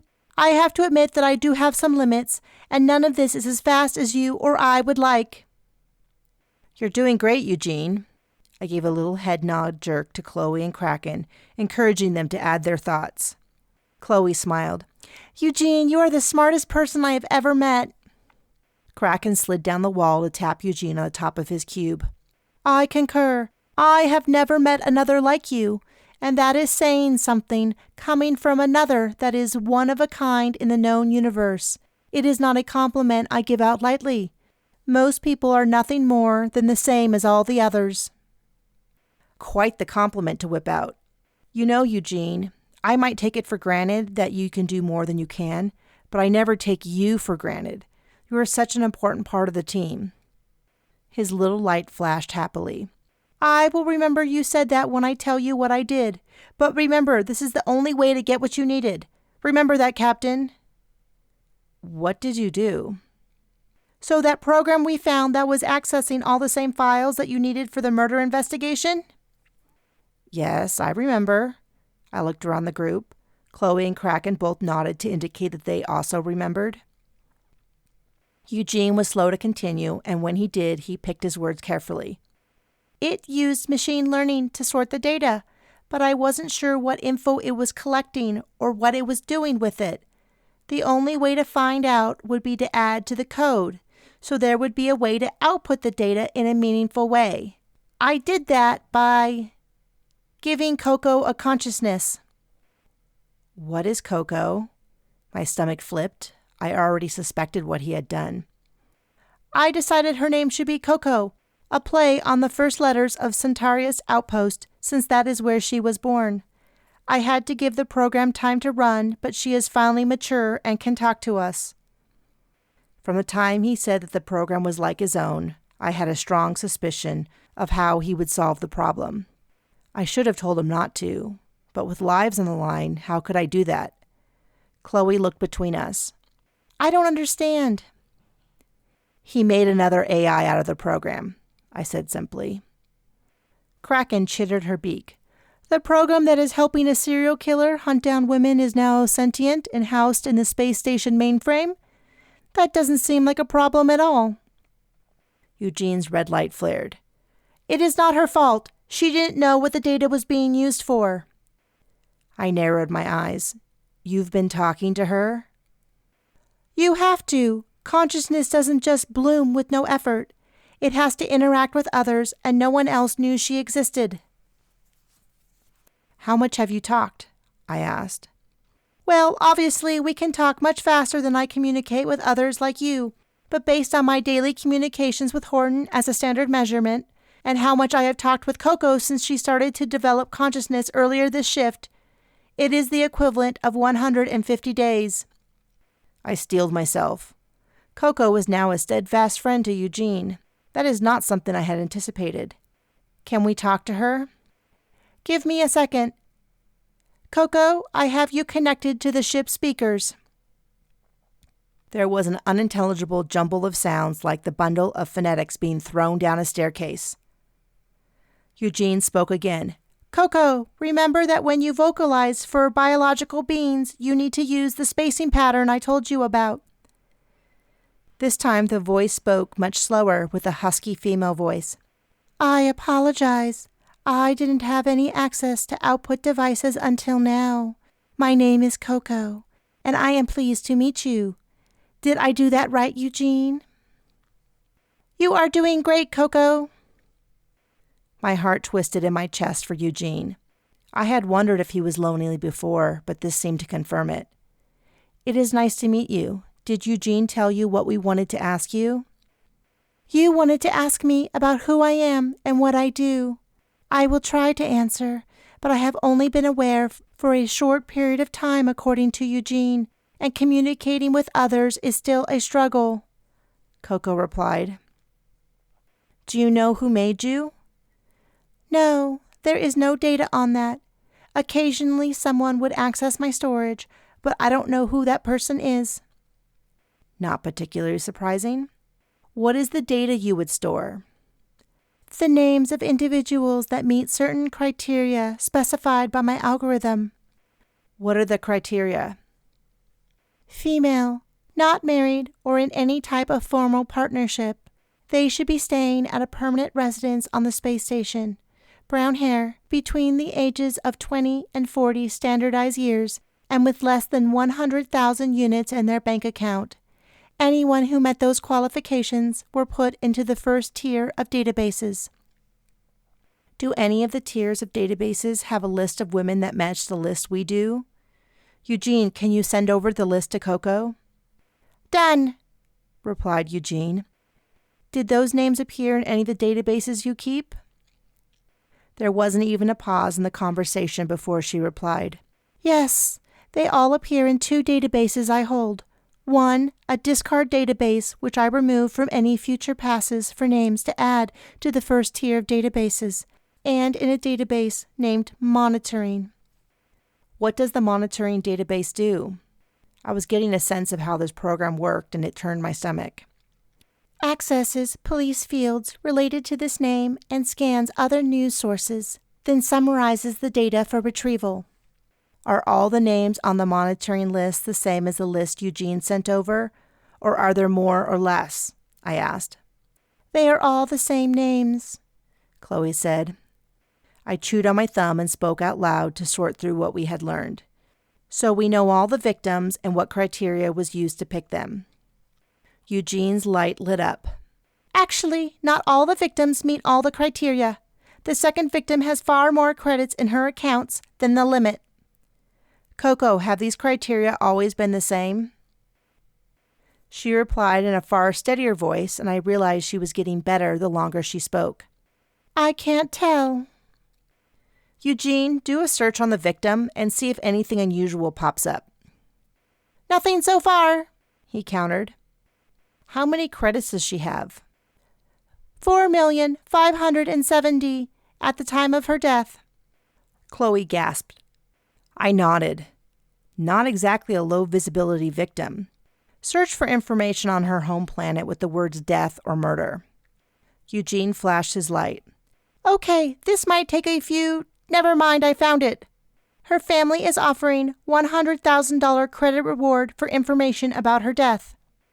The pieces fell together. That is why Astra is here. She wants to get that reward. I tipped my head toward the speaker out of habit, even though she would be able to hear me. Coco, tell me about the other databases. I am not sure how names get into the second database. I do not put them there. Right now, there are 8 names in there, but it can hold up to 12. I monitor those names, logging where they go and when, and run a calculation that gives them a number between 0 and 1. Additionally, I assign a time and place. What does the number mean? I asked. There was a long pause. Eugene spoke up. This is going to be hard for Coco. She might not be able to explain. Her tools might not be developed enough to translate it. It's okay, Coco. Do what you can. Can you send Eugene that database and maybe he can figure it out? Coco's voice came back over the speaker. I think that I can try to explain. It is a probability that the person will be in that place at that time, but it isn't just any place. It has to be a place with low population traffic at that time, and no camera coverage over a path of exit that converges with a large population before camera coverage continues. Which is the perfect place to conduct a murder and get away without being caught. Eugene interrupted. Captain, I reviewed the database and Astra is on the list. She has the highest statistic at 0.9998, and the time indicated is in 15 minutes. I stood up. Which means if the perpetrator is out tonight and hunting, she is the target. We've got to get there first.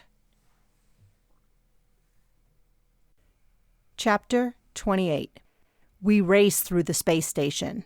I tried to reach Astra using the contact information I had been given, but either she was ignoring my messages or she was not connected to her device. Or it was already too late, and the killer had stumbled upon her early. I leaned in close to Eugene. Is there anything else in the database Coco gave you that I should know? Thankfully for Astra, the tram we caught was a direct trip to the far side of the space station.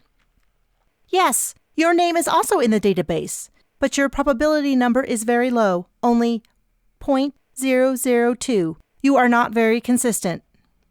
My stomach seized at the idea that I was in a serial killer's database, but I couldn't worry about that at the moment. I shook off the fear and focused. I needed to worry about Astra.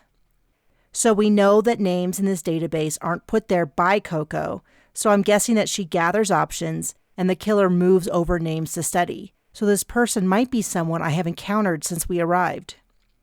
Kraken clicked next to me. Why do you say that? Mostly my gut. They pulled names from the first database using some metric that wasn't automated, and I'm guessing it was based on appearance. so I can guess that they wanted to see the potential victim ahead of time. I tapped my leg as I struggled to think.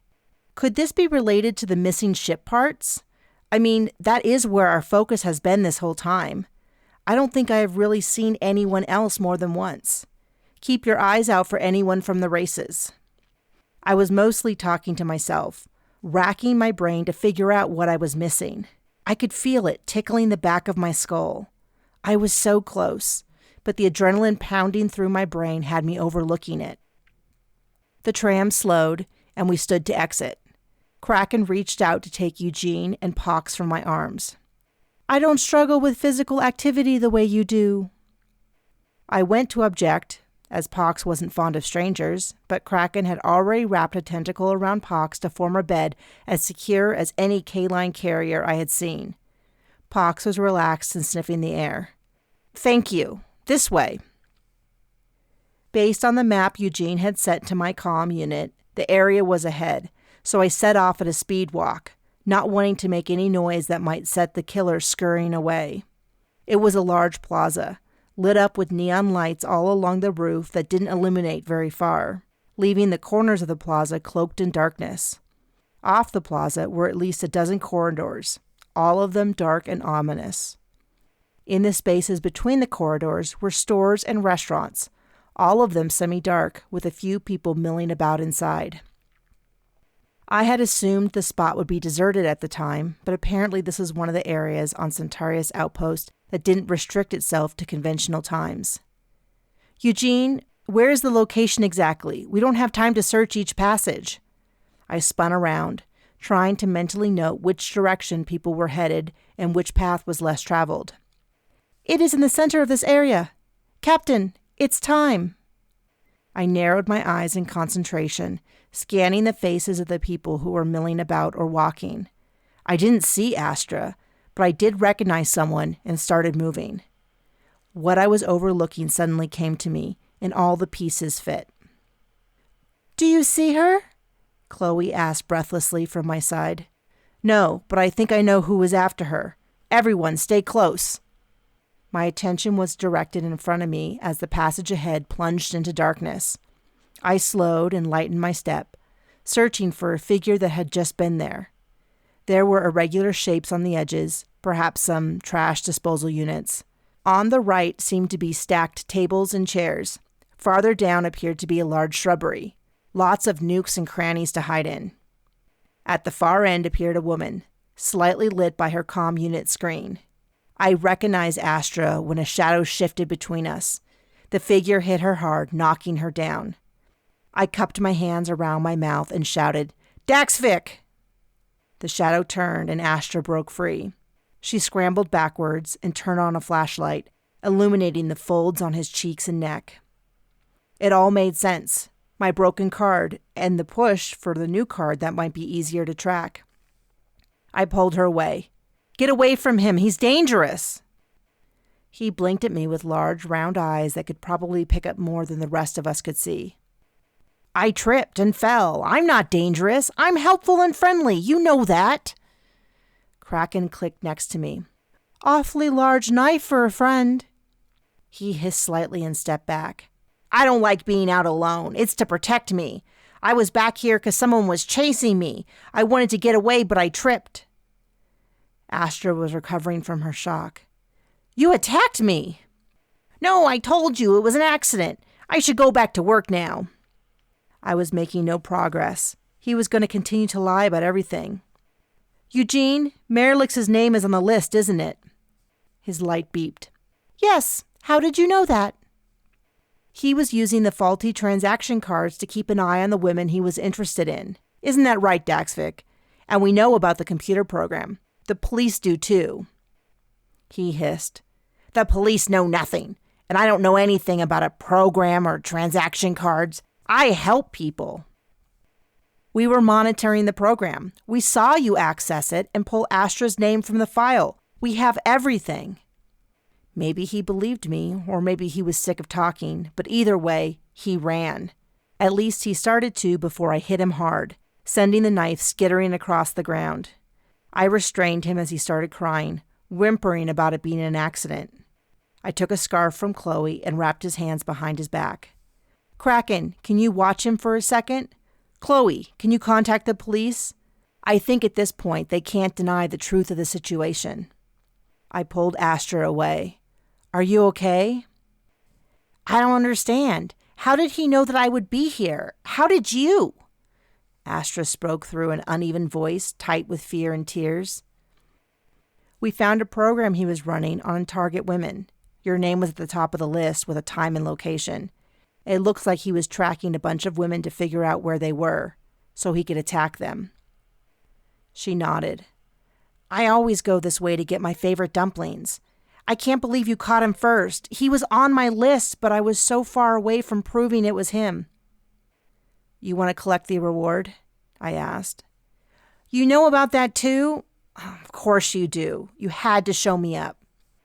I shook my head and spoke gently. It was just about saving you. You can have the reward. I'll give you everything you need. Tell the police you figured it out yourself. Really? She asked. Given our important undercover work? I would prefer it. Please keep our name out of it as much as possible. I gave her shoulder a quick squeeze. I'll send over everything you need, but we need to get out of here. I gestured to Chloe and Kraken, and we left before the police could see us. Chapter 29. The next dozen shifts were spent in the new shuttle. Despite saying that we weren't moving in, a few comfort items had appeared. Pillows and blankets and towels. The kitchen had filled with gadgets and utensils for the meals we brought over or cooked. Even a few real-life plants, which Kraken insisted would be good luck, as she affixed them to the wall in fully sealed pots that wouldn't spill, no matter how hard the turn. We had already tested them to the limit. I had to be on the shuttle with Raph according to the rules, but no one else had to be, yet everyone joined up. Horton and Eugene monitored the stats and adjusted each run to improve what they could pull from the engine. Kraken loved the speed and adventure. That meant that only Chloe was left on the sidelines to observe the race, a fact that she discovered and changed quickly. She might be a bit green at the gills during the race, but she was not going to be left behind. We had run a half-dozen practice races and several dozen general circuits on the open space that was technically off-limits, but not policed in any way that mattered. The race organizers managed the practice runs so no one would run into each other, though that was virtually unheard of other than battles and broken ships that had lost their crash mitigation abilities. It had been an energizing time. Even my leg pain was better, or perhaps I was too distracted most times to notice. Everyone seemed buoyant and excited. We even started to discuss places we wanted to visit, and I wasn't sure anymore if we were acting or planning our real future. It was B shift, and we were getting everything ready for the first official race during C shift. I spun my chair to face Raph. Do you think we should run full out at least once? Even just on the practice route? He finished up whatever he was adjusting on the navigation panel, then swiveled to face me. I don't want anyone to have a suspicion of what we can really do. They are going to underestimate us, and we will win that stealth junker. The price they have set on it is far too low. We can trade out the best stuff and sell the rest. We'll make a fortune. Maybe we shouldn't race the stealth junker first. Of course we should. They'll never take us on once they see what we can do. Raph spun back to his screen. Hey, someone's at the door. I cued an external camera to see Astra at the door. I'll be right back. I left the shuttle and closed the docking door behind me. Astra was not in her sexy vamp outfit or her old lady costume, but something in between, and I was struck by how much she looked like her mother. She had a bag next to her, and she shifted her weight from leg to leg, not quite making eye contact. Thank you. When you said you were going to let me take the reward, I really didn't believe you. I appreciate it. I nodded. I had a cover story ready in case the police asked for a statement, but no one had ever reached out to us. It was all yours to begin with. Not really. I had no idea about the computer program. If you hadn't been there that night, I mean, I had a weapon on me because I knew I fit the profile, but it all happened so fast. I should have answered when you tried to get a hold of me." I nodded. "They deleted the program because it was doing all sorts of weird things, but it won't matter. He's already confessing to anyone he can talk to. Wants to talk about how brilliant he is and outlined what happened with every murder. How these women all thought they were too good for him and he did everyone a favor. That's why I got the money already. So I'm heading off station in a few minutes, but I wanted to say thank you." "You're welcome. Did you find out anything else about him? Any other crimes?" She tipped her head to the side. "Like what?" I tried to act airy and light, but I was wondering if somehow it could be connected to the stolen fleet equipment. Or was it all just a coincidence? Had we run into two major crimes that were unconnected? "Oh, I don't know. Maybe he was also stealing money or equipment. Surely this isn't his only crime." "Nothing else that I heard. It seems pretty straightforward. He spent all his time at the integration center working and keeping an eye out for pretty brunettes. Seems like the only time he wasn't there, he was out stalking and killing women. He'd even slept there most of the time in case someone showed up and asked for him." She sighed and rubbed her temples before speaking again. "How do you do it?" "How did I find Daxvik?" She shook her head. "No, not that. How did you join the fleet after everything that happened to us? We lost our home. Everyone sent in a million different directions and so many of them died. I was devastated when I heard about your parents, and they're your parents. But it wasn't just them. So many people we knew died, and I've always blamed the fleet. But you went in whole hog, and look what it did to you. Aren't you angry?" I blinked quickly, hoping the pressure behind my eyes would subside. I shook my head. I don't know. Maybe my path was so set that I felt that I couldn't veer from it, that it would be disrespectful to their memory to change the plan we had made together. I wasn't sure if it was sufficient, but she seemed to accept the answer. "I've been mad at you. It seems like you scooted past all the pain I felt, but I can see now that you're as broken as me. I'm not happy for that, but it does help me to understand better. If you ever need me, let me know." I nodded, my throat too tight to say anything. She turned down the hall, and I paused to gather myself before going back inside. I shut the dock door behind me, and rather than sit in my seat, I went to go find Eugene and Horton in the engine room. "Hey, Eugene." I knelt down to his level. "I want to talk about Coco." His tracks turned to face me. "I know that she's gone. Her memory cells have been overwritten." I nodded. "I just found out. How are you doing?" "It didn't affect me," he replied. I shot a little look at Horton. I shook my head. "I know she was your friend, and you must miss her." His red light flashed. "It was nice to have someone to communicate with at my speed." "You know, you might want to talk to Kraken about that. She's the only one of her kind." "I talked to the king of Cerulia about giving Coco citizenship. I even gotten out my spare cube for her to live in." He pointed at a cube in the corner. I sighed, unsure of what he needed. "If you want to take a few days off, we can cancel the races." "That won't bring her back.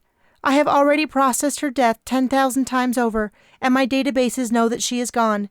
There is nothing left to do." He turned his back to me and moved over to Horton. "I would like to get back to work." "Of course, Eugene. If you need me, I'm here for you. We all are." "Thank you, Captain. I know." Chapter 30. The tension in the shuttle was high, a mixture of nerves, anticipation, and flop sweat. I had triple-checked everything, and if worse came to worse, we would lose the race, and the shuttle would be bought out from under us. I didn't want to dwell on how much that idea bothered me. Not because of how it would affect our mission, since we could just buy another shuttle and try again. It was because of how attached I was to this shuttle, the shuttle that I would have to turn over to the fleet once the case was over. But maybe it was that it was all too easy. I had watched more footage of the stealth junker and was quite sure it was running on stolen fleet engines. It was hard to put into words other than I recognized it when I saw it. What others had excused as a hiccup in the exhaust was probably the new experimental double R Warbler engine I had read so much about. It would also explain why the fleet was using an undercover project to find it. It was the newest and best engine, and to lose it was embarrassing. But I wouldn't be able to tell for sure until I had it in hand. The stealth junker had agreed to race us, and the ease of everything lining up felt a bit too convenient.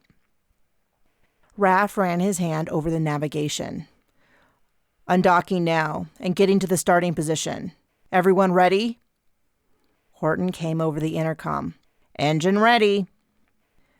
Kraken chirped above us where she was attached to the ceiling. Ready. Chloe was in a chair, strapped in and already a bit pale. Sure. Hold up. I swiveled around. Are you sure you want to go? There is still time to get out and watch instead. She shook her head hard. No, I'm going. No one is leaving me behind. I turned back to Raph. We are ready. It would be Raph's show. He didn't really need me, but since I was required to be in the ship during the race, I was acting as his backup. I moved around to our slot by the starting line and opened communication lines to the race organizers. Are all systems go, Shuttle B5?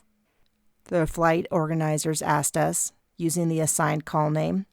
We had decided not to name the ship. It would be too hard to leave it once it was named. We are all set. How are conditions? I replied. A low whistle came in over the line. Not great. We have a light asteroid field coming through. Already took out 3 cameras, a ship in race 2 and a shuttle in race 6. We're giving out no penalties if you want to pull out and reschedule. Let me talk it over with the crew, I said before closing the line. Raph? He held up a hand. I already have it handled. The asteroid field is mostly passed through, and Eugene and Horton will be running on mitigation phasers if anything does look like it will get too close. Too close? If you're using phasers to handle things, I would say they are already too close. They only reach out a couple thousand yards, I countered. We modified it to get an extra 50% distance, and with Eugene firing, that is more than sufficient. And it isn't like we have enough rockets on board to handle it that way. Besides, nothing is large enough to actually destroy the shuttle. We just might get a little banged up at worst. At worst case, I grumbled, before turning around to address Kraken and Chloe. How do you feel about it? Everyone's got to be on board. Chloe's eyes were wide. How banged up? Raph spun around. Don't get worried. You'll be fine. It's a shuttle that might need some repairs. Oh, that's okay. Kraken's tentacle tips flicked around excitedly. Sounds wonderful. I sighed and turned back to the monitor. Horton, Eugene, did you catch all that? How do you feel? All good, Captain, Horton said over the intercom, followed by Eugene. Perfection, Captain. Hoping that no one had a death wish, I got in touch with the flight organizers. We're all good to continue so long as the other ship agrees. They're already in. You're up next. Get into position and all further instructions will be sent electronically. My throat tightened and my belly danced with nerves. I felt the need to move, but since I couldn't, I spoke again to the crew. We're almost ready to start. Strap in if you aren't already. After that, time sped up and slowed down, every heartbeat seeming to last forever while time raced by. We were in position, and the 10-second countdown starting on the screen was superimposed over our view of space. An eerie calm came over me. Whatever unease I had was met by the assurance that I knew I could handle it. We could handle it together. The numbers hit 0, and Raph eased us to speed, the stealth junker gaining an early lead. Chloe gasped, but Raph gritted his teeth. More efficient. We'll close the difference. And we did just that. Unlike the hot-dogging style of the stealth junker, Raph was all smoothness. We circled wider, but lost no speed as we arced through the first dozen gates, easily closing the distance. I was keeping an eye on the asteroid field and communicating with Horton, but Raph seemed to not even hear me as I called out the numbers we had agreed I'd relay. He stared at the screen, his eyes focused on the middle distance as though he was looking at everything and nothing all at once. His hands moved smoothly but quickly over the navigation panel like a musician over his instrument. We had just overtaken the stealth junker, gliding through a gate ahead of them, when we were rocked sideways by something so intensely that the internal gravity wasn't able to compensate. We spun out of control. Chloe screamed. Raph struggled to regain control of our spiraling ship. "Raph!" I shouted. "What happened? Asteroid? Did we hit a gate?" "Neither. Half of our engines are gone. It was sabotage, and if I don't regain control, we're going to crash into that planet." Chapter 31. Alarms were blasting and lights flashing, just in case we hadn't noticed that we were spinning like a drunken top. Horton's voice came over the intercom. "Raph, hold off. Eugene is going to stabilize us." Raph lifted his hands off the console and turned to me to shout over the alarms. "Someone must have planted an explosion on the outside of the ship. Nothing was incoming on the radar." I nodded. "I didn't see anything either. Do you think it was on a timer or deliberately set to go off when we passed the gate?" "Bit too much of a coincidence, don't you think?" Raph said. "Agreed." I shifted over to contact the race organizers, but our external comm was out. "We're solo out here." Our spinning slowed, then stopped, making it far clearer that we were heading directly for a planet. It was barren, the rocky, unyielding surface marked with fresh craters from the asteroid field. I imagined the hole we would leave if we hit, then washed the unwelcome thought from my head. "What's the status down there?" Horton came over the comm. "We have restored some power, but I don't think we can reverse course." Raph leaned over. "If you can get me some oomph, I can not only avoid the planet but slingshot us back into the race." "You've got it, Raph," Horton replied. Raph turned to me, his face full of rage. "They couldn't stand a fair fight. The broken cameras, the asteroid field, this was all planned." "Easy, Raph. We are going to need all your focus on this maneuver." This is easy." The engine steadied and the lights returned. Before Horton could even come back online, Raph was back to navigating. The shuttle accelerated under his control, but rather than turning, we continued to fly straight at the planet. Raph, what's the plan?" "I told you already. We're going to slingshot around the planet using its gravitational pull to accelerate us back into the race. Let me focus." I was familiar with the maneuver and all the reasons it was considered foolhardy. Chloe's squeaky voice piped up behind me. "What exactly is happening?" "Just hold on," I shouted as Raph caught the edge of the atmosphere and we sped up. He positioned the shuttle's travel perpendicular to the gravitational force of the planet. The downward pull started to affect me, like being pushed into my chair by an invisible hand. Eugene came over the intercom.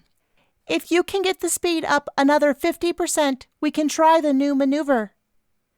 We arced across the edge of the atmosphere, gaining speed and seeing a play of colors in front of us.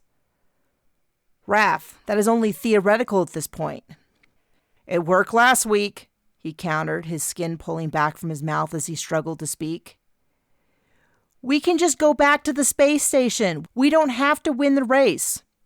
"I'm winning the race," he shouted as the shuttle vibrated and we shot out of the atmosphere at a speed I wasn't sure I had traveled at since flight training. It was certainly beyond anything the shuttle should be capable of. We flew through each gate, faster than the last, and the colors distorted on the screen in front of us. Finally, we caught up enough to see the stealth junker, but our shuttle was rattling and whirling. "Horton, are we doing okay down there?" I shouted above the noise. "Yes, for a few more shakes. Are we close to the end?" he replied. There was a flash on my screen and I sucked in a breath. "The asteroids," I said to no one in particular and to everyone. Horton came back over the comm. "We can either keep the engines going or handle the asteroids, but we can't do both." "Take care of the engine," I replied. Chloe screeched a little behind me. "Are we going to die?" No one is dying." "If they win, they will disappear forever. Our only hope is to win the race and claim our victory prize. They can't back out then." "But can we prove the sabotage?" I countered, gritting my teeth as we cleared another gate. The gravity adjusters were wearing off, and we were being thrown around. He shook his head. It could have been anyone. I knew he was right. I had known it before he spoke. I could override him as a captain and owner of the ship. I could even manually shut down the shuttle if he didn't listen. But we were a team, and it was time to put my shuttle where my mouth was. Okay, everyone, agree. We continue to risk it all on a win? Horton and Eugene gave a hearty cheer. Kraken chittered. Oh, definitely. This is the most fun I've had in a while. I turned to Chloe. You in? Sure, she squeaked. I pulled up the phaser system to start tracking incoming asteroids. Only 4 gates left. Can you clear the way, Cap? Raph asked as we slid through the gate, and Raph spun the ship wide for the next gate, the stealth junker getting ever closer along with the asteroid field ahead. I'll try my best. This was not really in my training. I focused on the modified screen. Because I was using phaser fire, I needed to let them get in a lot closer than I would prefer. I focused on the larger ones, a few smaller ones sneaking through and peppering the shield. 3 left, Raph shouted over the noise, which was steadily rising.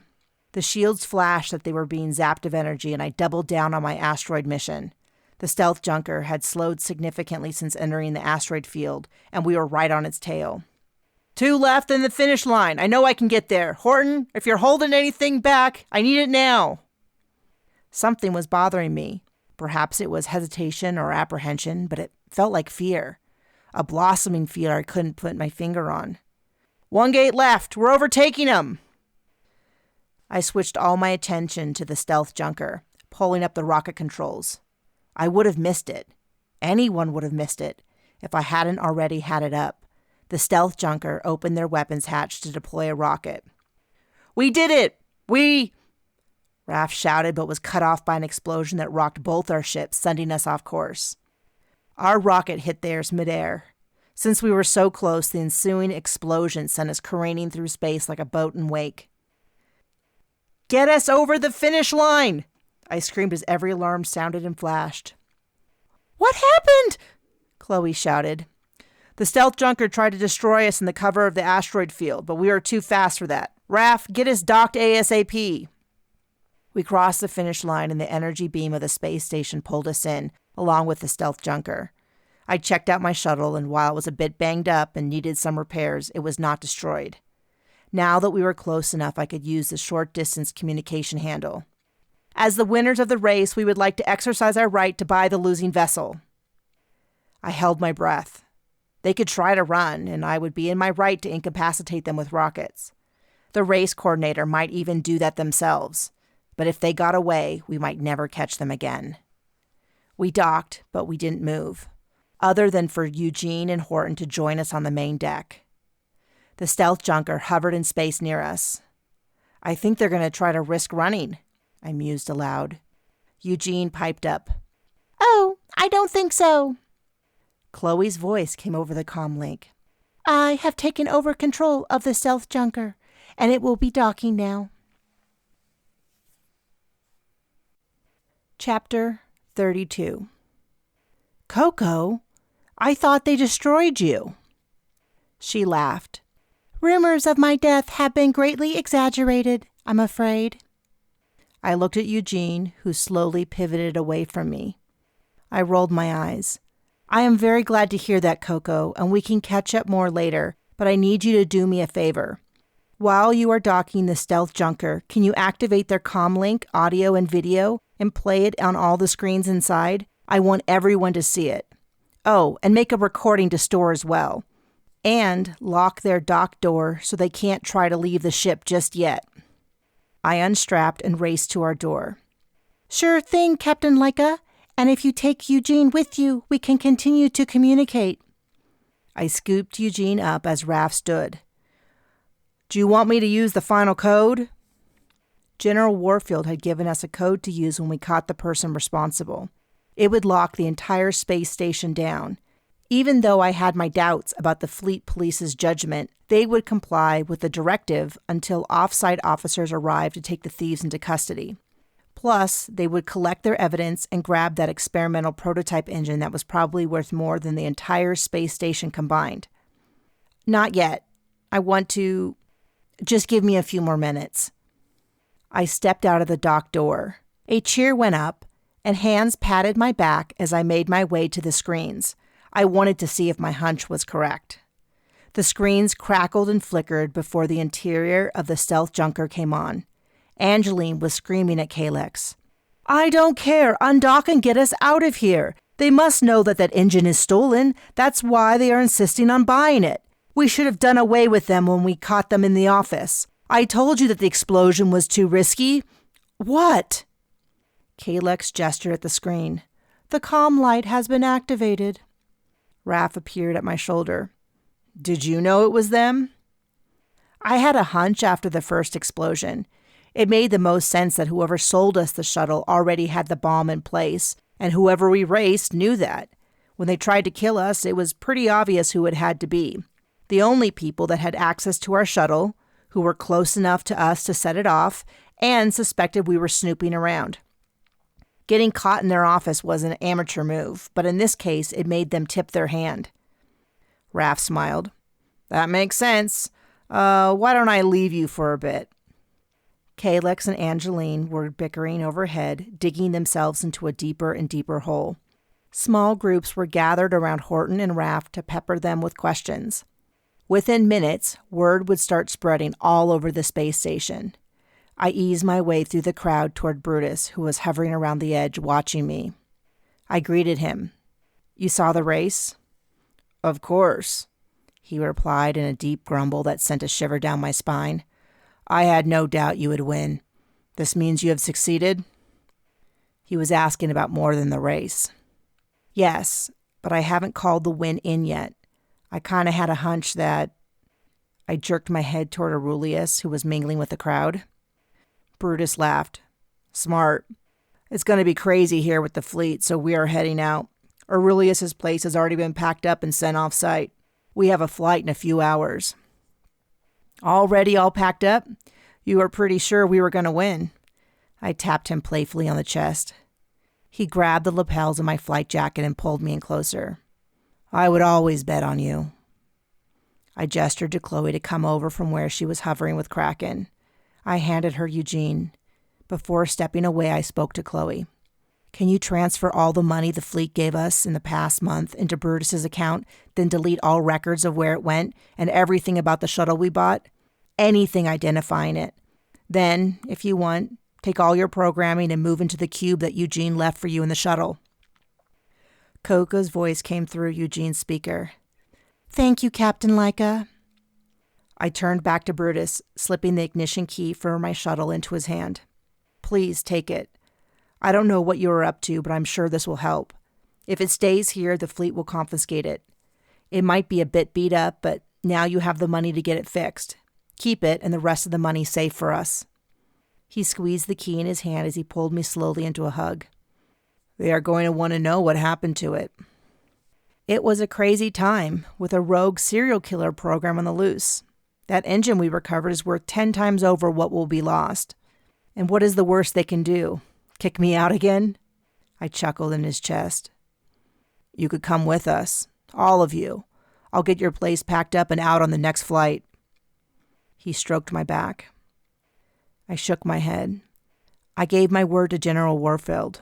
I'll get this all wrapped up, then... Then what? He replied, leaning back to look at me in the eyes. I tried to blink away tears.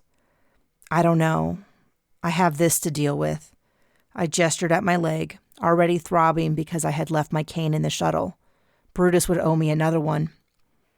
And I need to talk to the crew, and you have your own thing right now. Whatever undercover project he was working on, we would be a distraction. He nodded. I know. You're right. I won't be able to contact you. I don't know for how long. Just know this. He leaned in close, wrapping his arms around me and pulling me up to him. He buried his face in my hair, his lips grazing my ear. I love you. I've always loved you, and I've never stopped. I won't stop. I was breathless, and he pulled back to look me in the eyes. We closed the distance between us with a kiss that sent chills to my toes. To finally have him back after all we had gone through was exquisite torture, knowing I would lose him again. If our last kiss was hot and urgent, this was slow and tender.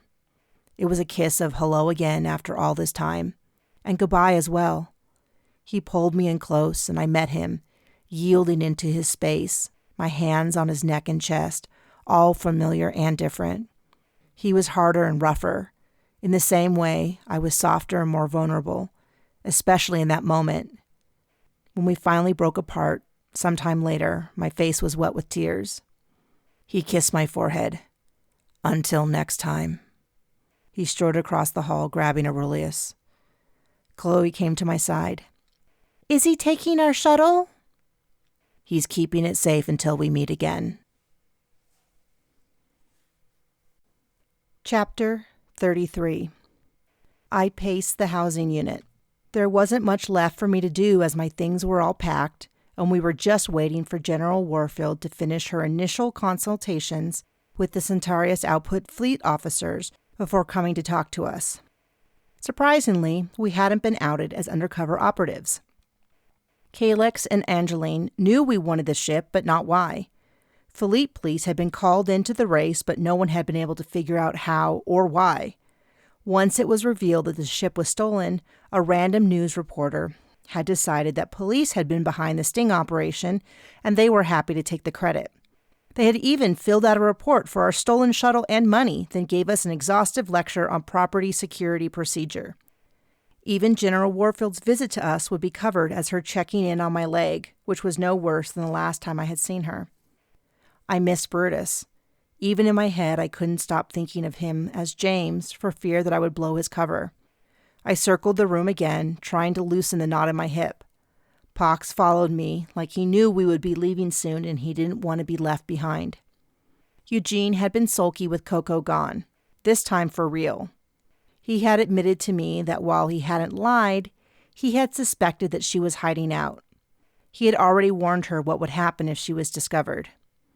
Luckily, because of the speed of their communications, he had quite a lengthy goodbye with her between the time I told her to go to the shuttle and the time the shuttle undocked. She was on radio silence for the foreseeable future and hopefully wasn't giving Brutus too much trouble. Raph and Horton were both grumpy about the loss of their favorite new toy. They approved that I had snuck it away before Fleet could confiscate it, but that didn't do much to entertain them. And without our Fleet-approved money, we were out of luck on that angle too. Not that they were upset about the money being gone, they were mostly surprised that I had been so underhanded. But I wasn't sure why Chloe had been so glum, other than the fact that the rest of us were. On one of my passes by her door, I knocked, and when she answered, I asked her to join me, hitting the audio disruptor just in case. "What's going on with you?" I asked as we slowly paced the length of our sparse and soon-to-be empty living room. I don't know. I kind of thought during my time here that I would figure out how I fit into the group, and if anything, it proved to me how little I was needed. I mean, Kraken has only been here a few weeks and she already fits in better. I paused to turn to her. She does fit in well, but no better than you. You're always thinking of others. You got the perfect table and chairs and the seat for Pox. And beyond all that, even if you did none of those things, you would fit in because we like you. That is enough. Are you sure? Of course. Besides, someone has to keep Raph in line, I snorted. Everyone gathered in the living room. The sneaking glances between Raph, Horton, and Eugene cued me up. "What's up?" I asked. Eugene rolled forward. "Before you protest, I know that you don't want me searching for Brutus or Coco, for all their protection, in case someone is watching." I nodded along. "Yes, I know." "But if we just start reading the newspaper from every major star system, I can keep an eye out for them, and it wouldn't be obvious to anyone. I have a schedule worked out where I can hit all the major ones in a 2-week cycle." My heart twisted in my chest. I wasn't totally sure what was worse, the thought of not knowing anything or the hope that I could hear something and didn't. Eugene continued. "I don't want to risk anyone, but this is really a foolproof plan and good for us overall. How many times have you needed me to search for information last minute and we were slowed down by not having the information already on hand? I don't have much to do during Horton's sleep cycle anyway." He paused for a second before adding, "What if Coco needs us?" I nodded. That's a good idea. I had more thoughts, but they weren't necessary to share at the moment. The door chimed. General Warfield is here, I announced as I opened the door. Letting General Warfield in, I gestured to the audio disruptor. She nodded and looked around. Looks like you are all ready to head out. The leasing agent recommended we leave in the next few days. Apparently, they aren't real fond of the illegal races, and we were outed as participants.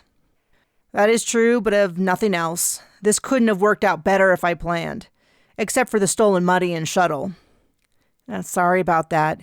It was really chaotic after the races. You realize they tried to kill us, I reminded her. Yes, of course. I can see how you would be shaken up. I never believed they would be so dangerous. I tipped my head to the side. I know what they stole. It was very valuable. Why were they using it to run illegal races is beyond me. They were attempting to reverse engineer the technology and sell it. The racing was a vanity project. We got that from the files you passed over. Smart of you to scan the office when you had the chance. We had passed over the files when we met briefly with General Warfield when she first arrived. Of course, any mention of the shuttle had been removed. She turned back to the door. Sorry, I must rush out, but they are waiting for me. I've arranged tickets for all of you, including Kraken, on the shuttle flight at the beginning of B shift. If anyone asks, be vague and say that a rich relative helped you or something. Where are we headed? For how long? Remember, we don't have any money. Oh, yes, a nice all-inclusive resort on Taria 7. It's just lovely, and I have no idea when I will be there. Could be a few weeks, could be a few months, but when I arrive, we will chat. I have so many ideas of how we can use you best. She went out the door and it slammed behind her. I looked around at the group. I had hoped for a bit more of a wrap-up than that. Horton flicked his tongue across an eyeball. She seems awfully confident that we will accept her offer. I nodded. I noticed that as well. Didn't even really ask if we were on board. Raph leaned back in a chair. Are we? I looked around, trying to get a read on the group, but everyone watched me. We don't have money, and most of our contacts here are burned. It wouldn't be the worst thing to take her up, settle in, and regroup. I'm interested to see what she offers. And if something else comes up? Asked Eugene. Then we can all decide then. Raph smirked. I mean, if they're paying, then why not take a little vacation? Sounds like it could be a chill place to relax. Chloe spoke up. I've heard of Taria 7, and it's really nice. They have an ocean you can swim in, plus a lot of shows, concerts, and nightlife, even casinos. My parents went once, and there's even a gambling per diem included in their room. Kraken flicked a tentacle. Then let's blow this dump and hit the beach. I felt the energy in the room pick up. Sounds like we're all agreed. I guess we might as well say our goodbyes to anyone we met, because we're heading out. Time for our next adventure. The end. This has been Space Station Investigation, Captain Liz Laika Mysteries 3. Written by Nikki Haverstock, narrated by the author.